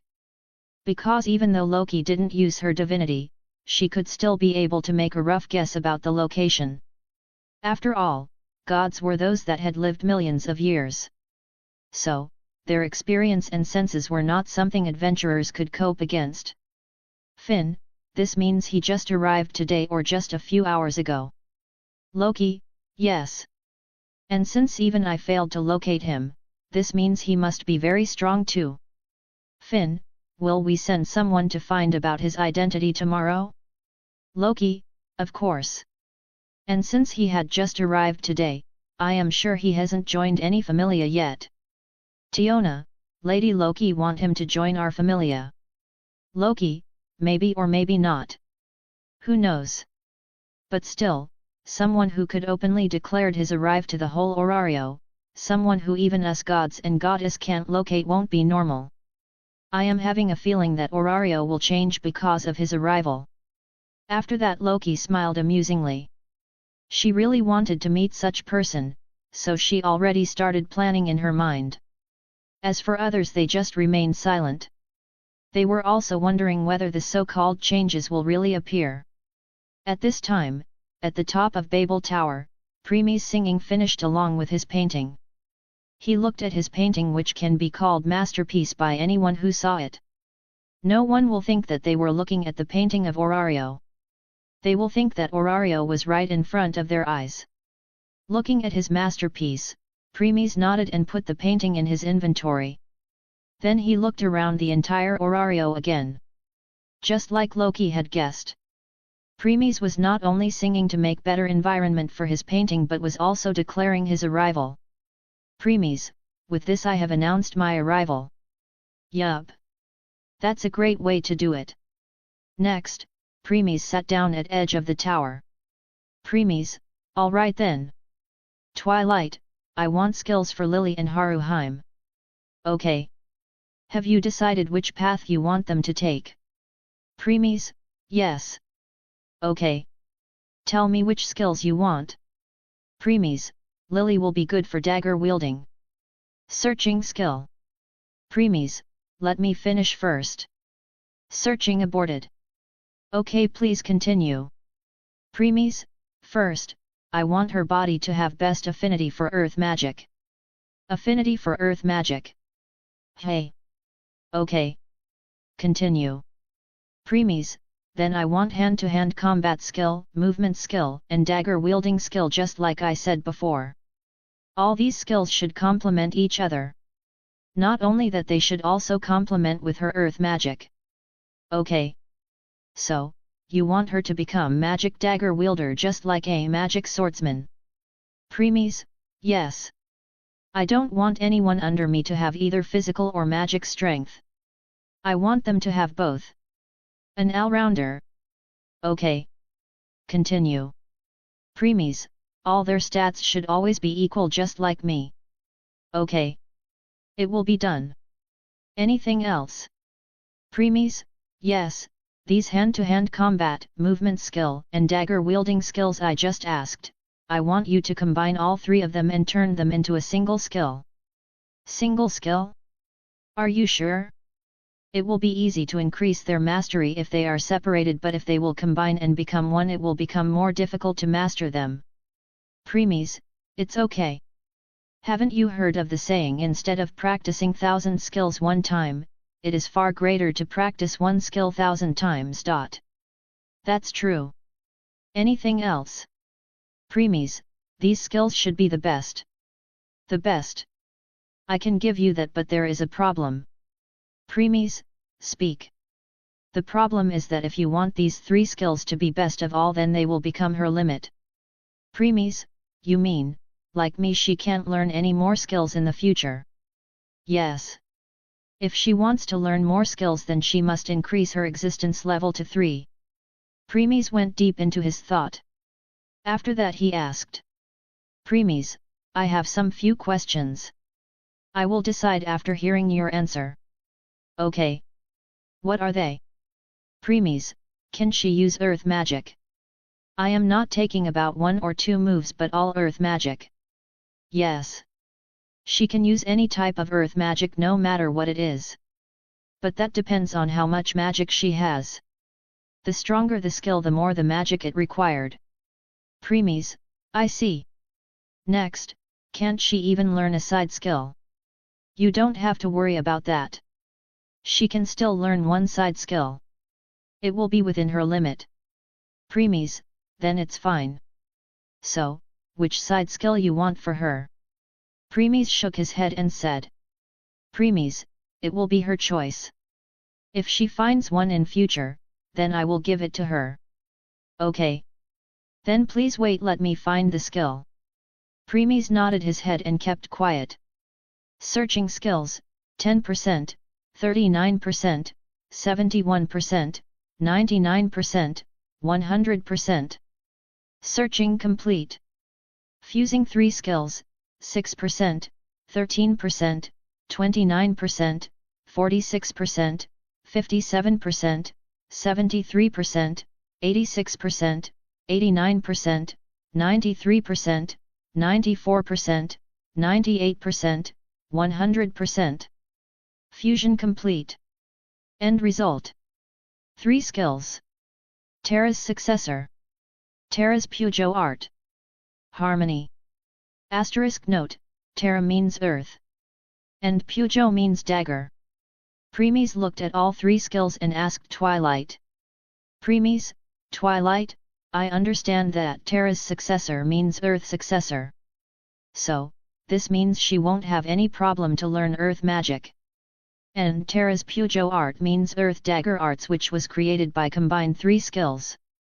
But what does harmony do? Premies, harmony means equality. According to this skill, all the excelia gained will be equally divided into all stats instead of going into single one. Premies, good. Oh. There is one more thing. Once these skills will be imparted, her stats limit will also increase. Premies, so, she will be able to go beyond S999 limit. Yes. Her limit will be SS1000 then. Premies narrowed his eyes and spoke. Premies, even though there is only a single point difference between S999 and SS1000. The difference is huge. Yes. S and SS makes a lot of difference. Because there is reason why one is S rank, another is SS rank. Premies, alright. When can I impart them? Once you will erase her current blessing along with her Excelia. I will impart these skills to her. Premies, okay. Now onward to next. Sanjiao no Haruheim. Premies, yes. I want the same for her. But instead of earth, she will better for fire magic. And as for her weapon, it will be hand-size folding fan. Okay. Searching skills, 10%, 39%, 71%, 99%, 100%. Searching complete.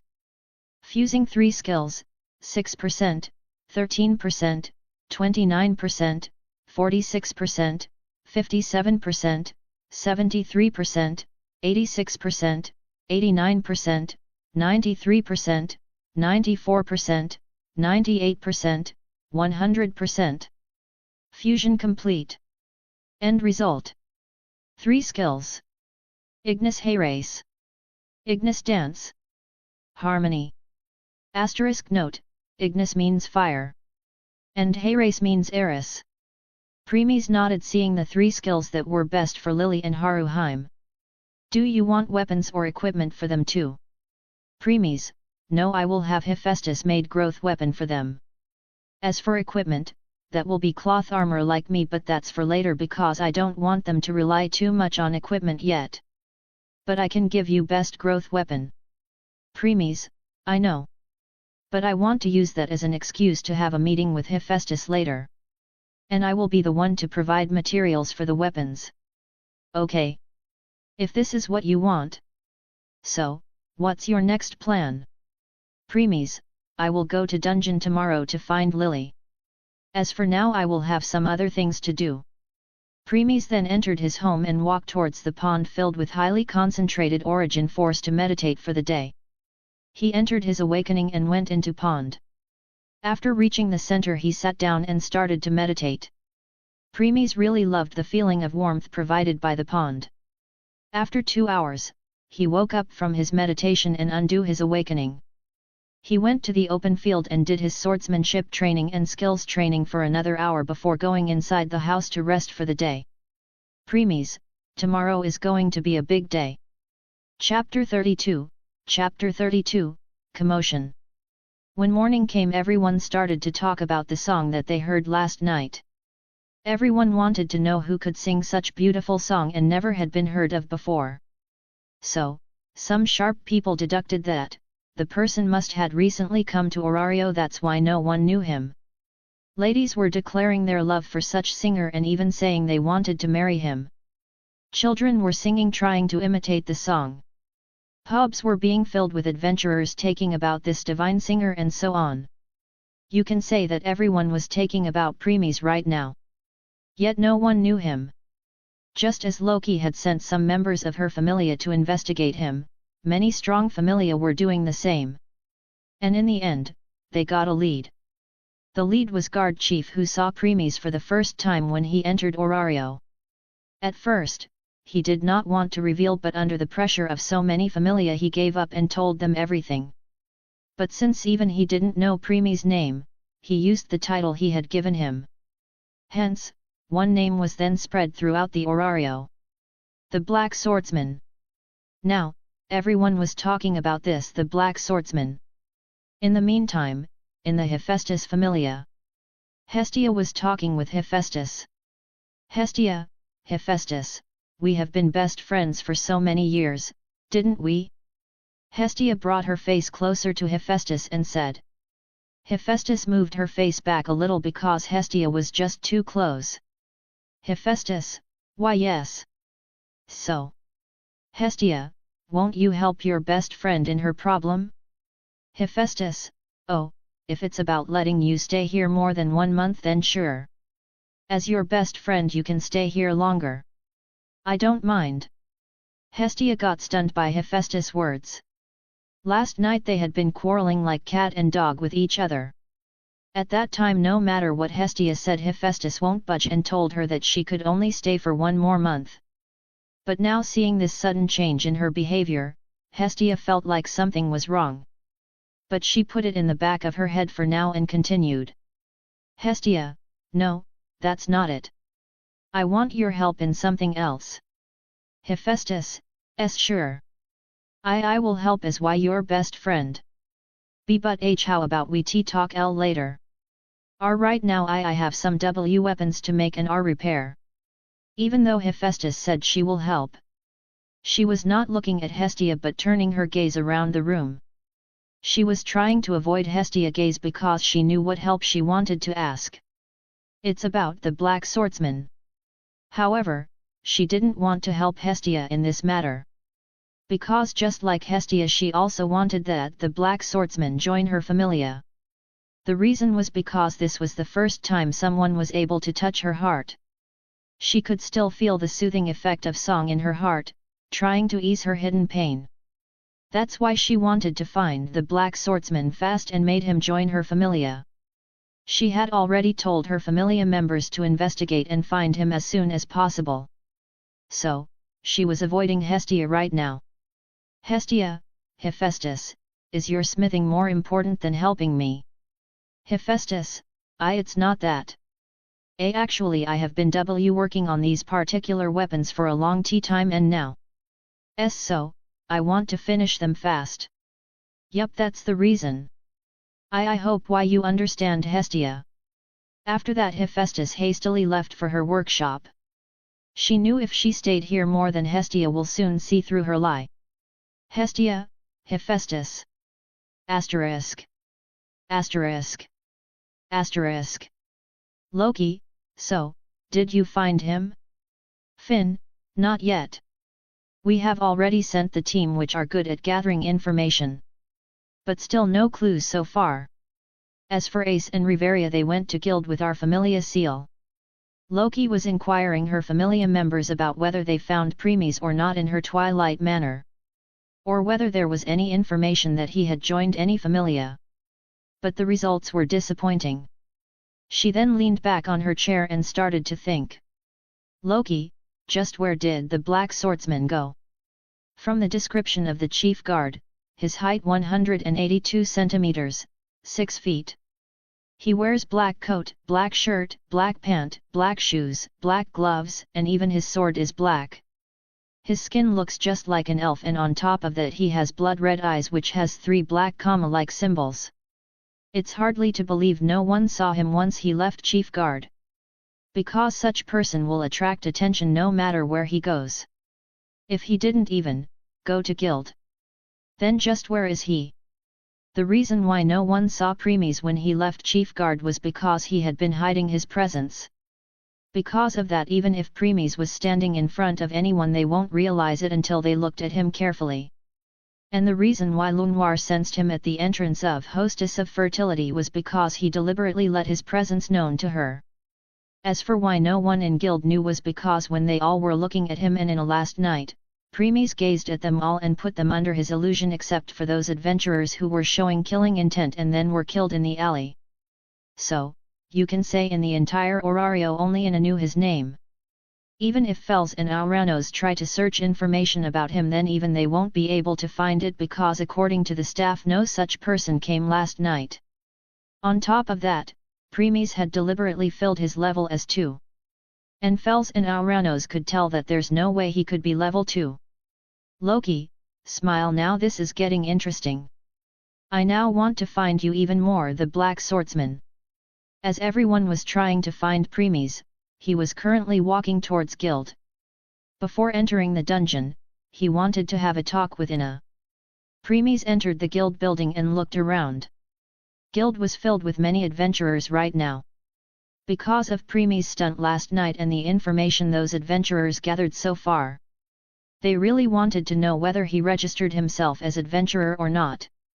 Many of them were crowding the guild staff for information, but even staff didn't see him, so they can't answer any of these questions. The staff was having headache right now and were cursing Premies in their hearts. They never thought that adventurers will bombard them with so many questions just when they opened the guild in the morning. But adventurers were not the only one. Even many familia were pressuring them for the information. And since they brought their familia official seal with them, it meant that their gods and goddesses were asking directly. So, they can't just ignore it. However, things became even more chaotic when members of three strongest familia, i.e., Freya, Loki, and Hephaestus also came in equation. They felt that they hadn't worked so much in their entire life that they were working today. And right now, it's just morning. They still had to go through all of this till afternoon as well as evening. So, they all started to hate Premies right now. Premies knew something like this would happen, that's why he hurriedly came in morning to meet with Ina. Because knowing her, if someone asked her, then she will tell them because of her gently personality. After all, it's just a name and level. So, she won't find problem in saying that much. Premies looked around and found that she hadn't arrived yet. Hence, he leaned on wall in the corner of guild and closed his eyes waiting. Since Premies was always hiding his presence, no one sensed him. As he was waiting, he sensed that some adventurers were looking at certain direction or a particular person. So, he opened his eyes to see who they were looking at. His eyes widened slightly when he saw who they were looking at. There's no way he won't know main characters of the story. He smiled slightly. Premies, never thought I will meet her just on the second day of arrival. The person adventurers were looking at was sitting at the corner alone. Everyone knew her. The one with alias Sword Princess. Ace Wallenstein. The daughter of hero who fought battle against the one-eyed black dragon and injured its eye with the cost of his life. Sword champion, Albert Waldstein. His death was also the very reason why Ace wanted to get stronger faster and hated monsters to the core. And, why she got Avenger skill. Right now, Ace was wearing white and black battle cloth, black arm covers, and long blue boots. She had her armor over this consisting of a head guard, breastplate, arm guards, hip guards, and knee guards. You could tell she was ready to go to dungeon at any moment. But right now, she looked bored. She had been sitting here since morning. She was already used to people gazing at her, so she ignored them. Ace, sigh, how long will Riveria takes? But I have to say I never thought so many wants to know about the Black Swordsman. Well, I won't say that I am not interested, but still. Sigh, it's still boring just sitting here and doing nothing. I really want to go to dungeon to kill some monsters to increase my level fast. Chapter 33, vs Ace, Part 1. As Ace was getting bored, Premies looked at her and let her sense his presence. Ace stopped her thoughts all sudden. She was used to people gazing at her, but she didn't know why this gaze felt somewhat different. She looked around the guild to find the person. After some time, she found it. She looked at him and became dazed. The person she was looking at was extremely handsome. Even though she had seen many men before, but he was the most handsome of them all. Seeing this handsome man, her heart started to beat fast, and blush started to appear on her face. She hastily shook her head to come out of the daze. After that she looked at the man again.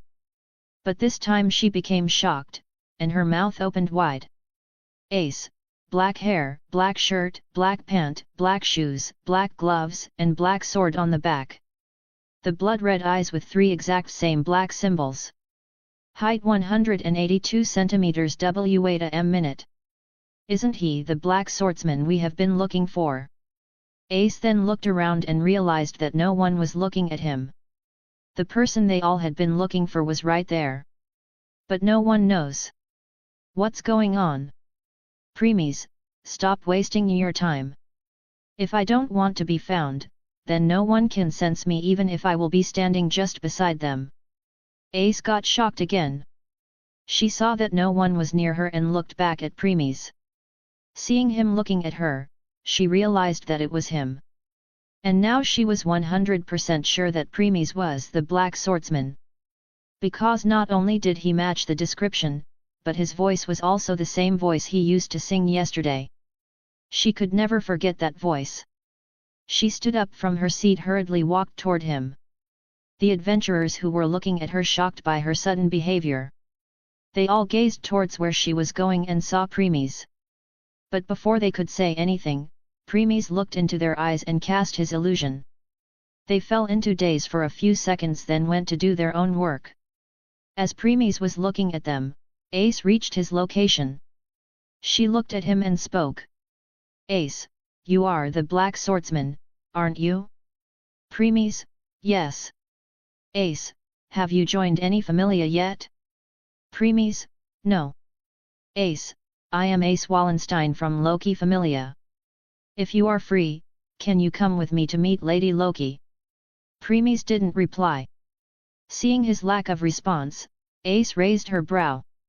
Because Premies didn't introduce himself. He was just staring at her. Looking at those eyes made her vision to go blur, so she just shook her head and tried her best to not look into them again. After some time, Premies respond.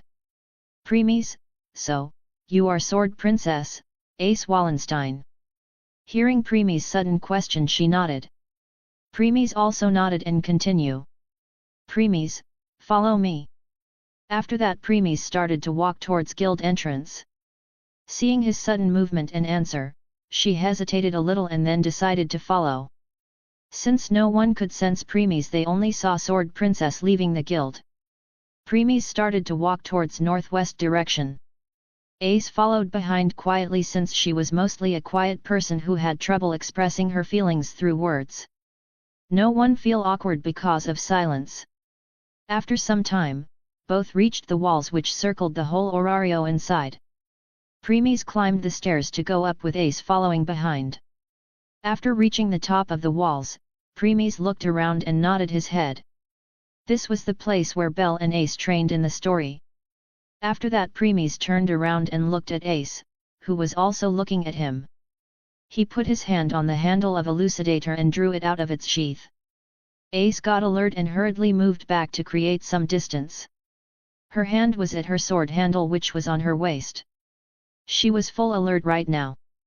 Before she could say anything, Premies responded. Premies, I have heard of the name of Sword Princess many times since I came Orario. I will hear what you have to say after a spar. How about it? Hearing Premies' words, Ace calms down. When Premies first drew his sword, she thought for a second that he was an assassin hired to kill her, so she was also ready for the kill. But now her eyes were shining with competitive glow. She also drew her blade. Ace, I hope you won't go back on your words. Premies, such fire in the eyes. He then sneered inwardly. Premies, het. I wonder for how long though. Premies, I will decide whether you are worthy of me hearing your words after the spar. After that there was a silence. Ace was looking at Premies. Premies was also looking at Ace. Then Ace was the first one to move. She moved fast and reached Premies in an instant. She aimed her sword at Premies' chest. Premies just stayed still. Ace thought that he was shocked because of her speed, but before her attack could touch Premies, he disappeared. Ace stopped with her eyes wide open. She could feel a sword pointing at her unguarded back. She didn't understand what happened. Ace, how? When did he disappeared and appeared behind? As she was thinking about such things, she heard Premies' voice from behind. Premies, stop holding back, Sword Princess. Otherwise, it will be over before you could even do anything. After that, Premies lowered his sword down and stepped back to make some distance again. Ace took a deep breath and turned to Premies. This time her eyes were serious. She was holding back because she wanted to have a grasp of Premies' strength. But she never thought that battle will end in just an instant because of that. Now she knew that Premies was not someone she could fight by holding back. She took a deep breath again, and this time she took the fighting stance before moving again. This time she was several times faster than before. She attacked Premies with her full strength. Elucidator moved at the last moment and parried her to the right. Clang! Grind! Ace's eyes widened slightly, but then she changed the direction of her sword and attacked Premies again, but he parried her again. Ace didn't stop and kept on attacking. Ding! Clang! Grind!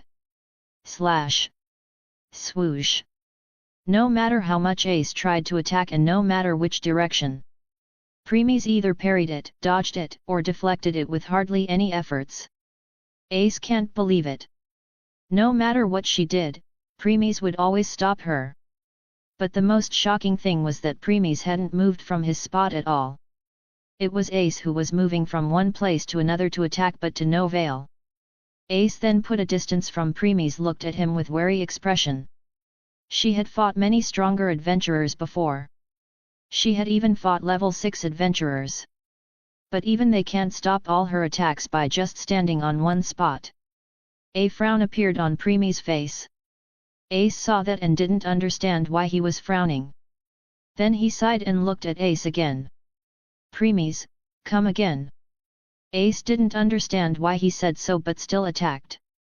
This time, instead of parrying the attack, Premies intercepted them. Ding! Clang! Dong! Swoosh! This time they were exchanging moves from one place to another. Ace should be happy she was able to make Premies move from his spot, but still she was not. Ace, why does he seems weaker than before? But even after all that, they both were still equal. If before Premies was overpowering Ace, then this time they both were equal. No one was winning or losing. As they were still exchanging blows, Premies suddenly let out a sigh and spoke. Premies, I think that's enough. Ace stopped hearing this. What she saw next startled her. Premies was looking at her with a disappointed look. Premies, if this is the power of Sword Princess, then I have to say, you are a disappointment. I have really wasted my time fighting you. Ace opened her eyes wide open. She can't believe what she just heard. Ace, I am a disappointment. Ever since Ace became adventurer, she was trying to increase her level as fast as possible to increase her strength. Because of that, she became level 2 in just 1 year. And she tried so hard that she became level 5 in just 6 years after joining the Familia. Everyone had praised her. No matter if it's her goddess or her Familia members. Not only them, everyone in the entire Orario thinks the same. Even though she said to everyone that she was still weak, but deep inside she was happy hearing their praises. But now someone said, she is a disappointment. It's like saying all that she had gone through in the last 8 years were all for naught. For the first time, Ace became angry. The only thing she hated in her entire life was the one-eyed black dragon, and now Premies was second on the list. Chapter 34, vs Ace, Part 2. Ace, unforgivable. Ace became very angry. Her eyes were now filled with rage. A glint passed in Premies' eyes when he saw that hatred. Then she attacked. She was now clearly attacking with the intent to kill. She forgot that it was a spar. Premies narrowed his eyes and decreased his strength even more. As a result, he got overwhelmed by Ace's attacks. Ace, he gets weaker again. Why? That's because an angry Ace had given up defense and put everything in offensive. This made it even easier for Premies to find the opening and weakness in her attacks. So, now he can use those openings while using less strength. Hence, it may be true that Premies was being overwhelmed, however, none of Ace's attacks still made a contact with him. Slash! Swish! Clang! Ace also realized that at this point and got even more angrier, which made her to attack even more ferociously. After countless more exchanged, Ace's rage started to turn into shock. She didn't understand what's going on anymore. No matter what she did, it was pointless. Fool! To let the angry take over was something a swordsman or swordswoman should avoid at all costs. Premies, she is not the real swordswoman yet. Yet. Premies chuckled inwardly but didn't explain. Premies, sigh, are you done? If you are, then stop wasting my time already. Ace's rage reached new heights hearing this. She took some distance and started to use her skill. Suddenly black winds appeared around her, and it drastically increased her power. Premies looked at the black wind and got surprised. Premies, HOH! Isn't that the skill she used when she was fighting Revis in plot? This skill is the combination both aerial and avenger. If I remember, this skill is called Ace, Tempest Avenger. Premies, yup. That one. She would have created this skill later in future. But because of you she created it now. Premies looked at Ace and answered Twilight. Premies, looks like she wasn't genius for nothing. Then she pounced at Premies. Clang. Ding. Slash.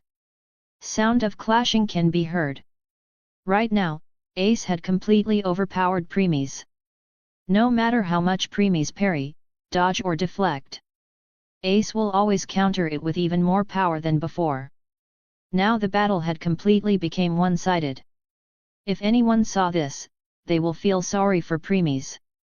However, Premies was thinking about something else. Premies, I guess she was not as disappointed as I thought. Clang. Premies, but I must end this now. Premies looked at the black wind surrounding Ace. Even though these winds made her a lot stronger, if she kept on using them, she will be the one who will get hurt severely. Because her body still can't handle such boost in strength yet. After deflecting one more attack, Premies brought Elucidator at his waist length. After gathering magic in it, he did a horizontal swing from left to right. Slash.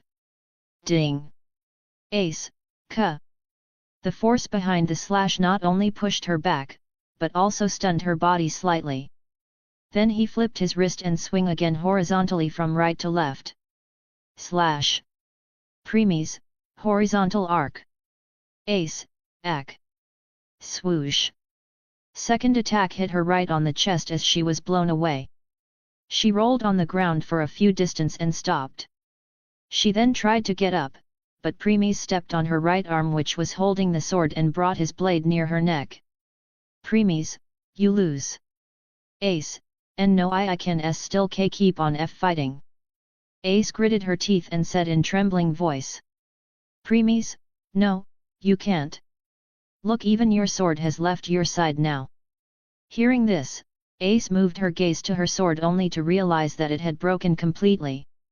Even though Premies stopped Ace before Tempest Avenger could hurt her, it still destroyed her sword. That's enough. At this time, a voice was heard behind. Ace was stunned by the voice, but Premies had no reaction to it. As he knew all along who was watching them. Ace moved her gaze towards the voice. Ace, are Riveria? Yes. The person was Riverialjo's elf. The High Elf. And the vice-captain of the Loki Familia. She had gone to Guild to gather information about the Black Swordsman in the morning with Ace.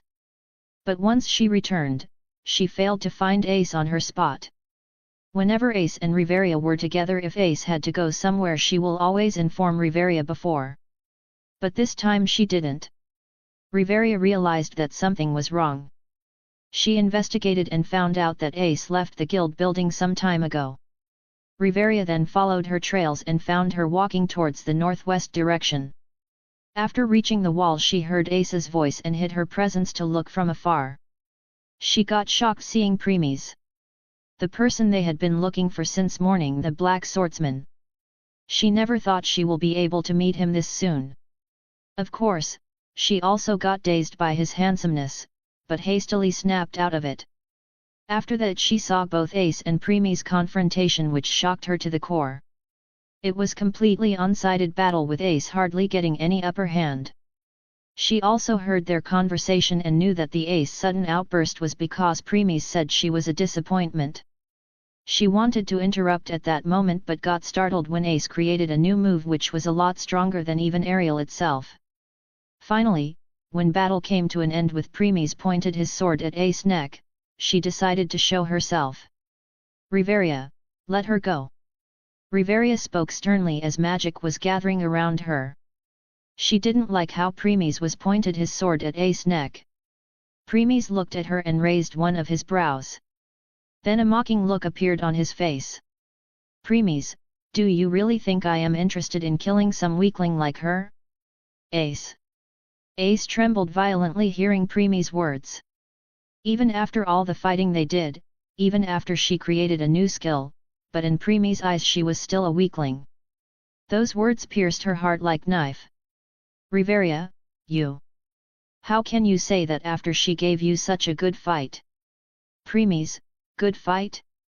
It's more of a waste of my time. It's true that as fight kept on going, she was becoming strong. However, on the contrary, I was decreasing my power. In other words, even after decreasing my power to almost level 3, she still lost with her power up. Riveria. Ace. He then looked down at her ace face and said coldly. Premies, pathetic. Since you are called Sword Princess, I thought you would at least be good with sword. But you turned out to be a trash. As a swordswoman you should always keep your mind calm. Yet, you let your rage take over and charged without a second thought. You are a disgrace to swordsmanship. Shatter. Ace felt like her heart break into a million pieces when she heard those cruel words. However, she can't deny that because she knew that let her rage took over her mind and control her actions. Unknowingly, tears started to appear in her eyes. Riveria, you. Chapter 35, vs Ace, Part 3. Seeing Ace's condition, Riveria became very angry. One should know that even though Ace looked in her teens, her mental was still that of little kid. She didn't mature yet. Because of her excessively obsession for power, she spent most of her time fighting in dungeon and failed to learn common sense and grew like other kids.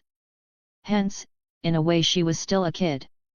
As a result, Preemie's words did an extreme damage to her childlike heart. It's like everything she did until now was just a waste of time. Looking at Ace's eyes which had become lifeless as tears were flowing non-stop from them was enough to tell that Preemie's broke her. Riveria, you. Magic started to gather around Riveria. She had never seen Ace like this before. It even hurt her own heart. Right now, she wanted to hastily approach Ace. Hug and console her. However, Preemies was standing on the way.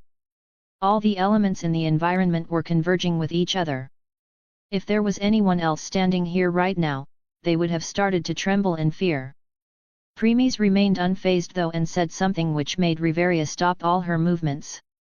Preemies, I wonder how Larfuljo's elf, the current High Elf King will respond once he will receive the news that his always calm and collected daughter Riveriljo's elf died because she let her rage get the best of her.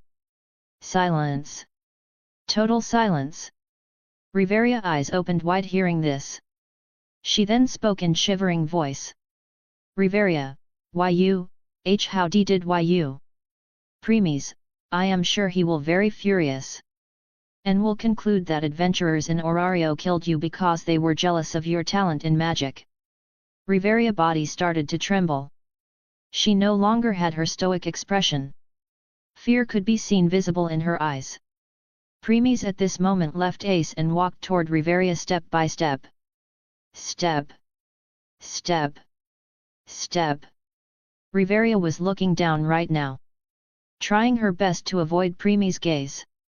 However, Preemies didn't let her. After reaching in front of her, he stretched his hand and touched her face. He could feel the smoothness, softness, and tenderness of her skin. Suppressing the distracting thoughts, he raised her head and forced her look directly into his Sharingan. Preemies, let me tell you what will happen. He will wage war against Orario without a second thought.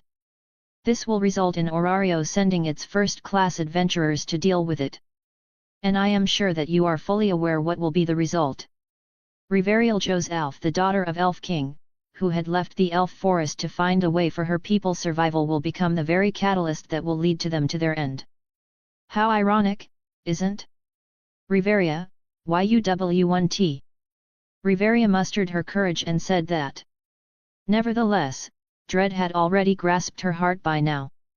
Preemies showed a smile and moved his mouth closer to her long ears and said. Preemies, try me and you will know. Hearing this, all strength left Riveria as she fell on her knees. Preemies looked at her pathetic expression and sneered. Step. Preemies, Suddenly he heard a sound behind, turned. Only to see Ace back on her feet. Even though he didn't show any change in expression, inwardly he was greatly surprised. Premies, HOH. I never expected her to get over it this soon. Ace, stop bullying Riveria. Premies startled hearing this and chuckled. Premies, what if I don't? Ace glared at Premies and held her broken sword tightly. Ace, I will fight till you stop. Seeing the determination in her eyes even when her hand which was holding the sword shivering, Premies started to have good impression of her. Premies, interesting. I guess I really didn't waste my time meeting her in the end. Premies then raised his elucidator. Witnessing this, Ace also gripped her broken sword more tightly, preparing to fight again. Though, instead of attacking, Premies put elucidator back into its sheath. SSH. Ace became confused witnessing this. Premies, well done. You have gained some good points for yourself. Ace, hey? Premies, let me tell you something as a reward. Premies then moved and instantly appeared at Ace's side. Then he said something in her ears before walking away. Ace didn't try to attack or stop him. That's because she was just too shocked after hearing Premies' words.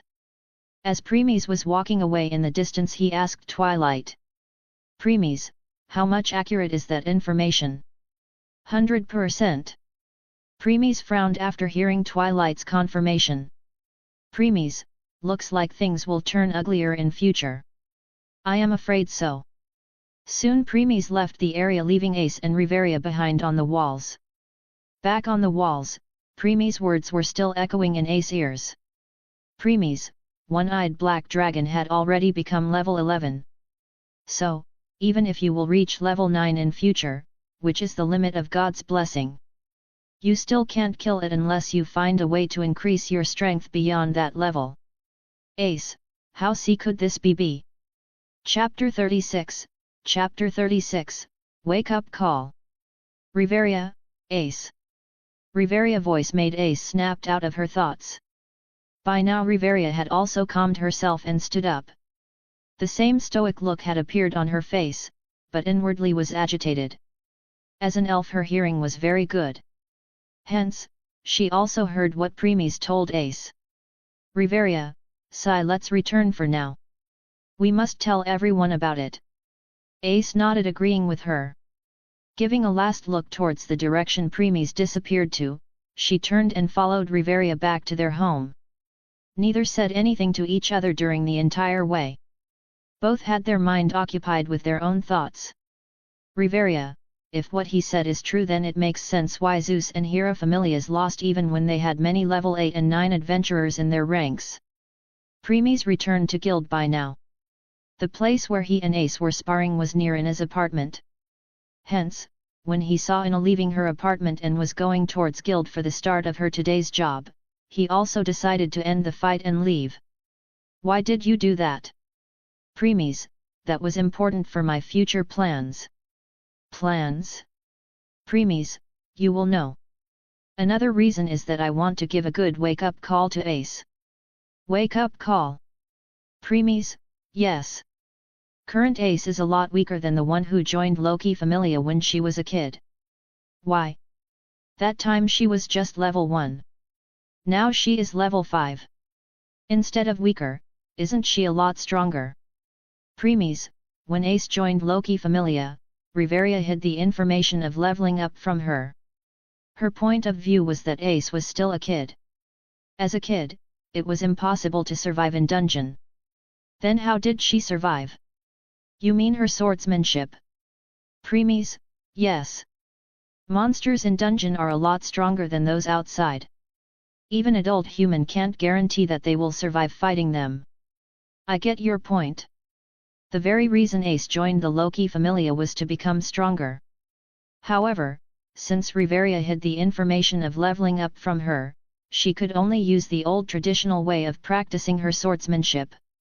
Like swinging your sword 100 or 1,000 times per day. Trying to attack at different angles, parrying and so on. Premies, yes, that time only her skills in swordsmanship could help her. What about her aerial? Premies, according to the plot, Ace herself didn't know that she possesses such skill till later date. I see.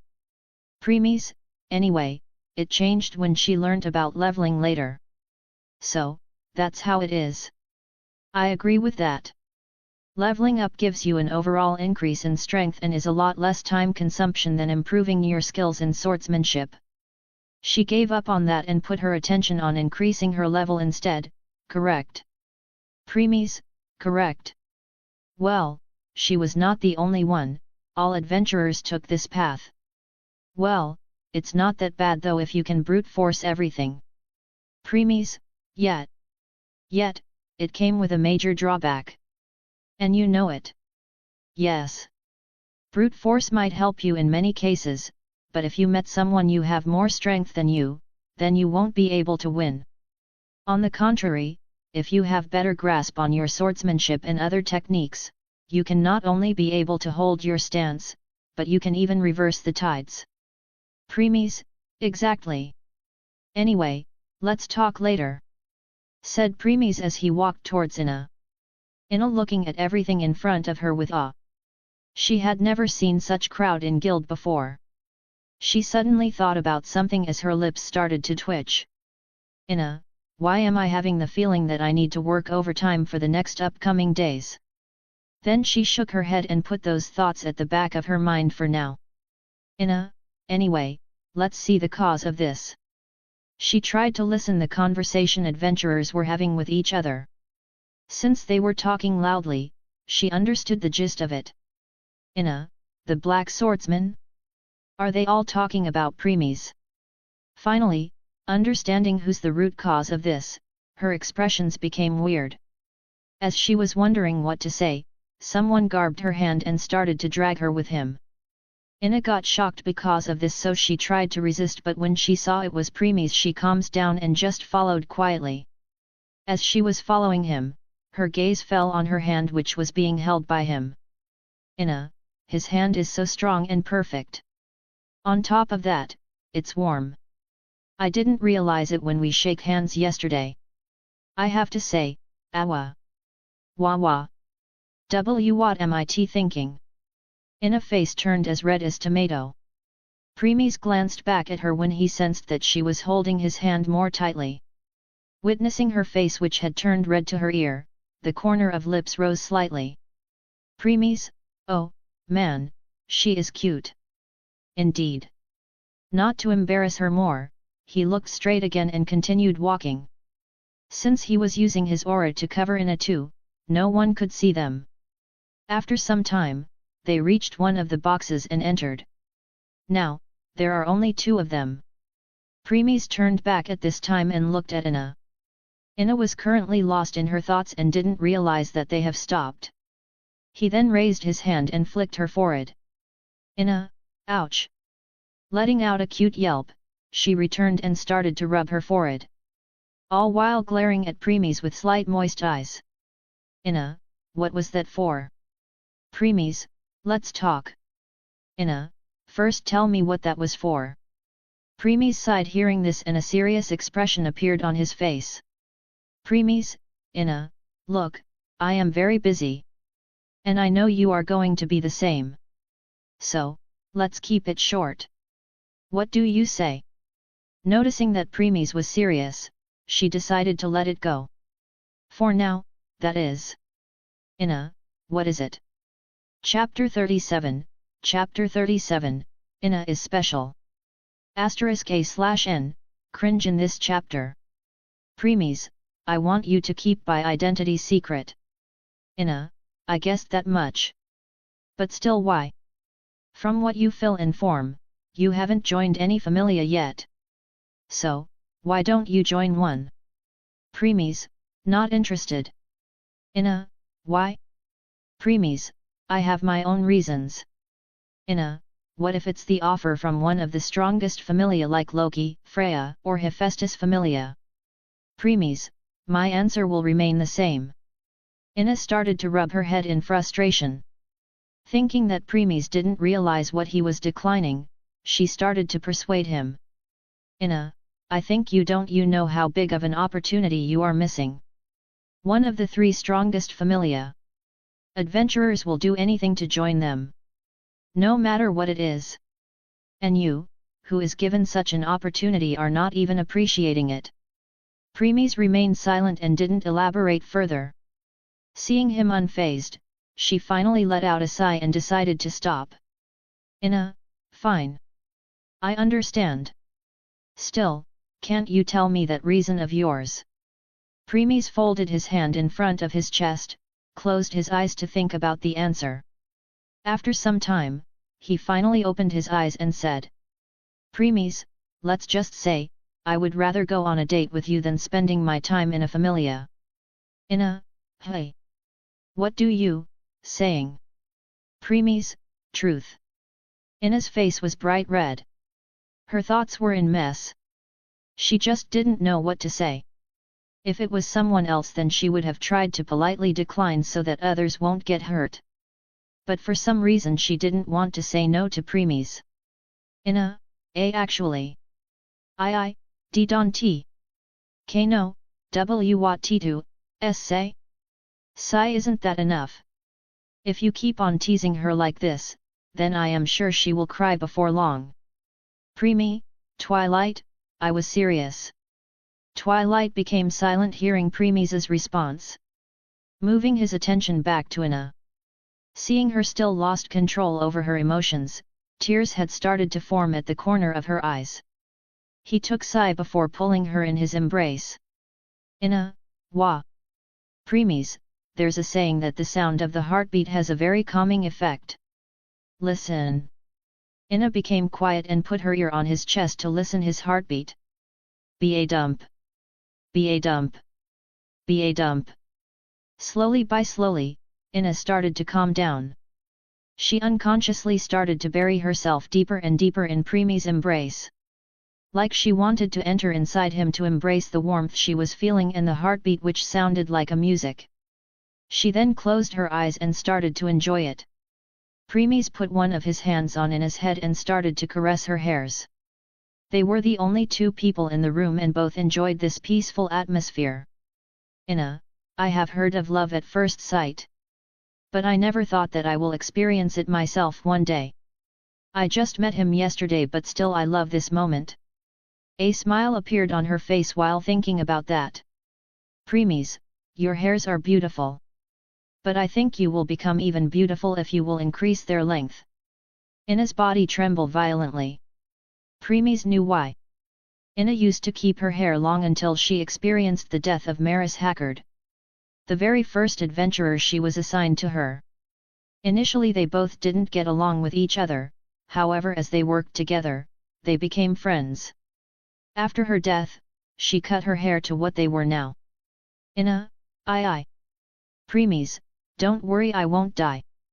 She trembled once again. She didn't know why but she felt that Preemies wasn't lying. So, she unconsciously nodded her head. Ina, mn. Preemies, well, there is no one in this world who can kill me anyway. No, to be more exact, in this group 1 world, existence 1 to 3. Even though gods with their arcanum can kill me. But if I use my awakening even, they are nothing more than ants. If they tried to hurt anyone who are important to me then I will make sure to slaughter every single one of them. Just like what god of destruction, Girol did. He slaughtered all the gods and goddess and tore their worlds apart. I won't mind doing it myself. Since Ina head was still buried in his chest, she didn't notice Preemie's eyes. When Preemies was with Ina, he will keep the power of Sharingan at bay. But now for a split second he let it out. If Ina had seen it, then she would have seen an illusion of mountains of corpse, river of blood with Preemies standing between them in his awakening form with 2 shining blades in his hands. One blade representing day and other representing night. That time he won't have looked like the gentle Preemies right now. But the existence who will slaughter everyone, no matter who will stand in his way without a single hesitation. After taking a deep breath to calm himself, Preemies looked down at the Ina who was still hiding her face in his chest. Preemies, so, keep my identity secret okay? Ina, mn. He then smiled and bent down to kiss her head making her tremble again. But she didn't resist or lashed at him for his such bold behavior. Seriously? You just meet her yesterday and only once. Just how did you make her fall for you in just 2 meetings? How? Premies didn't answer and just kept on smiling. Premies, thank you. Inna, MNB, but didn't others guild staff and some adventurers saw you yesterday when you came? In that case, even if I don't tell anyone, guild staff would have told others about you by now. Premies, you don't to worry about that. Yesterday, I used one of my skills to put everyone into some sort of illusion. So, in the entire guild only you have seen my face. Currently except you, everyone in Orario knows me as the Black Swordsman. I have no intention of telling my name to others for now. Inna, why? Premies, Inna, if you can hide your face from everyone in the guild, why didn't you do the same to me? Premies, Let's just say you are special. Chapter 38, Loki Familiar Reaction, Part 1. As Inna was staring at Premies while thinking what he just said, Premies stopped caressing her hair and separated. Premies, I think that's enough. I don't think you want to delay your guild work anymore. Feeling a bit disappointed that he stopped, Inna sighed since she knew Premies was right. Inna, I know. And I also know because of whom I need to work overtime. Saying that, she glared at Premies, who looked away. Premies, well, I know you can handle it. Inna, like I have any other choice. Showing a slight smile, Premies stepped forward and kissed her forehead. Premies, later then. Inna, Mn. Then he opened the door and left. Creak. Bang. Inna looked at the closed door with her blushed face and sighed again. Inna, what's wrong with me? To think I let him take advantage of me even before he left. And instead of becoming angry, I enjoyed it. After that she left the box and walked towards the changing room. During the way, she again saw all the adventurers that filled the headquarters like it's some kind of market. Even though she told Premies that she would handle it, but still looking at all this she can't stop herself from cursing him. Inna, if I passed out handling all of this then you will be the responsible for that, Premies. Humph. She snorted and reached her destination. Premies, who left the guild, turned and glanced at guild one last time. Premies, I am pretty sure she will be cursing me right now. That's for sure. You caught her off guard by hugging and kissing her suddenly. Now when she will realize what she has to face, it won't be that surprising. Premies, oh, well. I will buy her dinner tonight. Well, at least it will calm her down somewhat and she won't lash at you. Premies, I guess. Then he turned back and started walking towards Babel Tower. So, it's time. Hey. Premies, yeah. I also want to see the strength of monsters inside the dungeon compared to the one outside. Also, the time to meet Lilyruka Arde. Narrowing his eyes, Premies nodded his head. Premies, let's see whether you will be useful for my plans or just some dead weight. Lilyruka Arde. When Premies was talking with Inna in the private box, Riveria and Ace had returned to Twilight Manor. As they were walking through the corridor towards Loki's office, all the adventurers in the way greeted them. But they got confused seeing their reactions. Riveria would always nod back to anyone who greeted her, but today she was completely ignoring them. As for Ace, her head was down the entire time she was following Riveria behind. Her hair covered the front of her face so no one could see her eyes. Ace had been like this ever since they left Premies. First reason was one-eyed black dragon strength. It turned out to be level 11. In that case, even if she will reach level 9 one day, she still won't stand a slight chance. Second reason was that she didn't know whether she will see Premies again. Because she was having a feeling that currently he was the only one who could kill one-eyed black dragon.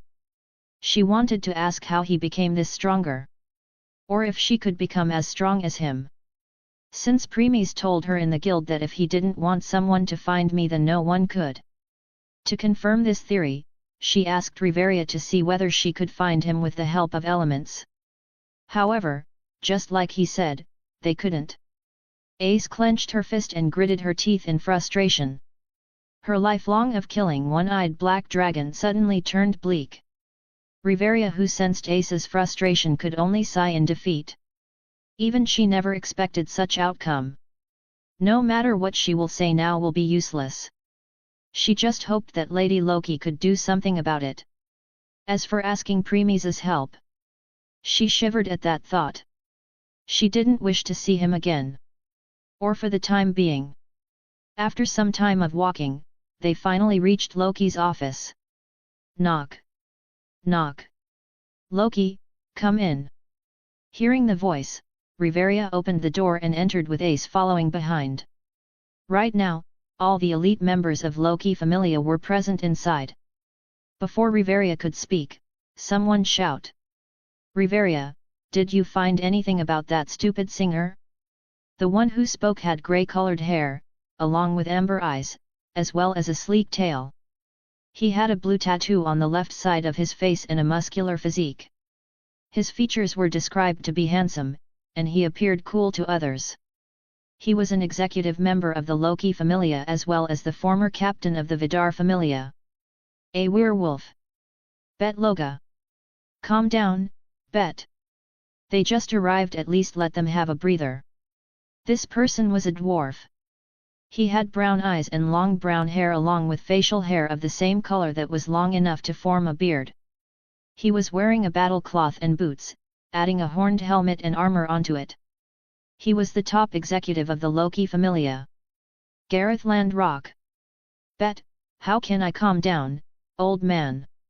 We all were preparing to go to dungeon but need to stop to find this stupid singer who didn't even let us sleep last night. Gareth, ha ha ha. But I remember someone say it's the best song he had heard and wanted to hear it again. Bet, I. Shut up. Gareth, ha ha ha ha ha ha. Tiona, well, I won't deny that. I want to hear it again too. Tiona, that's not what the problem is here. Tiona, what's this, you don't want to hear it? Tioni, that's not what I mean. I am saying we are here for something else. Tiona, aren't we here for the Black Swordsman?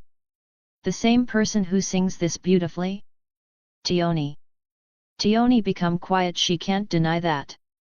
They all gathered here just for him. Seeing that everyone had started to talk among themselves, Loki clapped her hands 2 times to grab their attention. Clap. Clap. Loki, my. Alright, now that's enough chit-chat. Finn, so, did you find anything about the Black Swordsman from Guild Riveria? Everyone became silent after Finn spoke and turned their gaze to Riveria. Riveria shook her head. Riveria, no. Guild didn't know anything about him. According to them, he didn't even come to register. Neither yesterday nor today. Let alone them, not even a single adventurer saw him. Loki, so, this means we have no clue. Hey! Before Riveria could continue, Bet interrupted again. Bet, just why are we wasting time on finding him? He is just a singer. He should just join some singing and entertaining familia. Why should we make him join our familia? Tiona, but I want him to join us. Leffy, yeah, me too. Tioni, me too.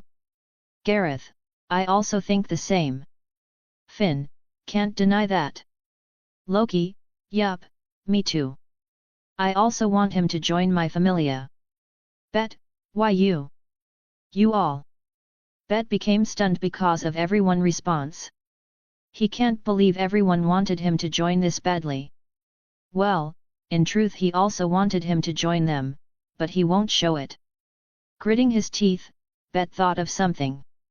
He turned to Riveria and Ace. Bet, hey, Riveria, what do you think? And what about you, Ace? Before Bet could continue, he saw Ace's expression and stopped. Bet, oi, Ace? Chapter 39, Loki Familia Reaction, Part 2. Everyone turned their gaze at Ace except Riveria, who only sighed. They got stunned seeing Ace's expression.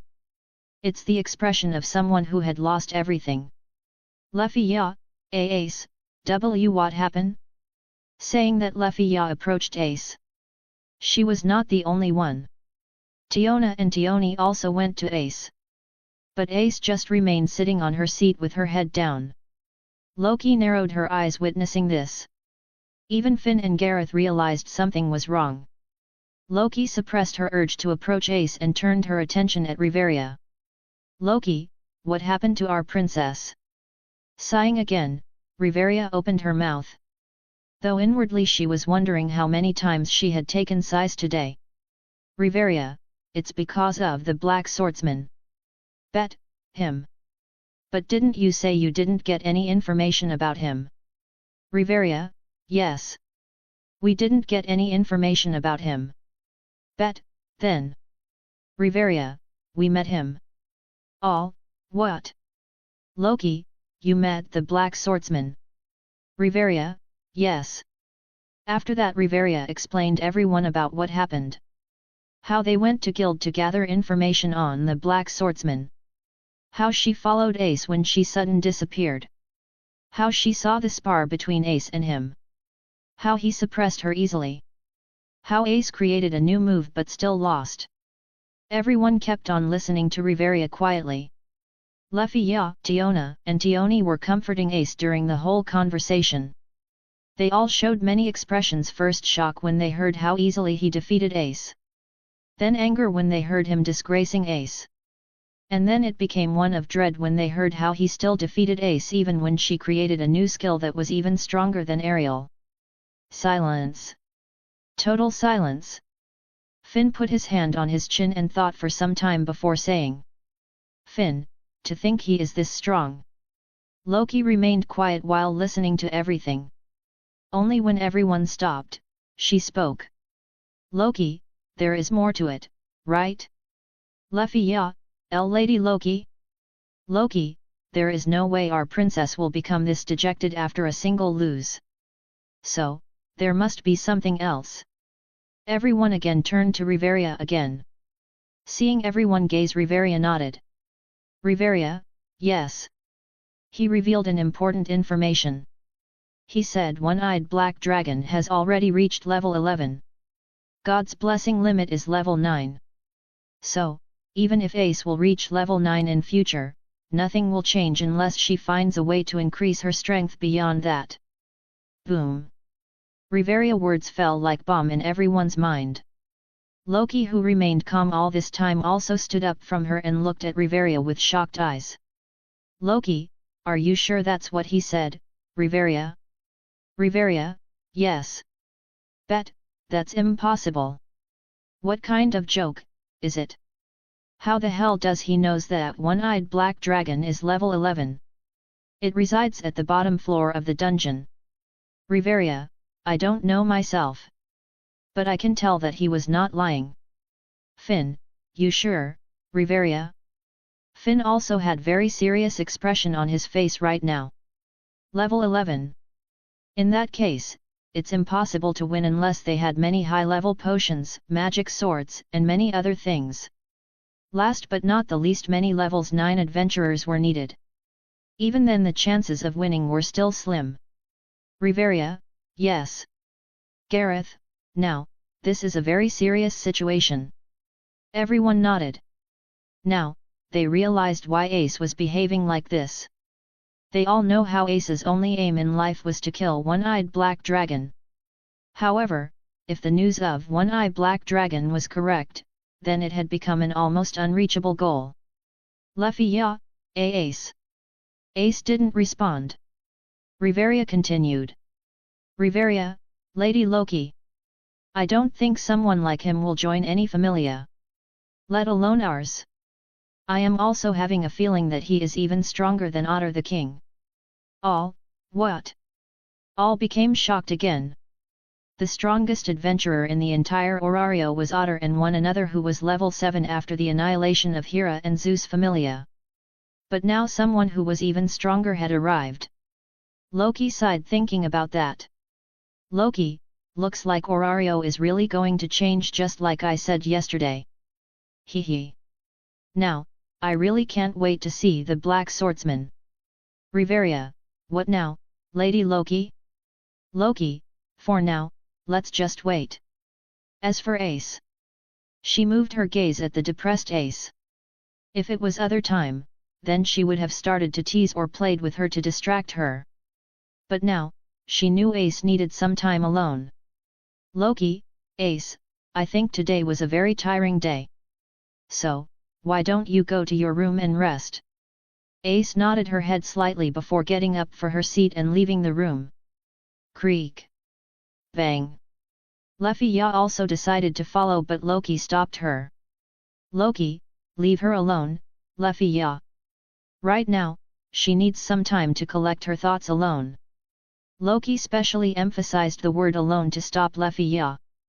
Luffy Ya, but Lady Loki. Riveria, I also agree with Lady Loki. Luffy Ya, give Ace some alone time for herself. Luffy Ya, okay. Luffy Ya nodded her head and returned to her seat. When everyone became silent again, Loki spoke again. Loki, start searching for the Black Swordsman again. This time with few members. Tiona, Lady Loki? Loki, in case the Black Swordsman really is even stronger than Otter, then we should at least establish friendly relation with him. Another reason is to make other familiars think that we are still searching for him. Finn nodded, agreeing with Loki. Finn, if we send only few members searching for him, then even if they won't be able to find him, but he will still get a message that we want to talk to him. On top on that, we will also hide the fact that we were able to contact him from other familiars. Loki, yes. Also make sure no one will know about it. This information should only remain between us. All, yes, Lady Loki. Loki, okay, dismiss. Creak. Bang. When one by one everyone left, Loki leaned back on her seat. There was a smile on her face. Loki, now, things are getting even more interesting. To think someone even stronger than Otter will come to Orario. Hee. The Black Swordsman, now I want to meet you even more. After that, Loki closed her eyes to plan her next course of action. Chapter 40, Dungeon, Part 1. At this time, Premies reached the Babel Tower and entered. He kept on walking while ignoring everyone since no one could sense his presence anyway. Before the entrance of the dungeon, there was guild area where adventurers can exchange the magic stones they collected from killing monsters. Premies walked past it since with twilight, he had no issue of money. Another reason was that rather than exchanging stones here, he preferred to do it in guild where he could spend some quality time with Ina. The entrance to the dungeon was on the ground floor of Babel. In the center of a big room there was a 10-meter-long hole that led deep underground.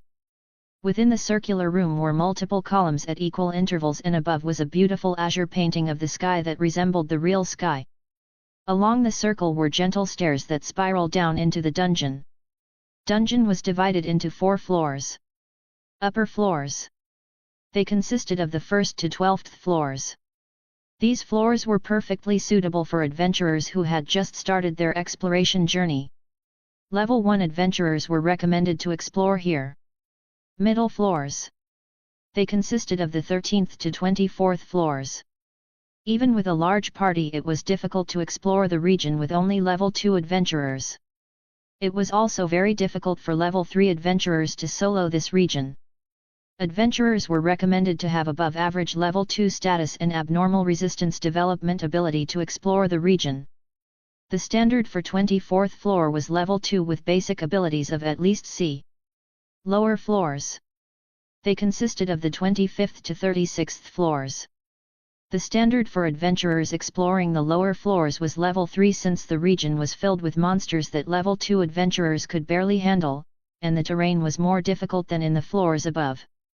Starting from the 30th floor, the floors were swarmed with monsters that were impossible for level 2 adventurers to kill. Even a level 4 adventurer required a powerful magic weapon to reach the 30th floor alone. Deep floors. From 37th floor all were deep floors. The 39th floor was a safety point. The 44th floor looked like an area inside a volcano. 50th floor was another safety point where no monsters were born, however, just like the 18th floor, monsters could come to the floor from above or below. These floors' minimum requirement was the party of level 5 adventurers. As Premies was going down, he saw many adventurers along the way. All were full equipped with armors and weapons. They all were in the party. He rarely saw any solo adventurer like him. Premies, let's see. Upper floors for level 1 adventurers. Middle floors for level 2 adventurers. Lower floors for level 3 and level 4 adventurers. Deep floors for level 5 adventurers and beyond. Yes. But don't forget only 1st to 9th floors are for solo adventurers. From level 10th even Bell requires a party to proceed further even when he became level 2. Premies, those whom I plan to take under me won't be compared to him. After all, I am going to train them. At level 1 they will be able to clear upper floors. At level 2 they will be able to clear middle floors, and at level 3 they will be able to clear lower floors. Solo, I mean. You really don't plan go easy on them, do you? Premies, yes. Since they are going to travel with me in other worlds, we often need to split to complete different tasks. I plan to make them not only strong but also independent so that they can see, witness, notice, check and then made their own decision instead of coming to look for me for everything. It's because of Lilyruka Arde. Premies, yes. Considering she didn't receive warmth in her entire life. When Belle saved her, she started to rely on him before Seer pointed that out to stop her. The same thing can happen again when I will save her. I don't mind if she wants to rely on me somewhat, but overly relying on is not a good thing. Premies, exactly. That's why I plan to let her to join a familia that will look after her when I am not around. Hestia. Premies, indeed. She is best person for this job. Other familia won't look after a level 1 adventurer who doesn't have any talent or something. After that Premies became quiet and just kept on walking. Soon, he reached first floor. He was at a wide hallway on the first floor known as the beginning road. The walls were light blue colored. As he was looking around. Premies, if I am not wrong, 1st fourth floor consists of goblins or kobolds. Yes, that's correct. Nodding his head, he kept on walking forward. Premies didn't stay on first and went deeper. Soon, he reached 4th floor where he saw some goblins. There were 3 of them. Premies, let's see how much stronger these goblins are compared to those outside. Next, Premies stopped hiding his presence and walked towards them. Goblins soon detected him and charged at him. As first goblin jumped at him, Premies raised his right hand and grabbed it by its neck. Goblin struggled to get out, but it was pointless. Other 2 goblins also attacked Premies with their short swords. Premies ignored them and didn't even bother to protect himself. One attacked his thigh and other attacked his shoulder. But no matter how much they tried, they failed to even pierce through his pants and his coat. Suddenly, one of goblin who attacked Premies' thigh had its own thigh injured. While the other who attacked at Premies' shoulder got his own shoulder injured. Blood came gushing out of it. That's because of damage reflection ability provided by his midnight coat. Showing a small smile at their futile attempt, he tightened the hold on Goblin's neck in his hand. That goblin started to struggle violently to get out of it and then... crack! The sound of bone cracking was heard. The sound stopped other 2 goblins as they saw the head of their companion which fell along with its headless corpse. Splat! Thud! Moving his gaze at the remaining 2 goblins, Premies stopped keeping the power emitted by his Sharingan at bay. As a result, his Sharingan started glowing intense while 3 Tomo inside started to rotate. Seeing this, goblins felt shiver down their spine. Even though they were just some mindless monsters, but now their instincts were screaming to run. Chapter 41, Dungeon, Part 2. After that Premies lightly raised his right leg and kicked the heads of both goblins. Since they were still stunned seeing Premi's Sharingan, they failed to react. Bang! Bang! Splurt! Thud! Thud! Sound of heads bursting was heard as another 2 headless bodies fell. Soon all the 3 bodies dispersed, leaving behind 3 magic stone. Ting! Ting! Ting! Premies crouched down and picked those magic stones. Premies, as expected, the strength, speed, and body of these goblins are stronger than those outside. Even their magic stones are a lot purer. According to the plot, the monsters in the dungeon will keep on becoming stronger if they were not killed by adventurers. Premies nodded and put the magic stones in his inventory. He then sensed adventurers coming towards his direction and decided to leave. He didn't see any more monster for the rest of the way before reaching the entrance to 5th floor. Then suddenly someone attacked him from behind. Premies didn't turn and just raised his right hand to catch the blade. Pam! Glancing back to see the perpetrator, he saw a dog-headed monster. Premies, a kobold. Hey! Kobold, whose attack was stopped, tried to free its giant sword from Premies' hand. Alas, the sword won't even budged. At first it was trying to use its force, thinking of cutting Premies along with his hand. However, realizing that it was not working, it tried to pull back, but the result remained the same. Crack! A cracking sound was heard. Hearing this, kobold stopped, became confused. Moving its gaze towards the sound, it saw many cracks that had started to appear on its blade. And then, crack! Crack! Crack! Shatter! The blade of the sword was destroyed into many pieces. Kobold was looked at its broken sword with astonishment. Though Premies decided not to waste any time here. He grabbed one of those fragments and threw it at Kobold head. Fwoosh! Shink! The fragment cuts its head into 2 equal halves. Next, its body dispersed and a magic stone, bigger and purer than goblins, one fell. Ting! Picking it up, Premies continued walking down the stairs leading to 5th floor. Once reaching 5th floor, he looked around without stopping. The walls here changed to a light green color and the structure of the dungeon began to change in this floor. From 5th floor onward, a lot of newbie adventurers started to die. Premies saw 2 monsters after taking a turn at the corner. They were frog monsters that had 1 large eye. These monsters were called Frog Shooter. Frog Shooter attacked by shooting out their long tongues towards the target. As Premies approached them, one of the Frog Shooters attacked Premies with its tongue. However, Premies easily caught it and pulled Frog Shooter towards him. Frog Shooter never thought Premies would do something like this. Because no matter what adventure from level 1 or level 5 or even beyond, all of them will either try to dodge the tongue or use their weapon/shield to block or attack. No one was stupid enough to catch it. After all, it's poisonous.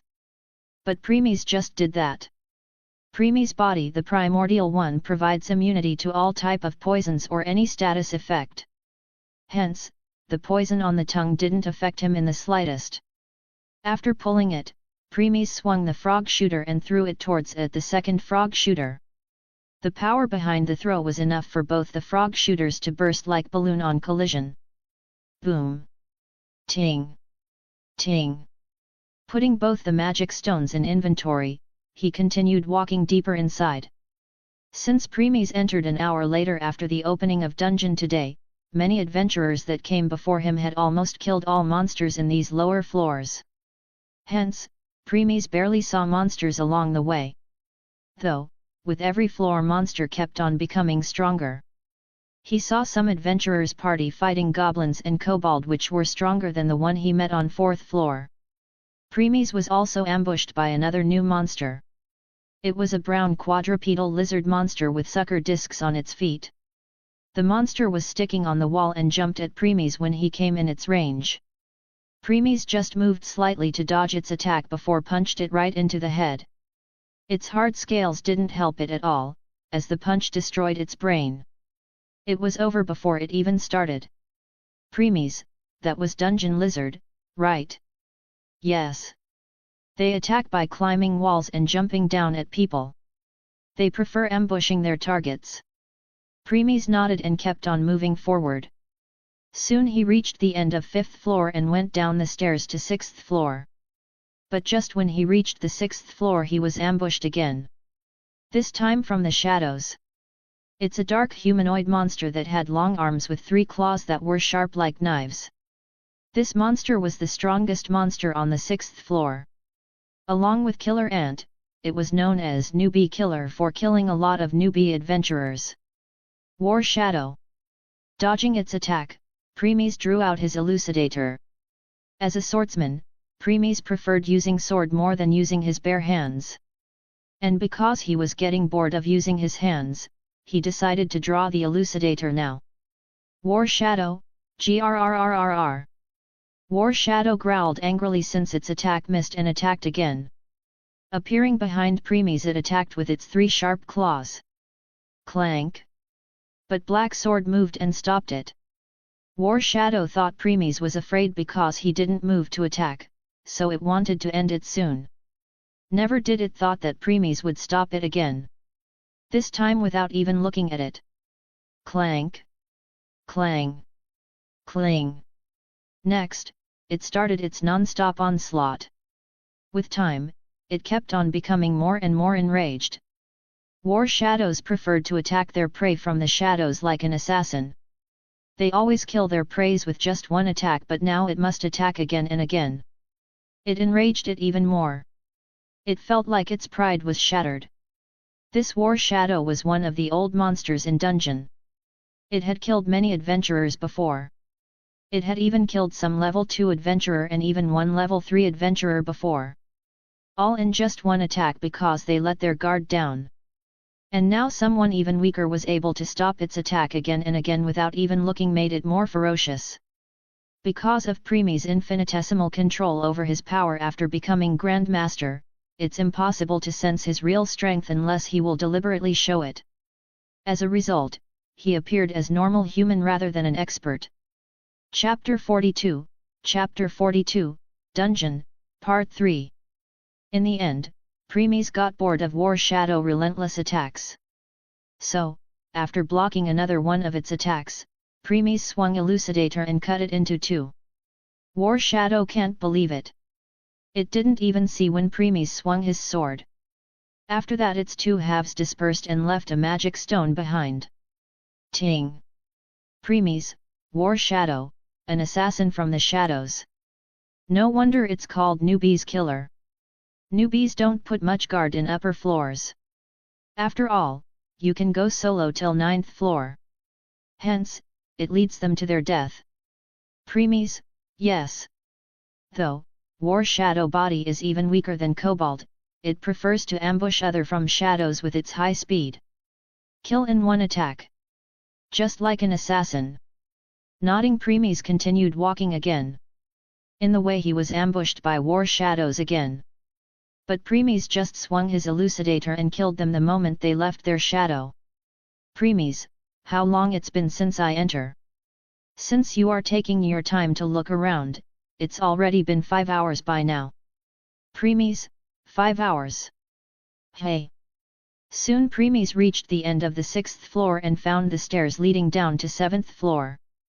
Once he walked down to 7th floor, he stopped while looking in front. Premies, a monster's party. In front of Premies was a party of monsters. It consisted of 17 needle rabbits, 8 purple moth and 3 blue papilio. Needle rabbits were rabbit monsters that had horn on their head. Purple moths were moth monsters that could spread poisonous powder. The powder could cause poison if someone was covered by it or inhale it multiple times. Blue papilio were butterfly monsters that had 4 blue see-through wings. They were rare monster. In exchange for being unable to fight, the powder secreted from their wings had the ability to heal other monsters. In other words, a monster healer. Premies looked around and found no one else except some corpses of adventurers near them. He could tell that these adventurers died just recently by these monsters. Some of them had purple skin because of poison, some had holes in their bodies. Poison because of purple moths and holes because of needle rabbits. Preemies, looks like these monsters are working together, or these adventurers killed too many monsters in this floor that dungeon used its defense mechanism, the monster party. Preemies, that's true. At least they are lucky to even have their corpse intact. If there was Juggernaut instead of monster party, then even their corpse would have become its food. Preemies nodded and started to walk towards the monster party. As Preemies reached near them, all purple moths released poison power together and made the poison mist. The mist was so thick that no one could see anything in it. But Preemies didn't stop and kept on walking forward. Soon he entered the mist without a second thought. As he was walking forward in mist, whoosh! Whiz! Sounds of rapid movement was heard from all around. The needle rabbits were moving from one place to another, making the sound everywhere so that Preemies couldn't detect their exact location. Preemies, no wonder those adventurers die. These monsters are different than others and know how to use tactics. Right. All monster party is like that. After all, their work is to kill all adventurers in the floor. If they are not controlled properly, they will start fighting among themselves. But it's still a shock that these needle rabbits are not affected by the poison. Preemies, it's not that much of a surprise. Because they have blue papilio with them. Oh. That's true. Before they could get injured by the poison powder, blue papilio powders secreted from their wings is healing them.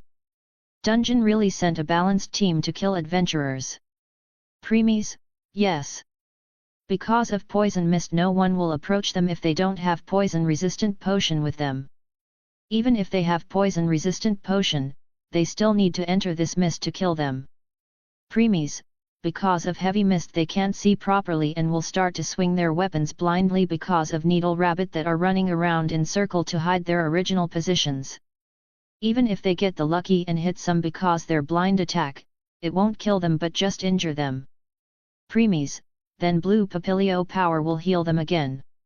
It's an infinite loop here. Yes. Either the poison-resistant potion will wear off without adventurers even realizing, because they will be too focused on finding monsters, or Preemies, they will wear themselves out and fatigue will get to them. Needle rabbit will use that moment to attack them, hence killing them. Right.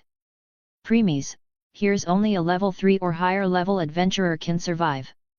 Or a perfect balanced level 2 party. Preemies, agreed. Preemies smiled and raises his elucidator. Then he swipes it with some force. The force of the air generated from it blew all the poison mist away. Needle rabbits who were running in the mist stopped suddenly. They looked around in confusion. They didn't understand how mist dispersed just like this. Flash. Still, before they could move, a flash appeared and all needle rabbits were split into halves. After that, Preemies turned his gaze at the purple moths. Purple moths started to release their poison powder like crazy, but Preemies just swung his elucidator again. Flash! Another flash and all purple moths were killed too. He then turned at the remaining 2 blue papilio. Looking at them, Preemies narrowed his eyes. Preemies, Twilight, can I keep these 2 butterflies in my home? Since they can heal, they can help me a lot in future. And if they give birth to more, then they will be great life-saving assets. Not possible, Preemies. They won't be able to handle origin force. They will die the moment they will enter your home world. Hearing Twilight reply, Preemies sighed in disappointment before raising his elucidator again. Preemies, too bad. Swish. Chapter 43, Wactor. After killing the remaining 2 blue papilio, Preemies continued walking deeper into 7th floor. Even though he was still calm, his mood was still somewhat depressed. However, Twilight, who had always been with him since the beginning, realized it. Still thinking about those 2 blue papilios. Preemies, it's somewhat lonely going here and there alone. Not to mention in home, where I am the only one too. Actually, I know something like this will happen. Loneliness will become your everlasting friend if you continue like this. Premies didn't reply. Though, he still didn't deny that. Premies, so, you have a solution to it? Yes. Premies, go on. As you know there are 4 groups, right? Premies. Group 1, Existence Level 1 to 3 worlds. Group 2, Existence Level 1 to 6 worlds. Group 3, Existence Level 1 to 9 worlds. Group 4, Existence Level 1 to 12 worlds. Yes. However, if higher existence, like 4th level existence enter Group 1 or 7th level existence enter Group 2, then they are more than capable of ruling that group and become its ruler. Premies, what about 10th and 11th level existences entering Group 3? They won't. Premies, oh. Those existences use origin force. To them these lower level worlds nothing. They always remain on their own and mind their own business. You can say even if someone start to destroy all the worlds, they still won't give a damn about it. Premies, as long as no one bother them. MN. Anyway, that's another topic. So, to prevent such higher existence from entering the lower group, there is a Wactor in both Group 1 and Group 2. Asterisk note, Wactor means guardian. Premies, but not in Group 3 because if any 10th or 11th level existences wanted to conquer it then no one can stop them. Right. First, there is barrier around Group 1, Group 2 and Group 3. The barrier prevents anyone from leaving their group or someone from entering another group. Second, there is Wactor who stops someone from leaving or entering the said group.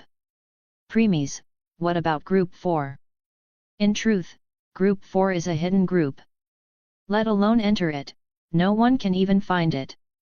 Even though I say Group 4, existence level 1 to 12 worlds, but in truth only 10th and 11th level existence stay there.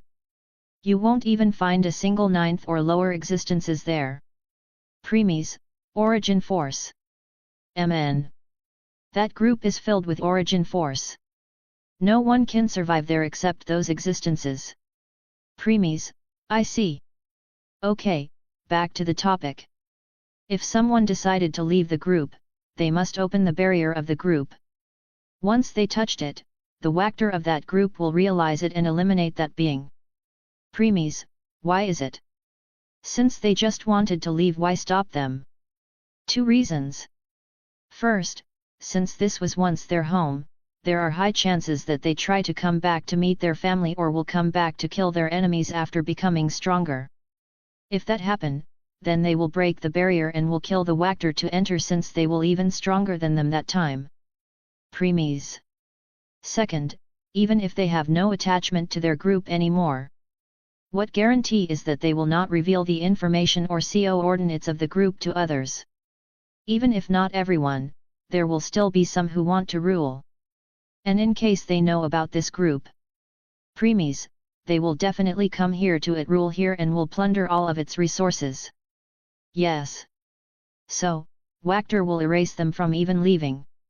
As for barrier, if someone tries to open or bypass it to go to the lower worlds, then barrier will suppress their powers. Premies, For example, if someone from Group 2 will go to Group 1, then Group 2 barrier will suppress their strength to that of 3rd level existence. And the moment they enter Group 1, then Group 1 barrier will again suppress their power to that of level 2 existence. Premies, so that Wactor could kill them easily. Exactly. Premies, then what about me? Doesn't this mean once I decided to leave the barrier and Wactor will try to kill me too? They won't. Origin force is not only the strongest force in the existing but also something loved by all. After all, it's the very first power to even born. Premies, Not only that, when you will enter Group 2 it will receive you by opening the barrier on its own. Premies, that's interesting. If I give an example, then let's say Group is a temple which worship their god. And you are the very god they worship. Premies, no wonder 10th and 11th level existence can go to any lower worlds without any problem. Yes. No will try to stop them. However, the group and Wactor won't help you either if you face problem. After all, to them you are their god. Why would the god they worship need their help? Premies, in other words, the group won't help me, but it also won't stop me from doing whatever I want. Exactly. They won't care whether you prosper the world or destroy it. Premies, oh, and what's the point of this topic?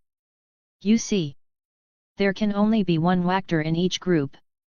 In case another one will appear, then this means conflicts will bound to occur. This might lead them to clash with each other. Result, destruction of that group. Premies, you are saying this group has two actor? Yes. Once there was only one, but later another one was born. And the conflict will appear between them soon. Premies, how strong are they? Before they both were infinitely close to reaching existence level 4. But they can't take the last step if someone don't give them the final push. But now one of them has become weaker than other. Hence. Premies, continue. What I am saying is that you can have one of them. Premies stopped walking hearing this. Premies, what? The one you choose will become connected to you like how your wives will in future. It will stay with you all the time and can help you a lot. It can also enter your home world with you. By doing that you can also prevent their clash that will happen in the future. Premies sighed and started walking again. Premies, why do you think they will come with me? After all, they are someone who are very close to becoming 4th level existence while I am still a mere 2nd level existence. That's up to you how you convince one of them. And one more thing, you can only have one because another one is needed for the stability the group. Premies, whatever. Anyway, how do I communicate them? Just enter your home world and take your awakening form. I will then give you the coordinates of place and time. Premies, okay, let's do that after I am done here. Don't you want to know who they are? Premies, it's not like I know them. I will decide who to take when I am done talking with them face to face. Actually, you know them.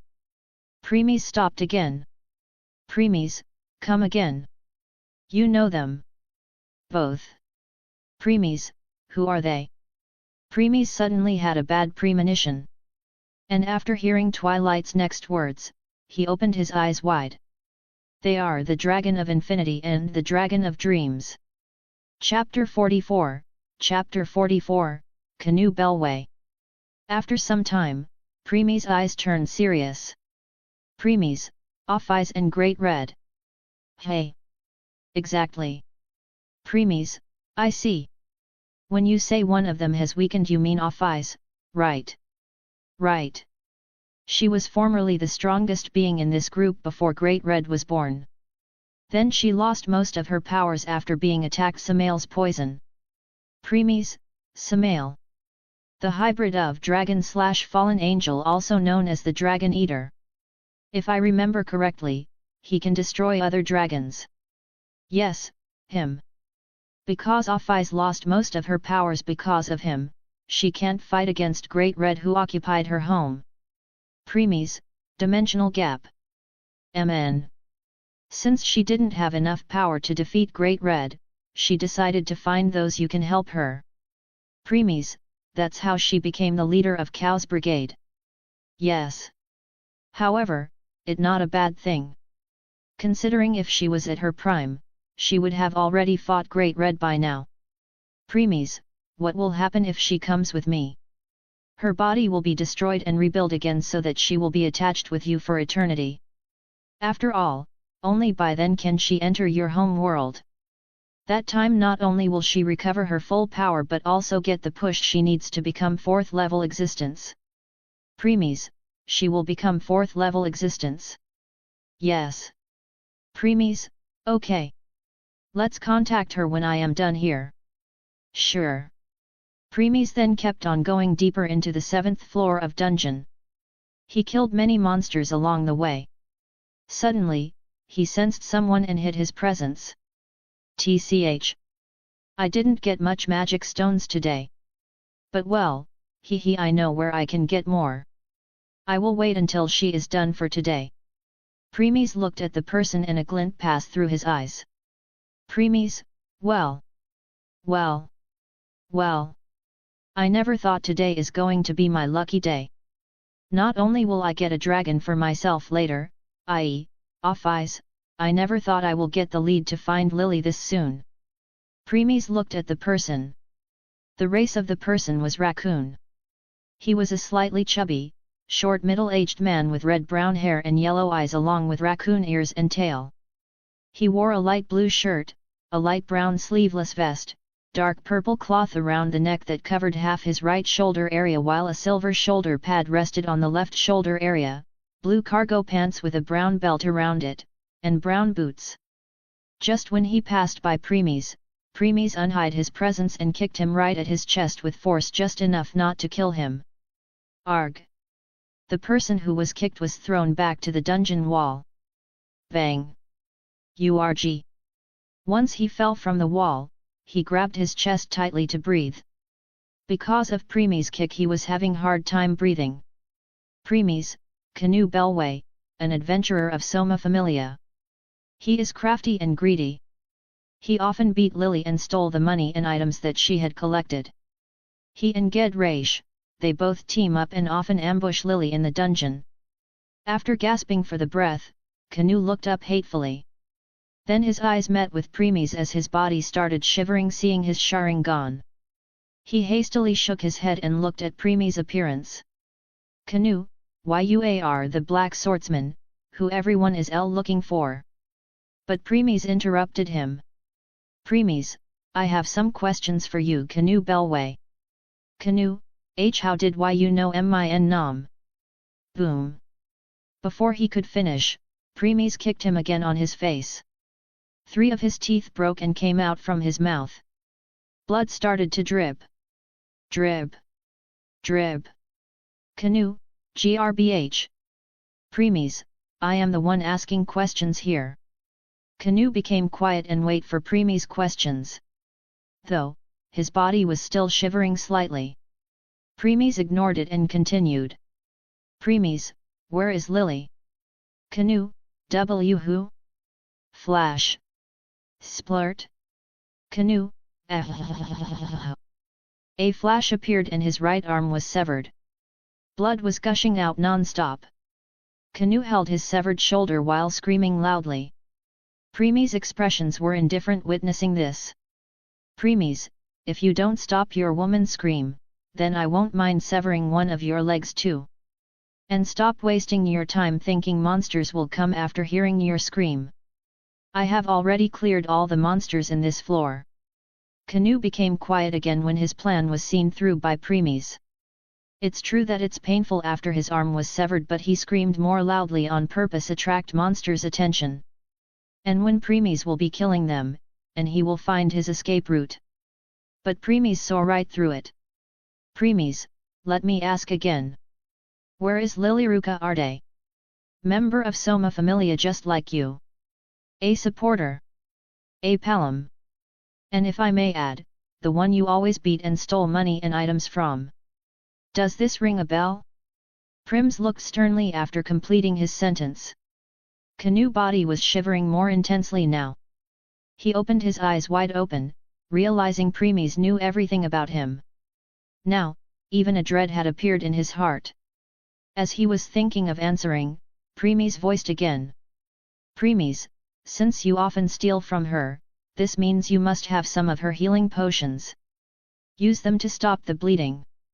Instead of letting you die from blood loss and waste my time, I will be more than happy to end you now.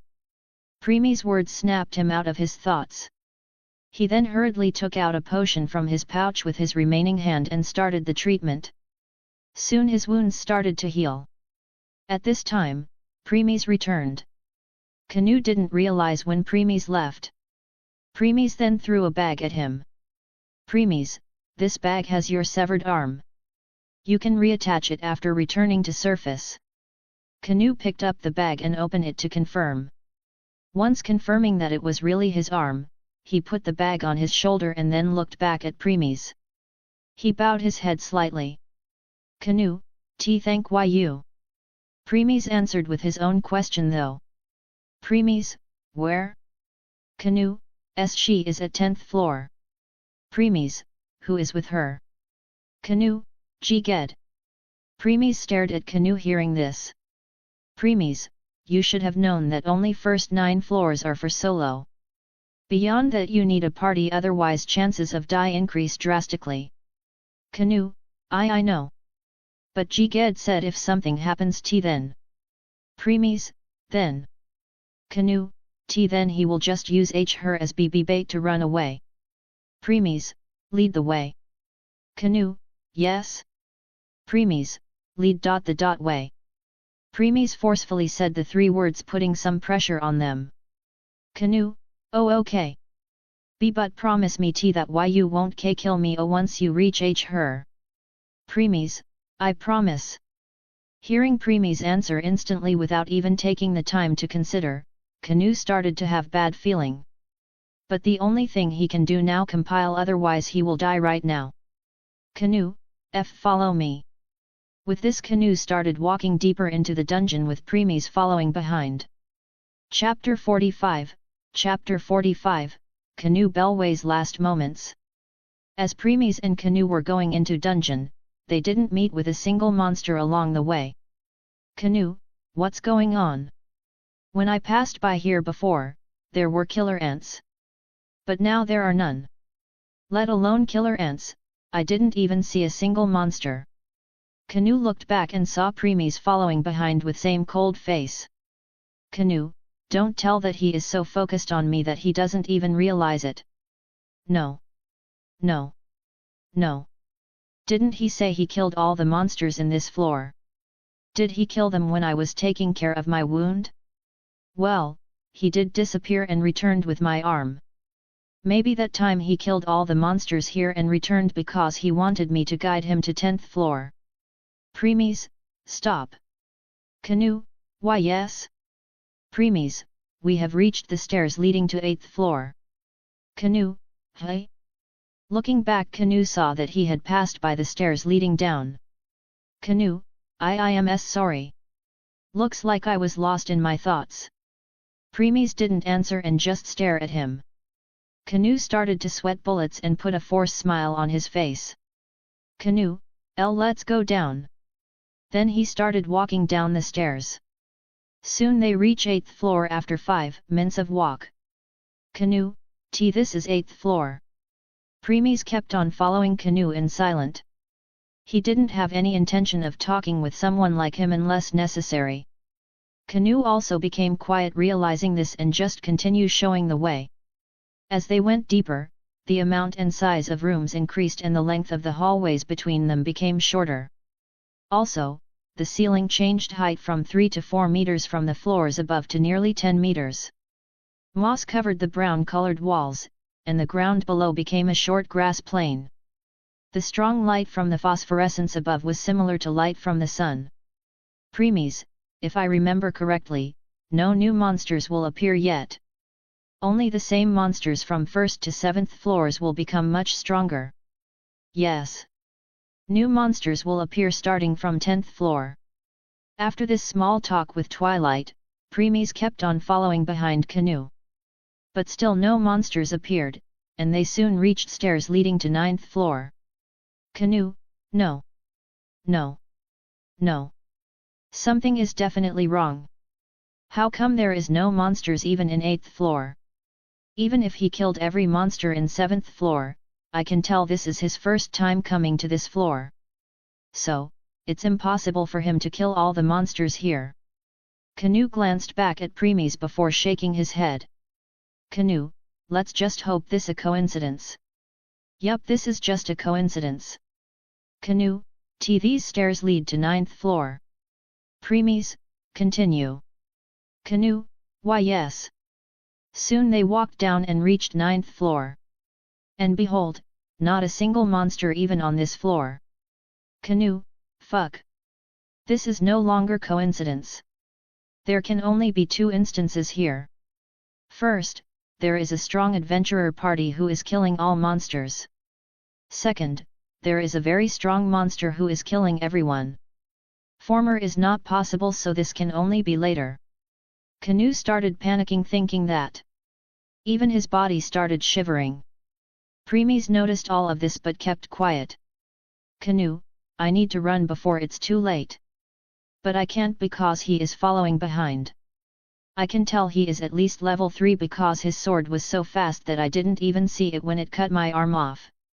If I can't run, let's just hope he can handle that monster. So, they just continued going until they reached the stairs leading down to 10th floor. Canoe took a sigh of relief when he noticed no one was around. Canoe, good. This means that monster must be on the 10th or deeper floor by now, so I am safe. Then Canoe turned back at Premies and put a smile on his face. Canoe, these stairs will lead you to 10th floor. That Palom is there with Ged. As you know I must return to surface to reattach my arm, I can't go down with you. Premies, fine. Canoe, thank you. Ignoring Canoe thanks Premies walked past him. Currently, Canoe was cursing Premies inward. Canoe, I hope you just die by the hands of that monster along with that Palom. Humph.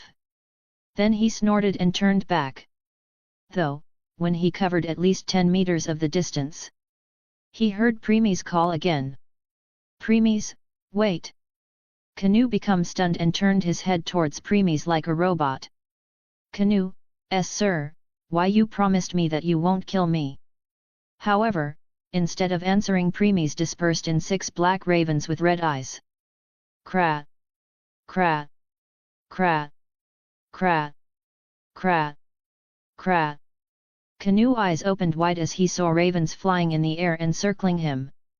Then Premies' voice sounded again from the surrounding. Premies, I always keep my words. Since I promise I won't kill you, then I won't kill you.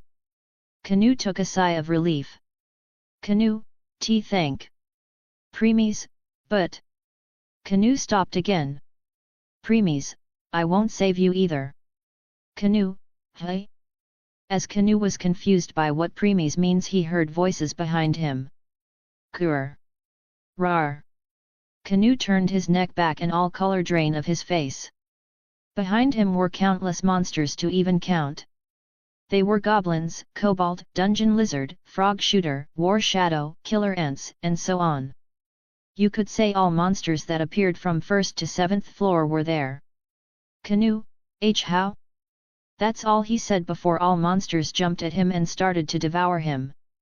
In truth, Premies had no intention of letting Canoe live.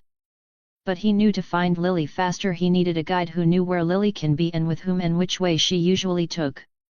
And since Premies knew that Canoe was a coward who bully weak and afraid of strong, he will ask Premies not to kill him in exchange of taking him where Lily is, so he fell for Premies' scheme. When Premies cut off Canoe arm on 7th floor, he had already hidden his and Canoe presence from the monsters without him even realizing it. After that he put his severed arm in a bag which he brought from Twilight. Even though the bag looked fine, that bag has small holes which can't be seen by others if they don't do a proper check. But Canoe only took a quick glance to confirm his arm inside. Because of these hidden holes, blood started dripping from the bag when he was leading the way. Because of blood, monsters started to get attracted towards it. However, since Premies had hidden both his and Canoe presence, they could only follow the trail of blood. So, all monsters started to follow Premies and Canoe. Before Canoe could even realize it, Premies put him into his illusion, making him believe that only Premies was following him. But in truth, all monsters from 7th 9th floor were following behind them. And when they reached the stairs leading to 10th floor and Canoe started to go back, Premies stopped hiding his presence and removed the illusion he was placed on him. Which led to this result. At this time, Premies was looking at the Canoe who was being devoured by the monsters. He was standing on the ceiling upside down, right by the stairs of 10th floor. Premies, you were dead the moment you met me.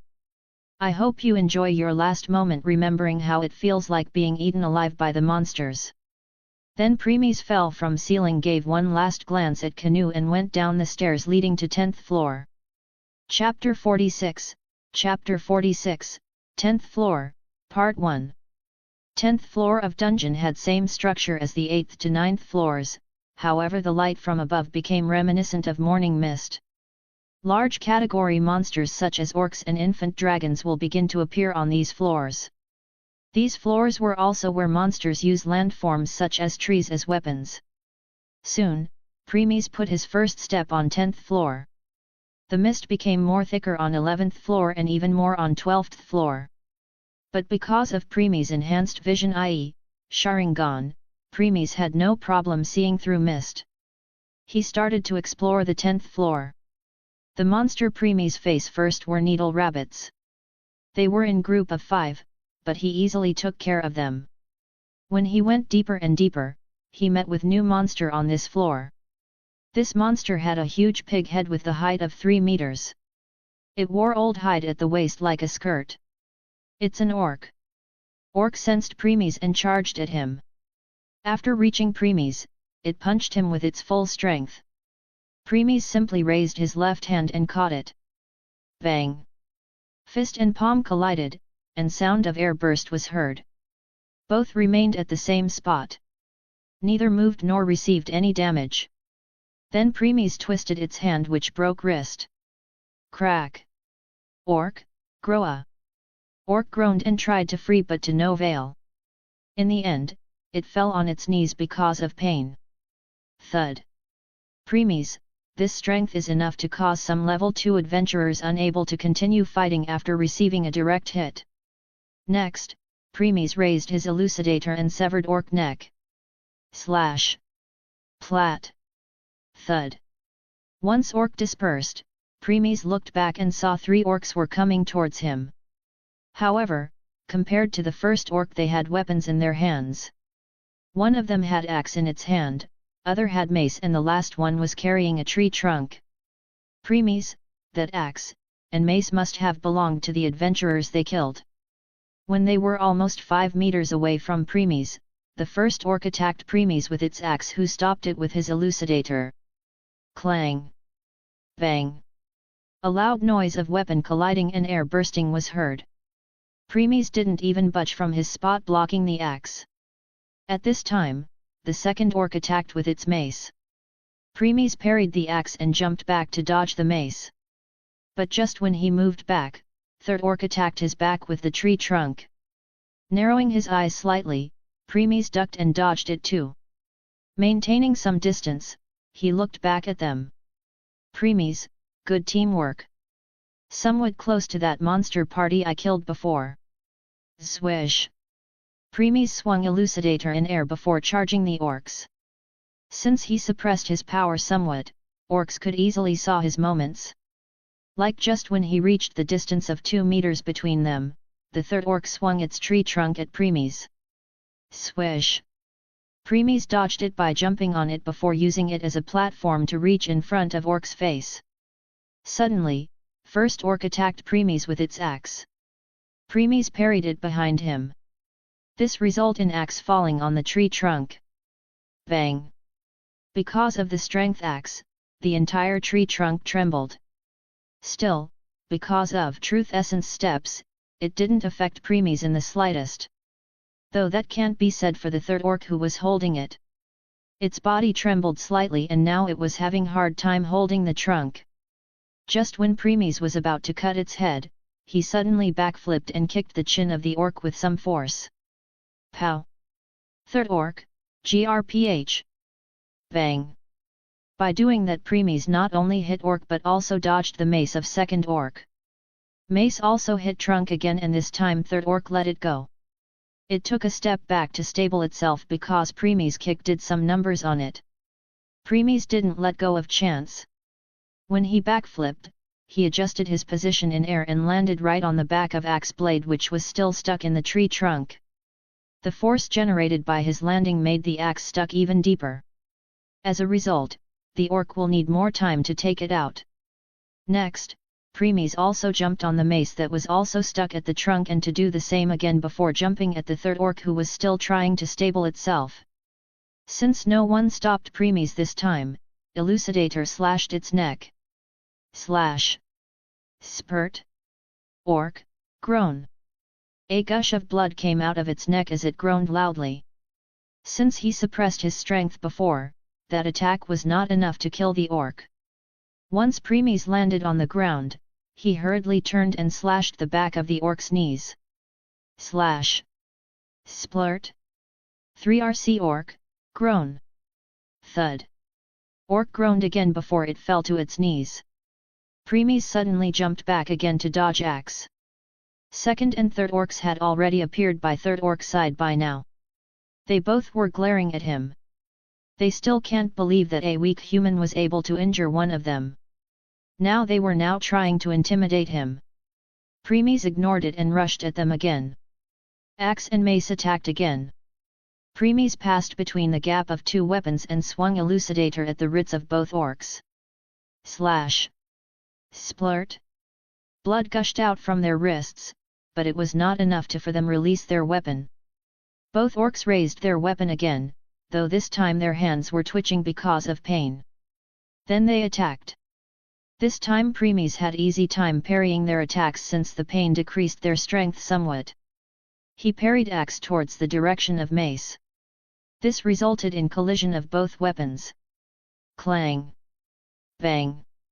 Both orcs took some steps back because of rebound force. Premies then attacked their wrists again and on the same place where he attacked before. Slash! Splurt! First orc, groan! Second orc, groan!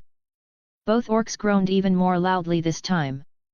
Yet, they still refused to let go their weapons. Whoosh! Bang! Premies moved back after listening the sound of air splitting. The place he was standing now had a crater of 1 meter with a rock in between. Turning back, Premies saw the third orc who threw the rock.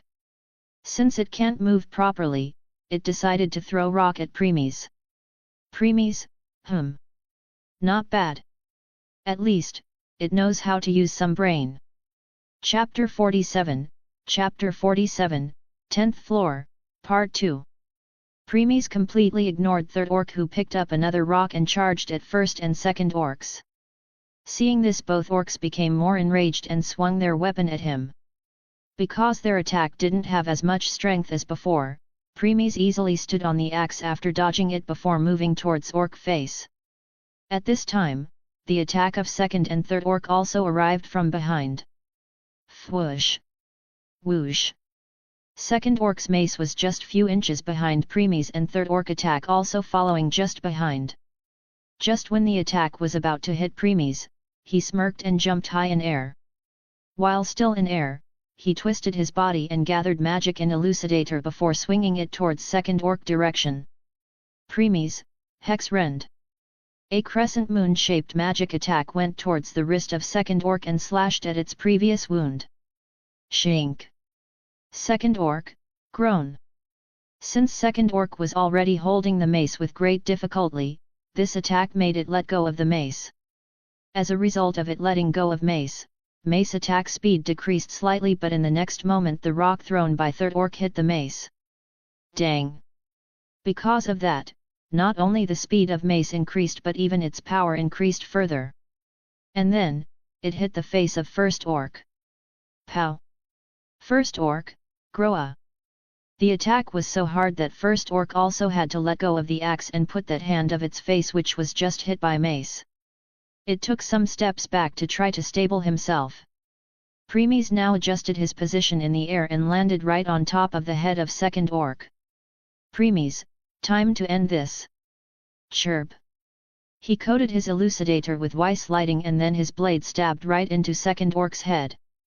Orc became stunned first and then dispersed, leaving a magic stone. Whoosh! Bang!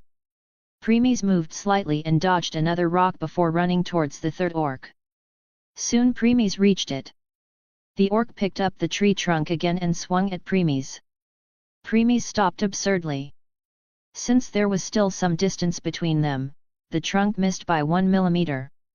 Just when third orc was about to turn the direction of the trunk to attack again, Premies pointed his left hand towards its neck.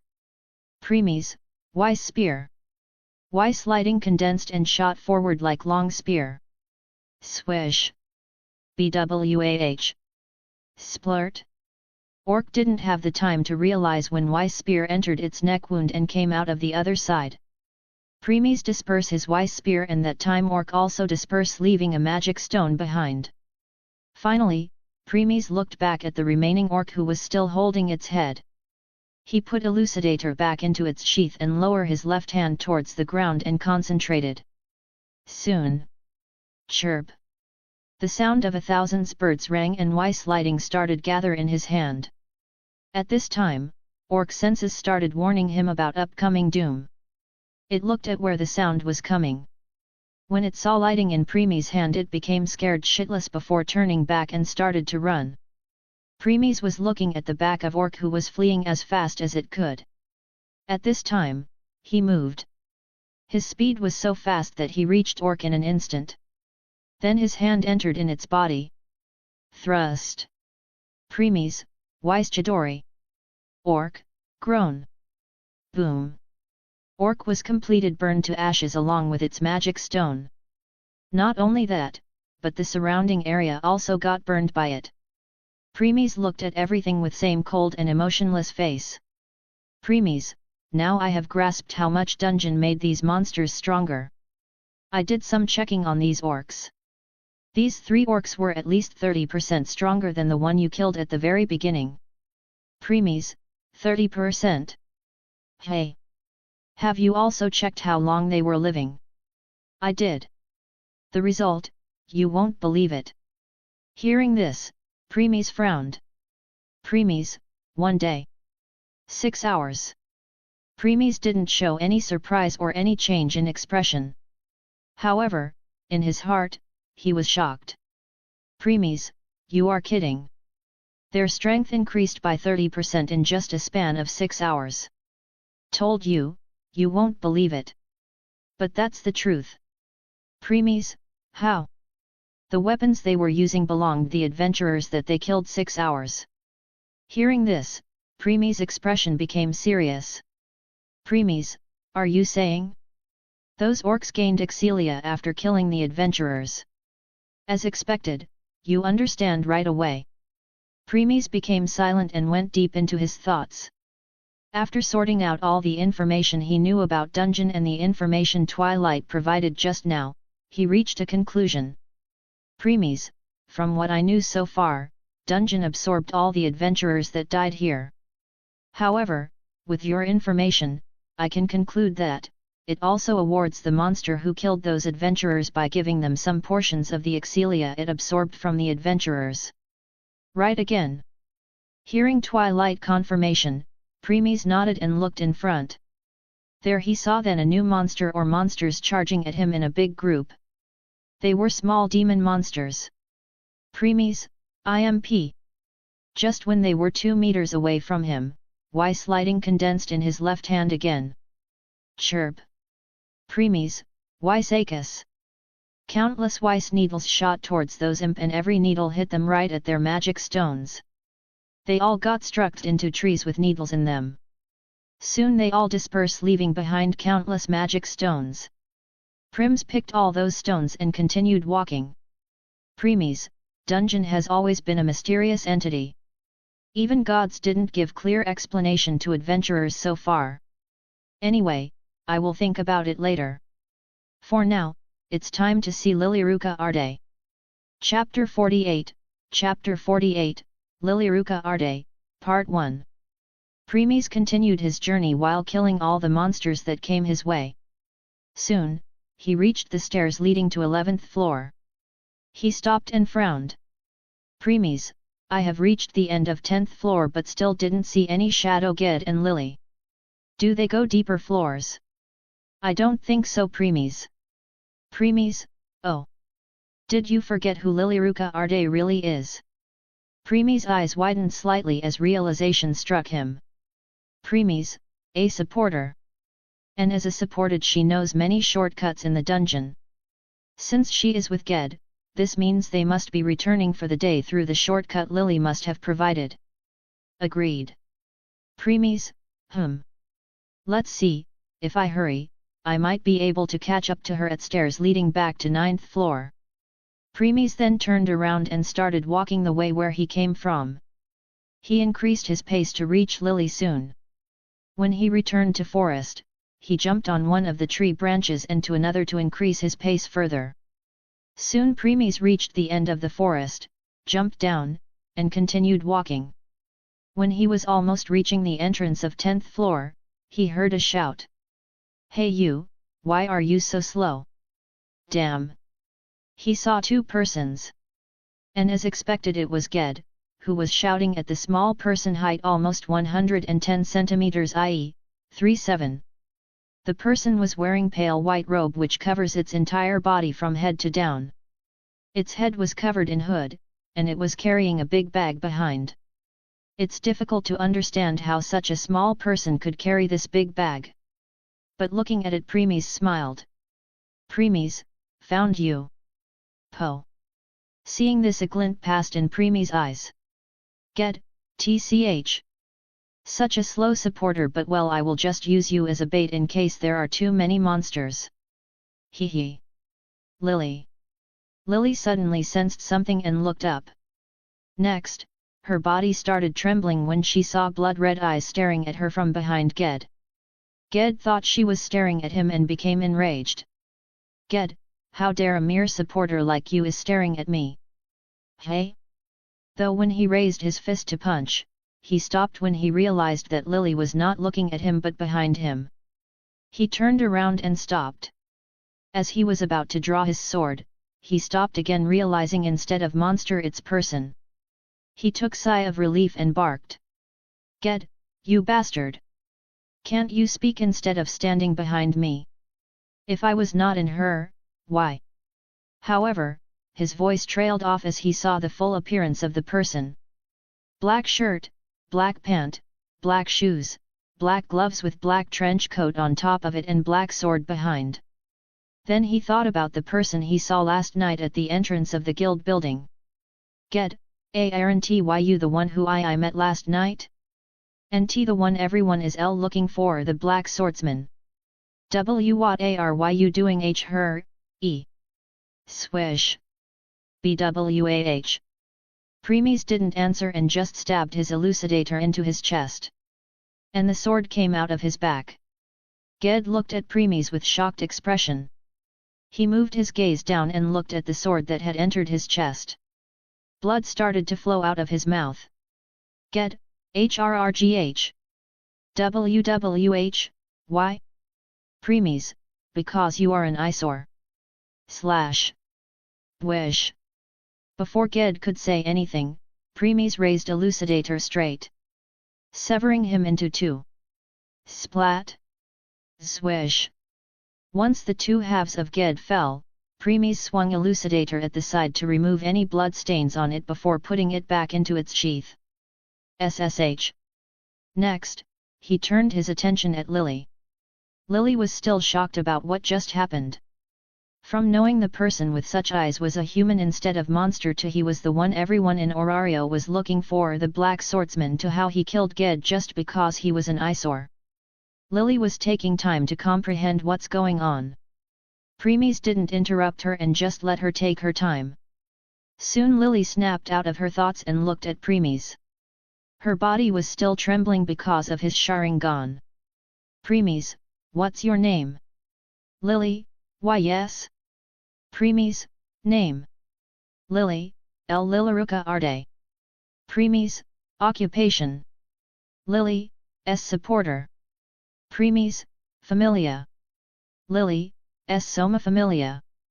Premies became silent after that and kept on staring at her. Lily looked down, trying her best to avoid looking into Premies' Sharingan. After some time Premies spoke. "Premies, supporters can't survive in the dungeon without the help of an adventurer. And since I already killed that adventurer, this means your chance of return to surface unscratched has decreased drastically." Lily. Lily didn't reply, though she also agreed with Premies. Supporters can't enter dungeon alone. They might have some life-saving items like magic sword. Nevertheless, not all have such things since magic swords were extremely expensive. And Lily didn't have such thing. She only had a dagger in case of emergency. "Premies, Lilaruka Arde.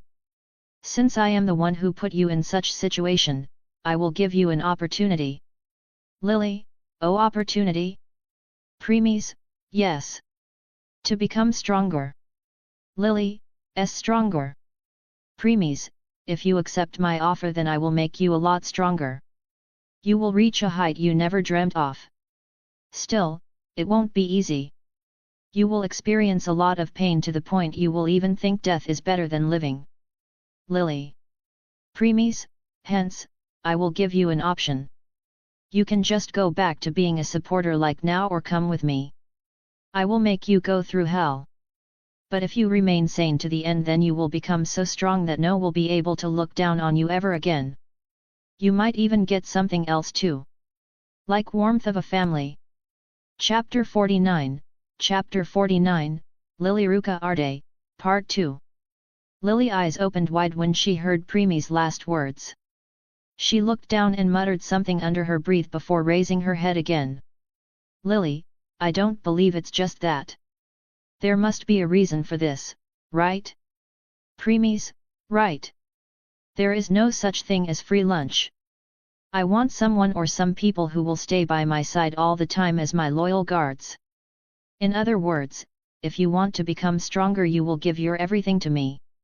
And if you even have the slightest intention of harming me or my people you will die. Lily shivering hearing this. Everything. To become stronger. And a single negative thought, then death. She bit her lips having problem deciding whether to accept the offer or not. It felt more like a devil's offer. Give me your everything and I will make you stronger. Preemies, once you will become stronger, you can even take revenge on all those who wronged you. Lily startled hearing this. As a supporter, she was constantly looked down by those she partied with. She really hates all adventurers to the core.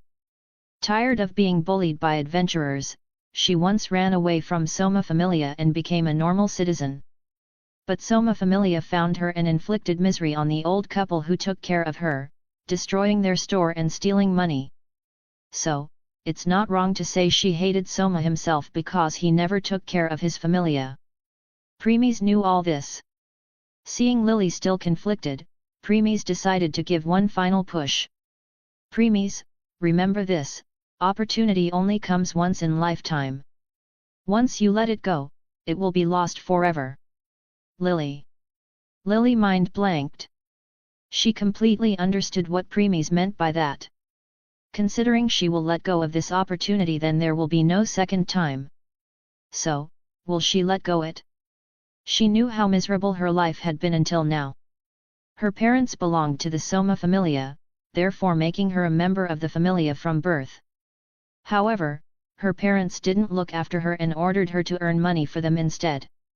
A while later, her parents were killed in the dungeon, leaving her to fend for herself. The Soma Familia didn't take care of her and bullied her, making her lonely and isolated. She always wondered why her god Soma was not helping her even when she prayed till late at night. Preemies, what's your answer, Lily Ruka Arde? Lily, since God won't listen to my praise then I will pray to devil from now on. Lily looked back at Preemies. This time her eyes were full of determination. She directly looked at Sharingan. Her own eyes started to blur because of this but she didn't dodge the gaze and kept on looking into them with her will. Preemies sneered inwardly witnessing this. Preemies, haha. As expected, her thirst for revenge is lot stronger than her will of becoming stronger. For it she is willing to sacrifice everything.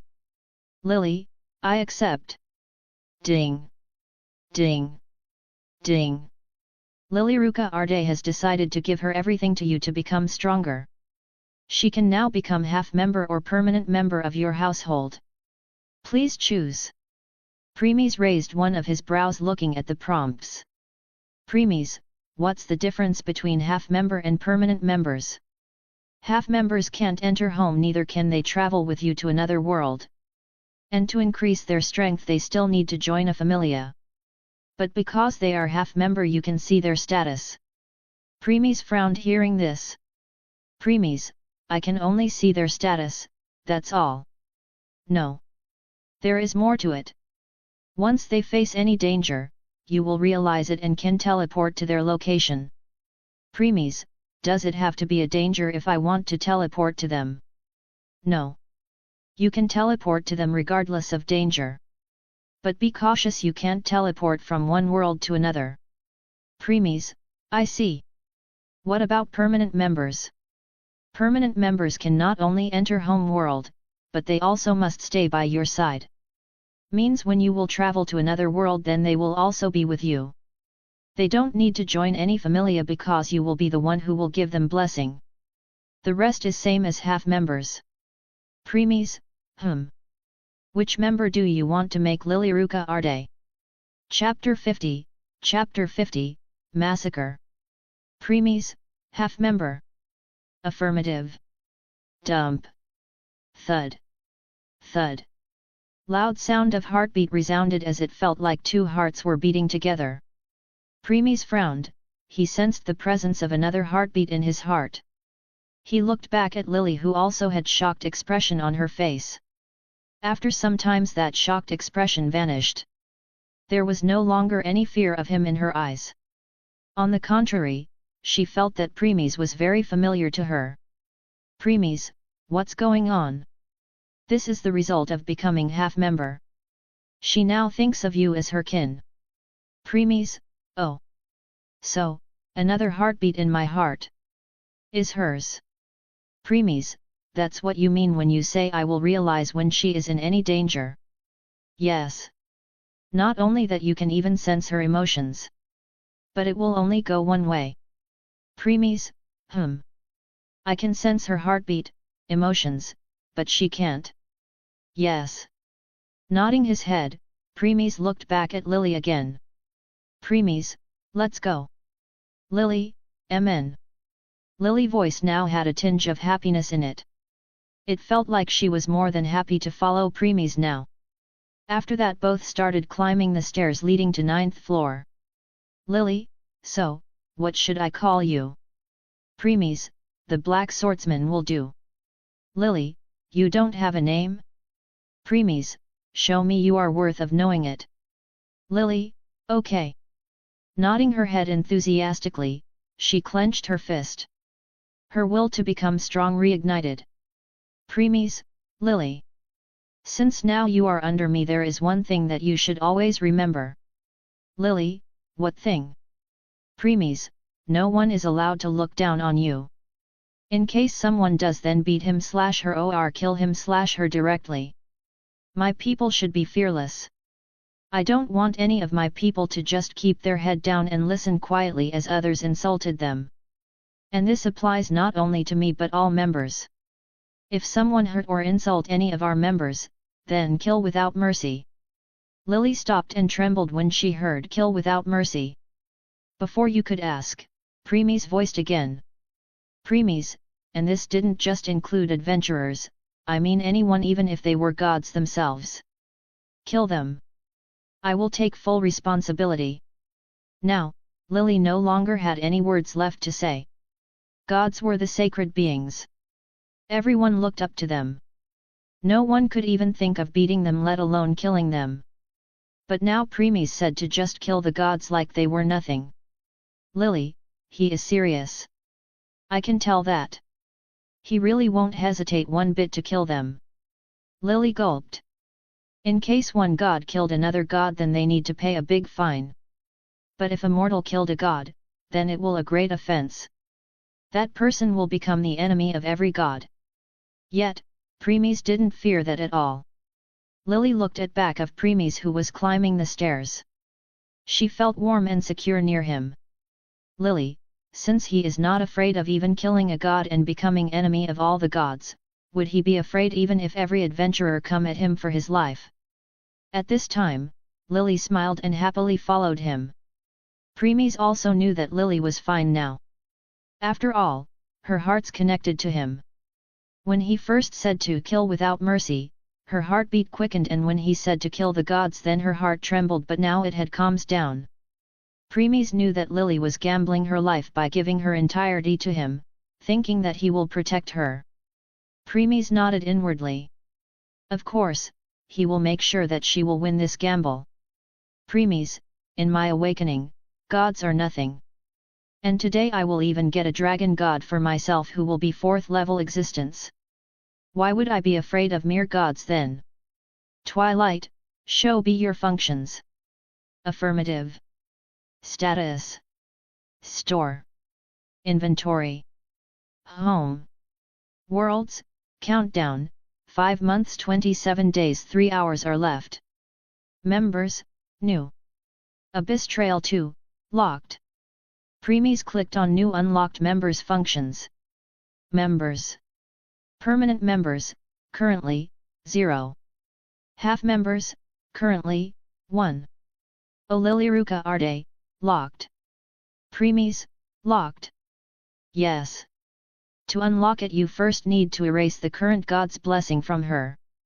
Along with all Excelia she gained so far. Nodding his head Premies closed Twilight's interface before continuing climbing the stairs. Soon they reached 9th floor. Premies looked around and witnessed the army of monsters waiting for them. Lily had already turned pale seeing these many monsters. Lily, I am possible. There are at least hundreds of them. How come there are so many here? Even Monster Party isn't this big. What's going on? Premies, HOH. I thought after killing Canoe, they will start killing each other. Never thought they will unite as one. Premies moved his gaze behind them and saw some corpses of the adventurers there. Premies, This is no longer Monster Party. It's more like raid party made by monsters. Premies, yup that one. Then he smiled. Lily, who was by his side saw that smile felt chill went down her spine. She took some steps back keeping some distance from Premies. Lily, why do I suddenly feel sorry for these monsters? I have seen many monsters looking at the adventurers like a prey. But first time someone looking at them as one. Premies, so, Twilight. How much of my stats will increase after I will be killing them? You have already killed many monsters on your way from 1st to 10th floor. Once killed all of them, your stats will be increased by double. Premies, great. Well, once you reach higher level it becomes difficult to increase stats. However, even though your stats are at mid-level 8, your level is still 2. Premies, in a way I am fighting hundreds of these monsters as level 2 adventurer. Yes. Well, if a real level 2 adventurer fight these many monsters alone, then he will be able to reach level 4 if he succeeds. After all, he needs to use everything in his/her arsenal to survive. Like magic, poison, potions, magic weapons and so on. So, it won't be surprising that he will reach level 4.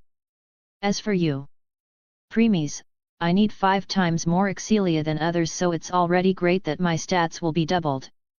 Exactly. Premies then drew his elucidator before walking towards the monsters.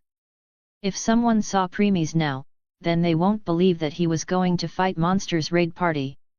Because it looked like that he was just walking in the park with smile on his face. Monsters didn't realize Premies was coming towards them as he was not releasing any intent. Soon he arrived in front of Dungeon Lizard who was eating one of the corpses of the adventurer. Dungeon Lizard sensed Premies and raised its head. Before it could do anything, Premies swung his elucidator and severed its neck. Slash! Splurt! Blood gushed out like a stream. Other monsters also realized something was wrong, but it was too late. Premies directly charged at them. Massacre begins. Elucidator moved at the neck of one monster before changing its trajectory to another monster.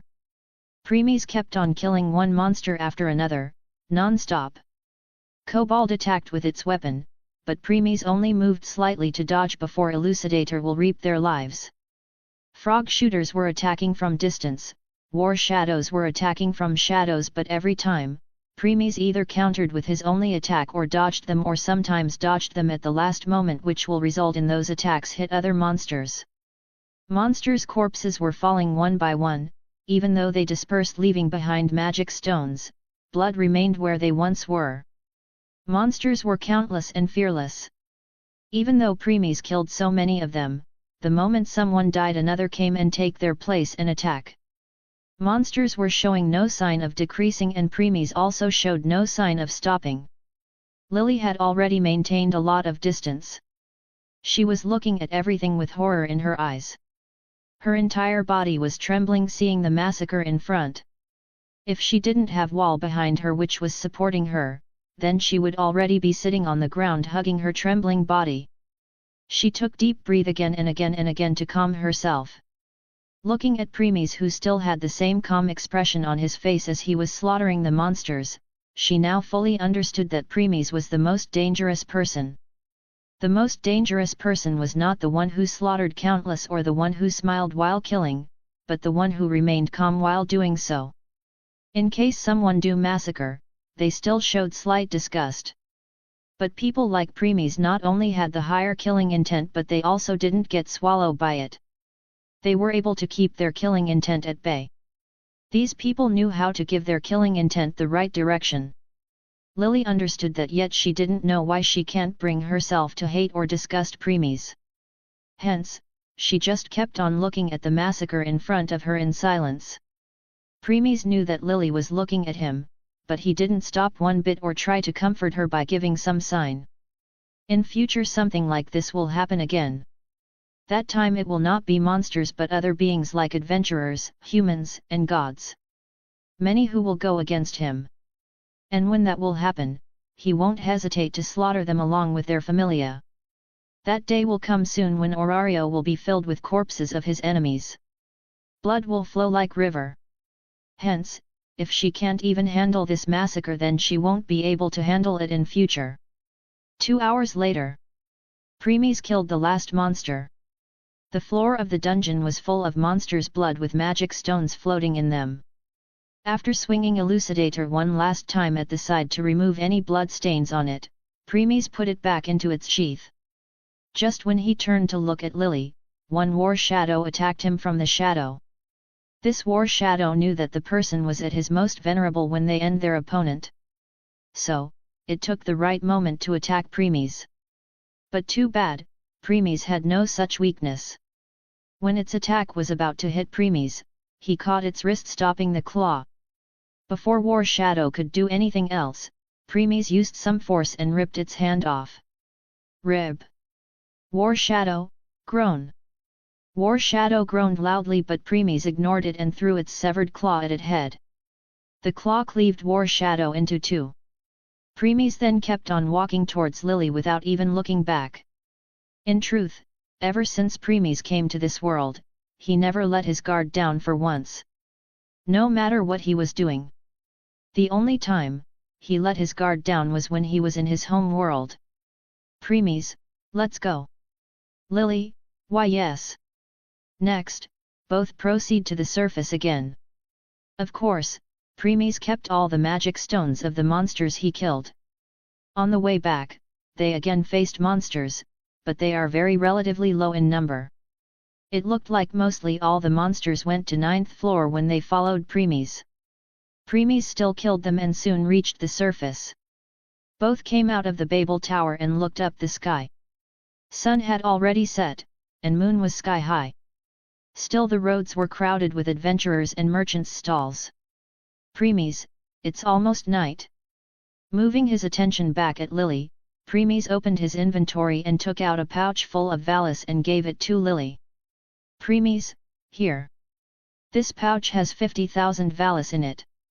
Use it to buy yourself dinner. Lily took the pouch and became shocked when she heard the amount in it. Lily, 50,000 Valis. She can't believe it.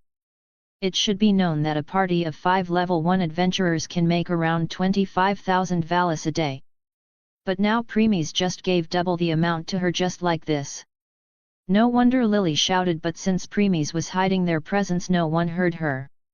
Preemies, don't be this surprised. Since you are under me now, it's obvious that I will be responsible for your food, clothes, lodging, equipment, and so on. Lily, but it's still 50,000 Valis. Preemies, it's just 50,000 Valis. If you do good in the training, then I will give you 500,000 every day. Hearing this, Lily mind short-circuited. She started murmuring. Lily, FF5H100 TT 1000. Every day after the training. Premies ignored Lily and continued walking. Lily also followed him, but she was still murmuring the amount. With 800,000 valis one could buy a good house for themselves. The amount she thought she won't be able to earn in her entire life will be earned with just 2 days of training. Not surprising that her mind short-circuited. As for her premies. Premies, don't become this astonished, Lily. I spoil however I took under me.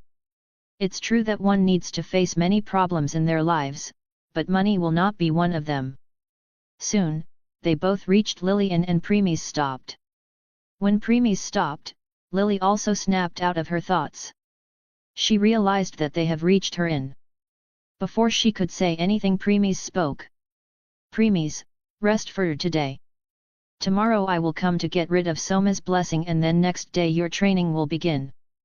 Lily, okay. But why day after tomorrow but not tomorrow?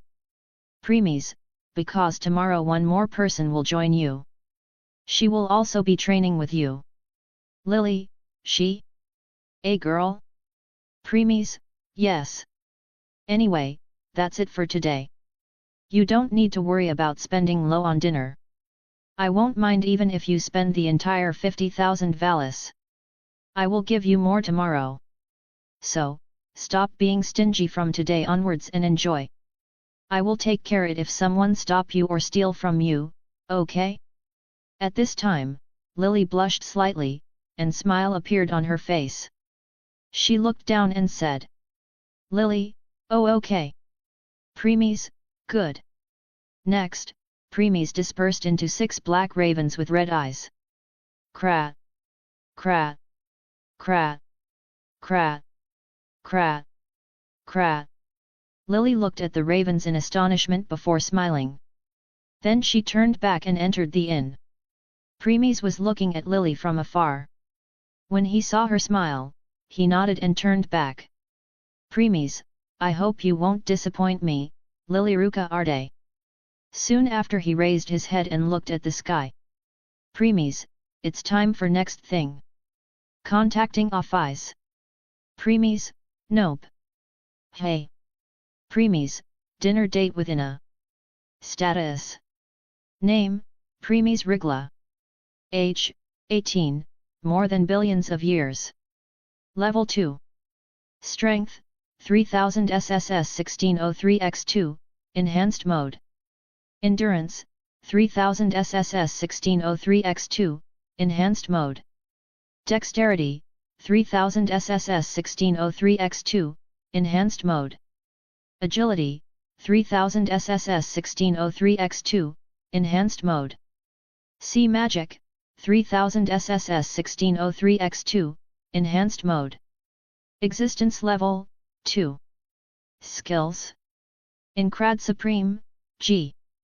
The Primordial One, G. Truth Essence Steps, G. The Eye that Reflects the Heart, Sharingan, G. Sealed. Magic. Weiss Chidori, G. Hexrend, G. Side Skills. Chef de Cuisine, G. Mortuous Artist, G. Countertenor Cantor, G. // Awakening, God of Destruction. Asterisk note, first seal unlocked, second seal locked, third seal locked.